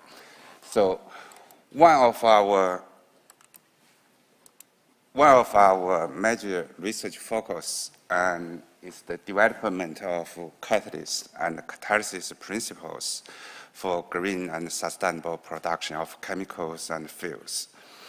But due to the time limitation, I cannot talk about this activity today. Hopefully, I will have a future opportunity to talk to you. So another major focus of our research is the development of new analytical principles or method for various of applications, which has led to an array of practical useful sensing systems for different applications. So what I will do is next few minutes to give you a snapshot of our research on the development of photoelectrocatalysis-based analytical system for determination of chemical oxygen demand, namely PCOD. So what is oxygen demand and why we need to determine the chemical oxygen demand? Well, if you look at the presence of organic matter in aquatic environment, will consume oxygen. So such oxygen demand of water and wastewater is really one of the most important measurable parameters for water quality that collectively represent the total organic pollutant levels. So as such, the oxygen demand analysis is a significant analytical method that provide the information, allow you for water quality control and management.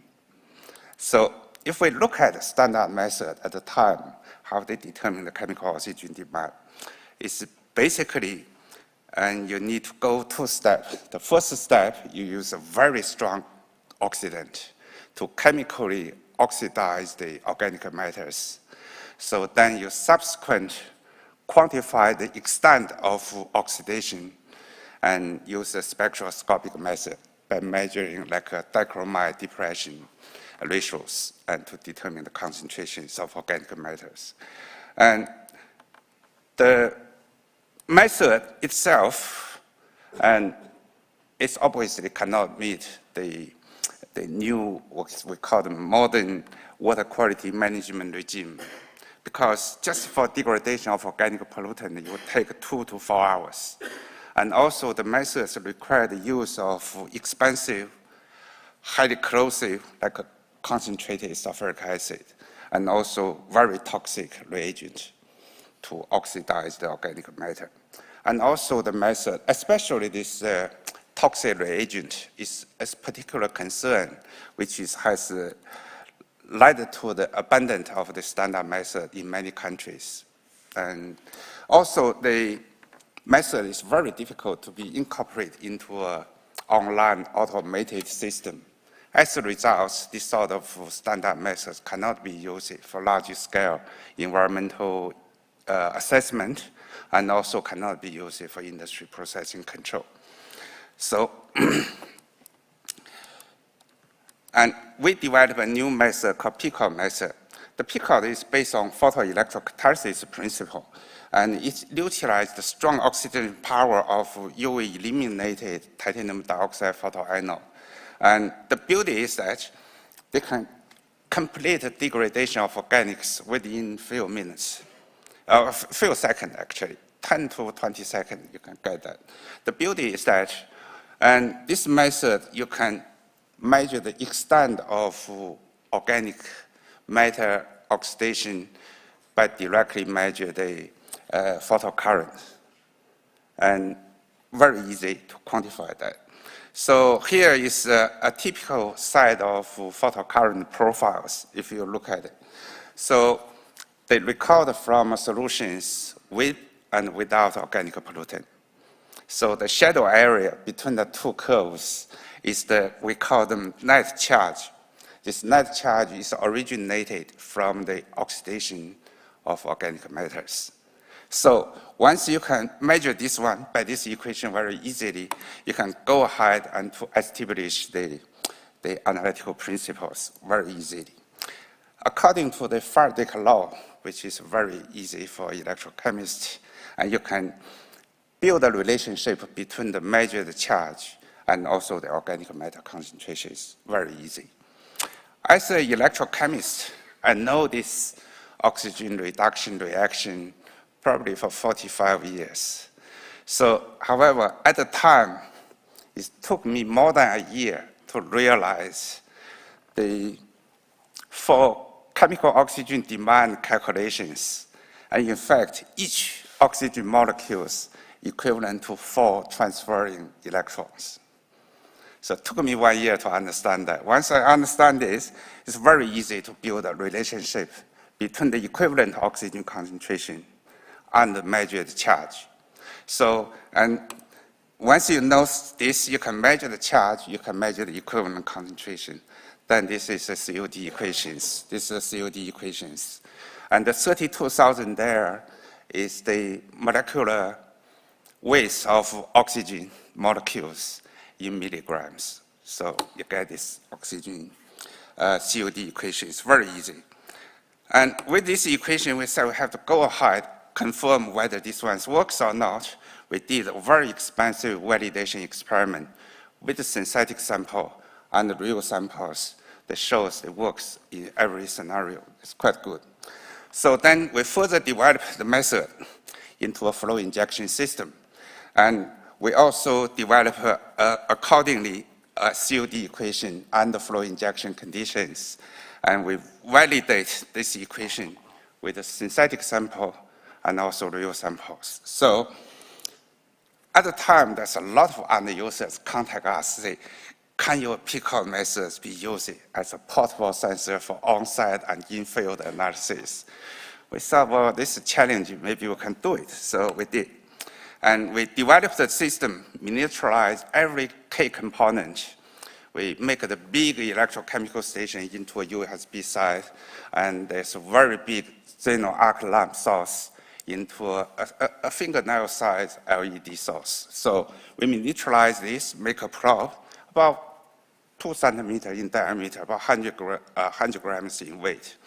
So we developed a new principle called static current basic COD equations here, and we validate that one with the synthetic sample and the real samples. They work in every scenario we tested. It works. So we then sit down through this process. We say, oh, this thing is something unique and have a lot of advantage. It's an absolute method. You don't need to do a calibration. It's sensitive, it's accurate, it's rapid, and it's environmental friendly, it's cheap to operate, and you can use in different operational modes. It's good. So we capture all these features of pick-out into about 68 international patents within 8 patent family. So then I thought, well, we may do something. If I can take this from laboratory to the marketplace, that will really give the benefit to the end users. So it's difficult for academics. So I said, okay, give it a go. If I fail, I fail. So we did. And we spent quite a bit of effort to transfer the proof concept system into a prototype system. And luckily, with the venture capital investment support, and we commercialized this successfully into an analyzer. Currently, this analyzer is supplied by a company in Canada called Mantech, and to about 60 countries in the world. So before I go, I think I need to thank all the group members at the time they involved in the process, especially Professor Jiang, who gave me the first license about photoelectrocatalysis. And also like to thank Professor Zhang, and he made a lot of contributions during the evaluation of the prototypes. So I thank my team members, past and present at Griffith University, and all the collaborators over the world, and thank the founders to support my sensor research. Thank you.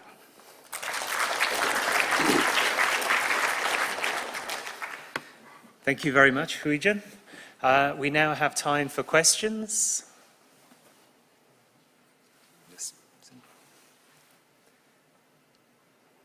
So can I start by asking, so you were trying to deploy your technology, your PCOD technology into the field. So has this actually been used for measuring, say, oxygen levels in river systems in real time, which is something that's very much needed? Yeah, but that's a different system, not this one. Okay. We did develop a system for oxygen analysis. We measure the oxygen demand is really try to work out the organic matter concentrations and how they affect the ecosystems and water qualities and so on, so on. So, yeah.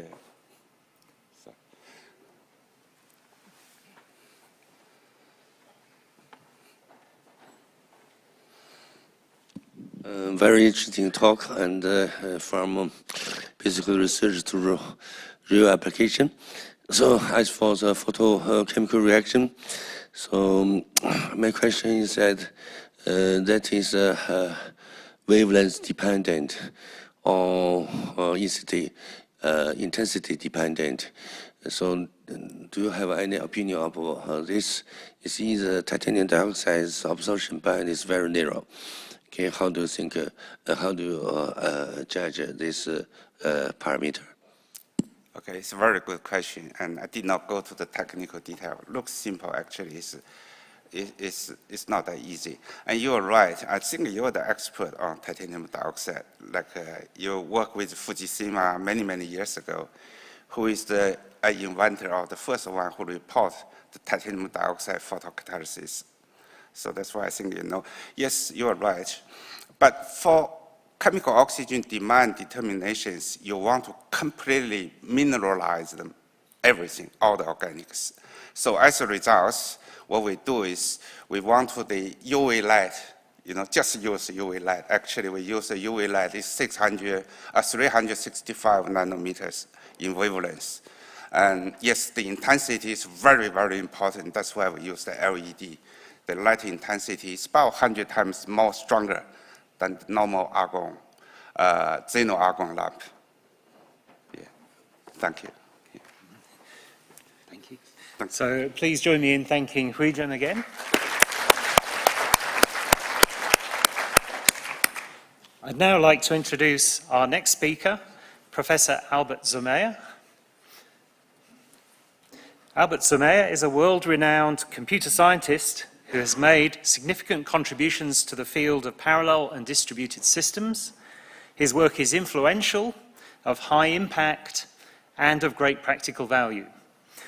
Albert is also an excellent leader, passionate educator, skilled communicator, and committed mentor.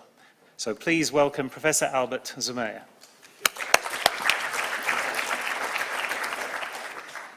Thanks a lot.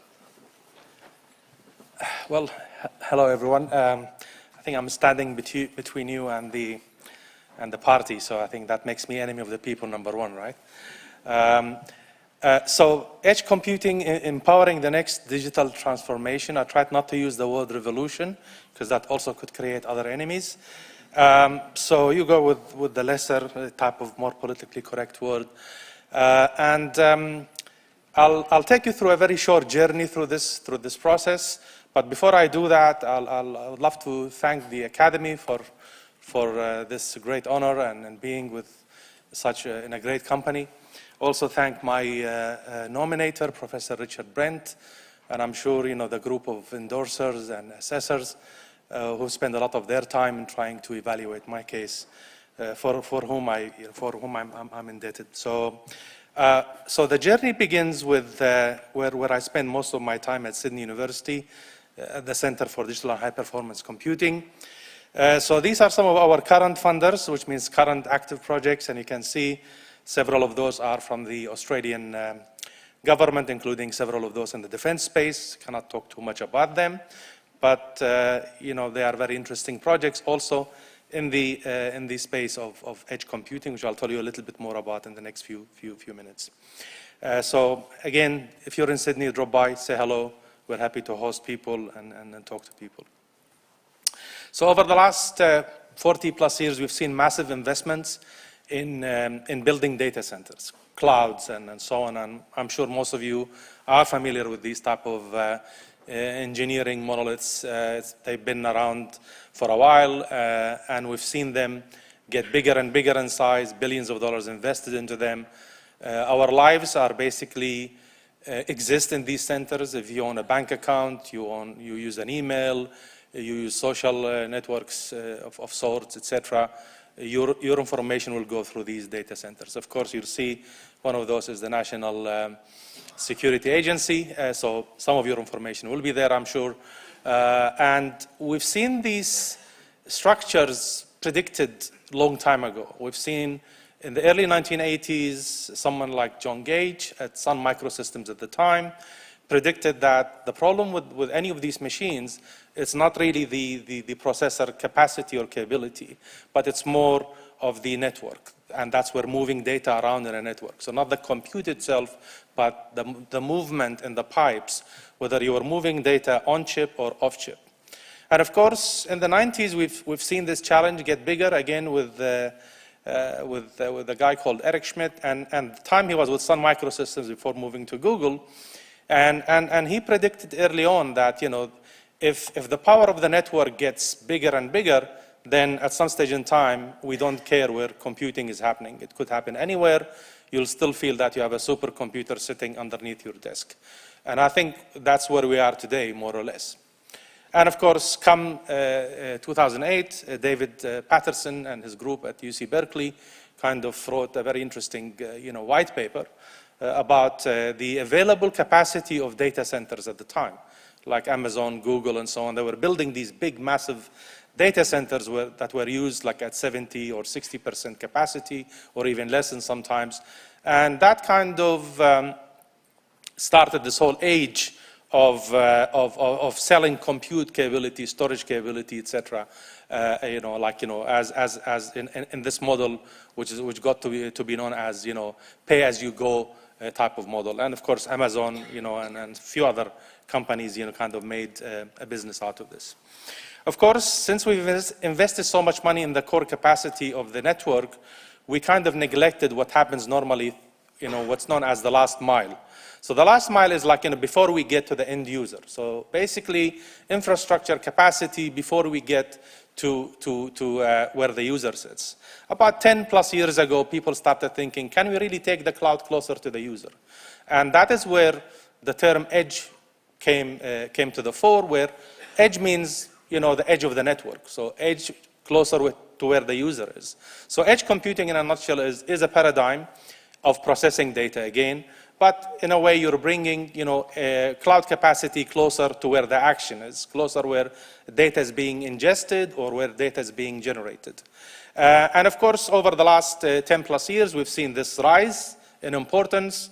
You've seen applications in edge computing, different companies, different, type of technology providers call it different things. So you would have people calling it mobile cloud computing, others call it, edge computing, others like, for example, Cisco will call it fog computing, which means you don't really know or care where the action takes place, as long as the job gets done. And we've seen, of course, with time, in the last, again, few years, this growth of data exploding everywhere, and of course, growth of devices that wants to connect to the internet in general.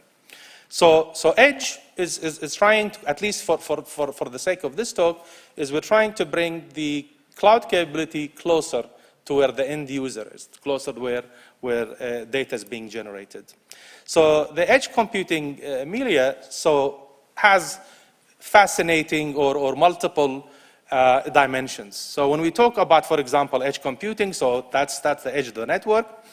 Of course, what sits between that and the core data center is this kind of edge layer. So the edge of the network, that could be where the user sits. And of course, that brings many issues, right? So the issues are here on the right. And issues means research problems. Issues means models, mathematical frameworks that needs to be validated. You are trying to ensure that what algorithm you're deploying makes sense, and it's the right algorithm for the right application, and so on and so forth. So why edge became very attractive, like we said, we saw kind of the last mile investment was very small, so speed and latency becomes an issue if you're running really kind of very compute-intensive applications. You're trying to send stuff to the cloud, which could be hundreds, if not thousands of kilometers away from you. That is totally, impractical. Cost savings, of course, because you're trying to really keep data close to you.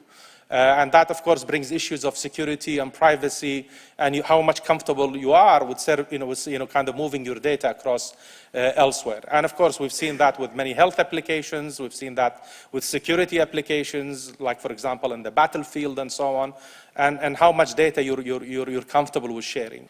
Scalability becomes a big parameter or a big issue.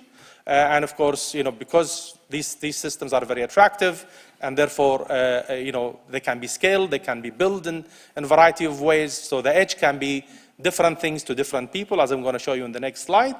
And of course, we have greater reliability, because many of us could be really disconnected from the cloud.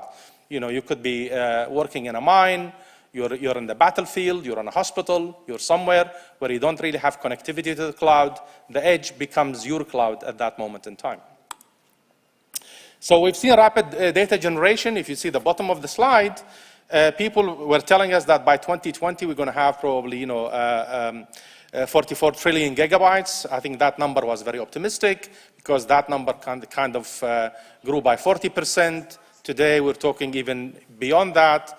And therefore, like what's really going to be motivating this edge more, I mean, like we've seen in yesterday's clip, we're talking about many of these devices being connected, like many of these IoT devices, Internet of Things devices connected to the edge, is this growth of devices. Everybody wants to own more devices, and everybody wants to connect these devices to the internet. And therefore, the edge becomes the vehicle that allows you to do that. So where is the edge? Like I said, so it's not really a layer type of thing. It could mean different things to different people. So whether you're talking to your provider, that could be Telstra, Optus, and so on, or you could be providing or talking to people who provide you with applications. And these could be like, startups and smaller type of players that will give you, kind of services and so on, and they could own their own edge services. And of course, on the other hand, you have your own home, your own things that you own, and you could really also, have, edge devices installed into your home environment. Of course, some case studies, the space is huge. I mean, we could spend the next hour just looking at case studies. Smart homes is one good example in which, like, the edge plays, kind of a prominent role in trying to really decide between the use of green and brown energy. You have medicine is full of applications that require this type of environment and so on. Drones, preventive maintenance, and these could be not only maintaining stuff in the field, but it could be, like I said, in the battlefield and the like and so on. And of course, here edge devices could be mobile devices like these drones, or it could be based on the field itself, and these could be really static edge devices. And of course, in the back end, you could end up with a cloud, or you might not even have a need for that cloud. Finally, P4 medicine, it's a new way of trying to personalize medicine, and doing that, you're basically running very complex algorithms on very complex devices. Really, I mean, like I said, the field is full, and we'll see more and more of these type of edge applications being introduced into our lives on regular basis. The future, you sense the world, you think about the data through AI, and edge will be the facilitator of all of that. Thank you. I took 40 seconds extra, so that's okay. Thank you very much, Albert. We now have time for some questions. So I'll maybe start again. In light of the recent hacking issues that we've been suffering, do you think it's time we reconsidered the balance between speed of access of data and data security, or do you foresee possible solutions? There, I mean, the attack was on the cloud infrastructure, literally. I mean, they just went for that, and they found the gaps that were not very hard to hide. So you really need to do a better job at hiding those gaps. But of course, in the field, you could have different form of attacks, like with edge devices, right? These could be at your home, in the hospital, anywhere. And of course, here you need to make sure that you have resilient edge in unresilient world, right? So, and that is hard, and that has challenges that are theoretical as well as implementation and deployment. So, the the attacks today came from classical, gaps and holes in the way we handle data, right? In the future, that could come from the challenges that the technology imposes, right? I hope that answered the question. Yes. Thank you. Okay. We have a question in the balcony, I think. Oh, okay. Sitting on the edge. Yeah. Excuse the pun. Yes.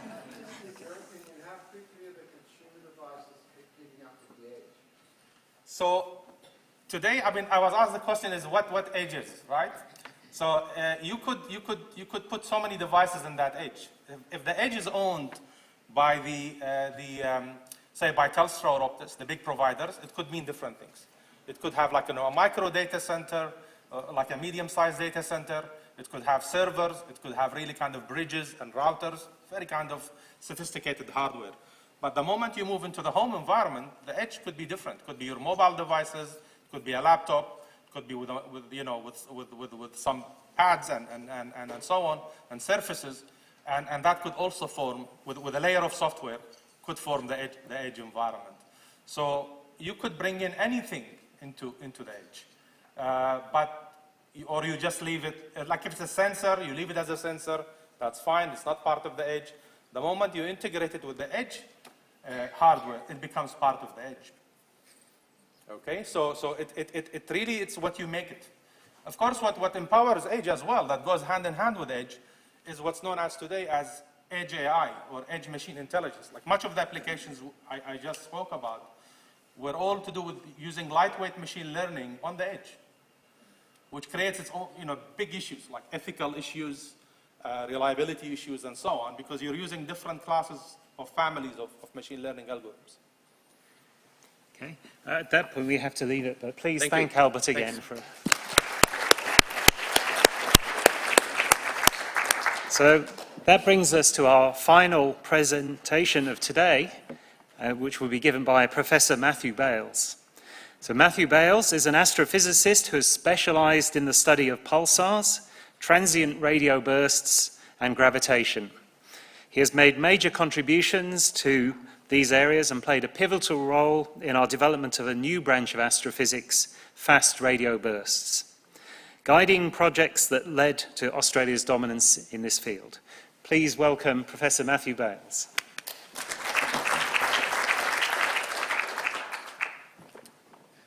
Thanks very much. Naomi was talking about a problem of not having enough confidence. I think early in my career I had far too much. And I'm very grateful to Dick Manchester, who I think's here, who helped tame it. He was my primary advisor, and to my wife for putting up with my ambition. So I have always had a fascination with how the universe works. There's a picture of me as a young boy, and to get to school I had to cross Glenburn Road in Adelaide. And I knew that I could get there a lot faster if I didn't use the pedestrian crossing. And I used to look at the cars and wonder why it was that I could see them, because I thought, maybe sometimes they don't let me see them, and I don't want to die. So I asked my teacher why I could see the cars, and they couldn't tell me, and I asked my parents why I could see the cars, and they couldn't really tell me. And I really wanted to learn how the universe worked, and I've just been driven by questions like that ever since. And I've been fortunate enough to have a career where I've been able to do that. So I was born in Alice Springs on the same day that the quasar was published in Nature. Moved to Adelaide so that my brother could go to high school, and wound up at the University of Adelaide studying physics. My father had forced me to enrol in engineering, and we had a bit of a falling out when I one day went in and put my course change to go from engineering to physics, and the course advisor had assumed I must be failing and tried to convince me to remain in engineering. Was rather surprised to see that I was actually near the top of his class. And I fell in love with astronomy when the TV show Cosmos came out, and Carl Sagan told me about these wonderful things called black holes and neutron stars. I convinced Peter Zekaros, who was a very eccentric relativist at the University of Adelaide, to take me on as his honours student. And he gave me a paper on something called the binary pulsar. And these were two neutron stars that went around each other every 7 3/4 hours. And they literally stirred up the fabric of space-time, radiating gravitational waves. And you'll see towards the end of the story why that's relevant. And they gave off so much energy that the orbit shrank by 3 millimeters. And in fact, one of Dick Manchester's best friends won the Nobel Prize for proving that this orbit was shrinking by 3 millimeters per orbit. And if you worked out the numbers in 300 million years, they'd shrink so much that they would actually tear each other apart, and there'd be this amazing burst of gravitational waves that would propagate throughout the universe. So I thought, wouldn't it be fun to discover another one of these systems that was much closer to coalescing than this one that was going to take 300 million years, because I couldn't wait that long. So I fell in love with this subject. I'd started my PhD in the top right there. There's me trying to complete a marathon on top of the Great Wall of China without realizing how steep it was. Dick and Ken Freeman, who was also a member of the Academy, were kind of trying to tame this wild spirit. I worked on the origin of how pulsars got their speeds. They're actually traveling through the galaxy at up to 1,000 kilometers per second, whereas your typical star only goes about 20 kilometers a second. And we built the first radio interferometer in Australia and measured how fast neutron stars painstakingly traveled across the sky. This took me to NASA, And we became quite good at discovering these very rapidly spinning neutron stars called millisecond pulsars. And these are things that can rotate, even though they're 20 kilometers in diameter, up to 700 times a second. Luckily, they come with a radio beam that sweeps past the sky, and I can't do 700 hertz, but Dick and I became quite good at using the Parkes telescope to discover these things. And this is one of my favorite objects, 0437 minus 4715. And it's so close and bright that we've been able to do tests of general relativity with that haven't been possible. And you can see this system actually ploughing through the sky. And one of my students, John Bell, discovered this bow shock. And the neutron star is sending off this relativistic wind, which is lighting up the H-alpha emission and giving rise to this bow shock. And another one of our students, Jagmeet Sandhu from Caltech, measured the proper motion and showed that it was all beautifully connected. So I had the good fortune of applying for an ARC senior fellowship, which I didn't get, which was a bit of a blow to my ego. And Swinburne poached me from the University of Melbourne, only to discover that the ARC had added up my scores wrongly. And so the whole reason I'm at Swinburne is just due to a numerical error, which is quite ironic given that I'm a scientist. Anyway, after much appealing to the ARC, I was allowed to keep my fellowship, and Ian gave it to me, and I used the salary savings to found the Centre for Astrophysics and Supercomputing at Swinburne, which now has over 100 scientists and PhD students. We wrote a Nature paper for Ian, which was very well received, and he had a habit of making people much better than they were. And he said, last time I sent Matthew an email, I ended with the statement, on to a Nobel. And I wasn't joking, he has the capacity to achieve a Nobel Prize. And you had to really control Ian. I got scared to see him because he used to give me so much money that I was scared we would bankrupt the rest of the university. But it's good to have people who believe in you.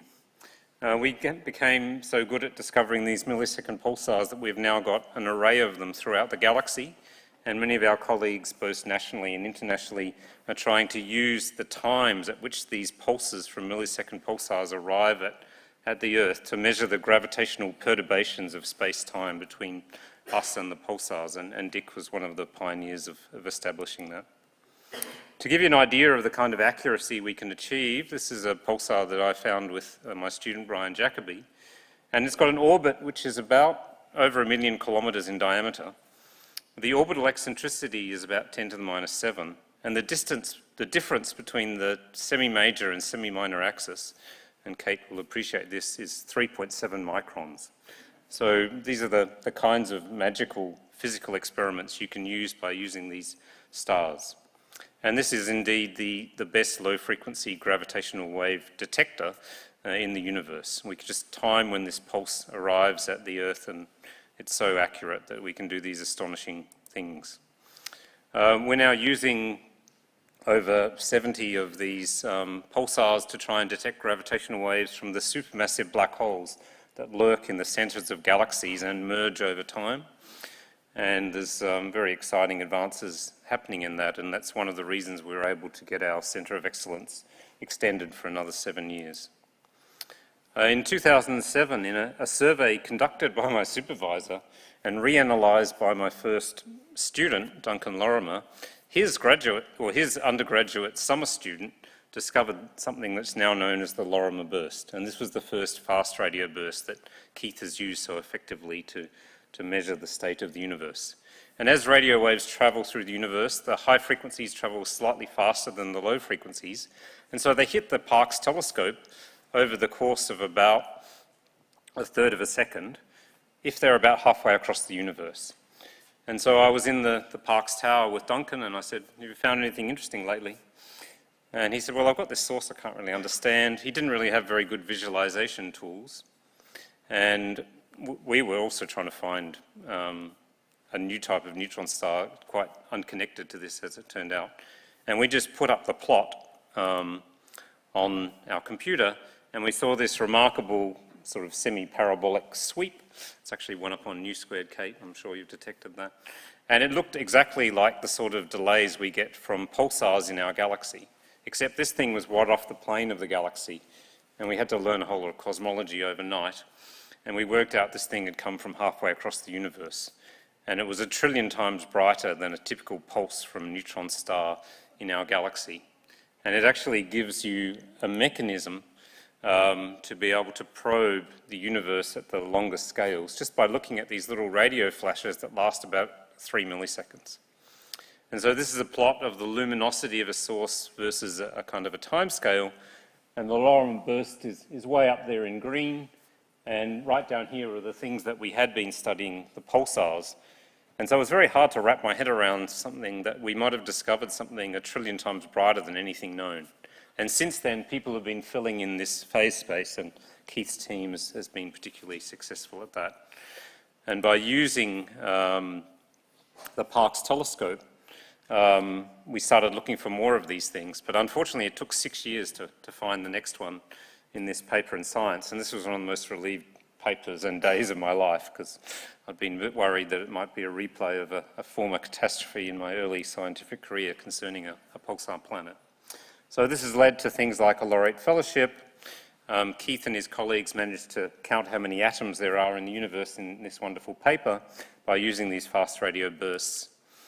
And many years after I first was given that paper on the binary pulsar and asked to study it, I became the sort of unifying force in Australia for gravitational waves. We helped discover the first gravitational waves. And indeed, on the 17th of August 2017, 2 neutron stars merged, and we saw the burst of radiation travel through the universe, and I sort of completed my academic journey from an honours student interested in gravity to actually see 2 neutron stars merge only about 100 million light years away. And this was the signal that we saw about a second later, I think, or was it, I can't remember the exact time scale, but a small fraction of a second later there was a burst of gamma rays that also hit the Earth. And this became one of the most observed events in astronomical history. I'm particularly proud of many of my students and the diversity of the students that I've been able to supervise. This particular young man was an orphan from India. He came to our group, and I just read overnight that he's got his own $1 million Euro grant. But he discovered that this binary pulsar, which is a neutron star going around a white dwarf, actually has an orbit tumbling in space because of frame dragging, because the white dwarf is spinning so fast that the whole of space-time is rotating. And he published this in Science, and it's just wonderful for me to see people like that go on to these great careers. So I'm very grateful to Dick and to my wife. Thank you.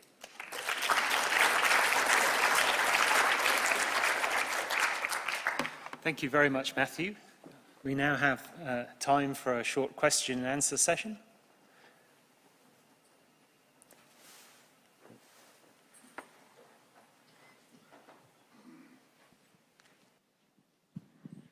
How does using pulsars as sort of gravity wave detectors tie in and complement the work done with ground-based LIGO and so on? Yeah, so supermassive black holes take months to go around each other, whereas 2 neutron stars literally go around each other 1,000 times a second in their last few orbits.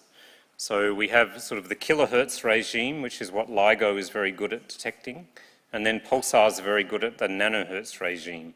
So massive systems orbiting each other, hundreds of years apart.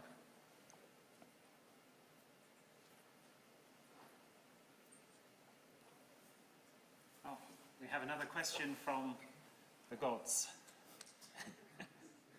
I want to know how excited you are for SKA and what you're going to be able to see with that amazing installation in WA and also in South Africa. Yeah, I'm very fortunate to be using what's called the Meerkat telescope, which is at the SKA site in South Africa. And it's actually 1/3 of what's called SKA Mid. So SKA Mid will have about 200 dishes. There's already 64 that the South Africans used to prize half of SKA away from us, called the Meerkat. And we're using that, and it's returning astonishing data, and that's already made me excited. When we triple the number of dishes, and they'll be slightly bigger, we'll be able to do the experiments 10 times faster. So it's a very exciting time. I'm trying to lay the foundations for an international collaboration that will be pursuing that. And we have a project called Mere Time, which uses Meerkat, and it's monitoring 89 millisecond pulsars. With the SKA, we'll be able to do hundreds and really comment on how these supermassive black holes perturb space-time and illuminate how Einstein's universe really works. Well, thank you very much, Matthew. That brings us to the end of the presentations. But that was a great finale. I'd now like to invite Anna Maria back to the stage to close today's proceedings. Well, that was an absolutely extraordinary afternoon session, bringing to a close all of the New Fellows presentations for 2022. It is such an extraordinary day, the annual New Fellows presentations. I'm sure you agree. We're able to traverse the depth and breadth of science in one place, hearing from Australia's most distinguished scientists. It's an absolute joy. I also personally love hearing stories like what inspired each of you, what brought you to science, and how you feel about your science now, and the great words of support for your early career researchers who very much undertake a lot of the research in laboratories to keep Australia's research enterprise going. So thank you for all that you do. I'd also like to thank Marilyn and Julian for facilitating this afternoon session. Thank you very much. And all of our Executive Committee and Council members, Helene, Francis and Bob before them earlier today. Please join me in a round of applause for our Council members and all of our 2022 New Fellows.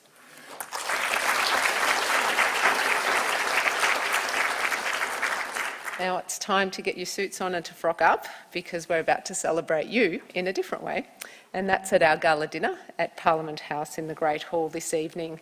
We have buses departing from QT Hotel and Pepper's Gallery Hotel at 6 p.m. to transport you to Parliament House, should you wish to avail yourself of that opportunity. Of course, you're welcome to take any means of transport, but those buses are available, and we also do have return buses at the end of the evening. Again, thank you to all of our presenters. Thank you to you, our audience, including our online audience. Thank you for your engagement. Our live stream's been a wonderful way to share this wonderful place with the world around us. This brings today's proceedings to a close. I look forward to seeing you all again this evening and tomorrow. Thank you.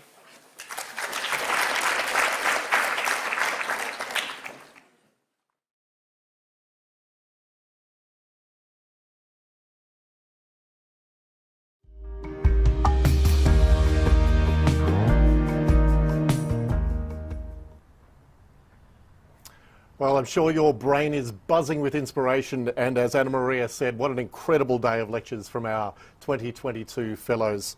Next, our Fellows will be hopping into even fancier clothes for tonight's gala dinner up in the Great Hall of Parliament House. Tonight's event won't be live streamed, but highlights will be published online in coming weeks.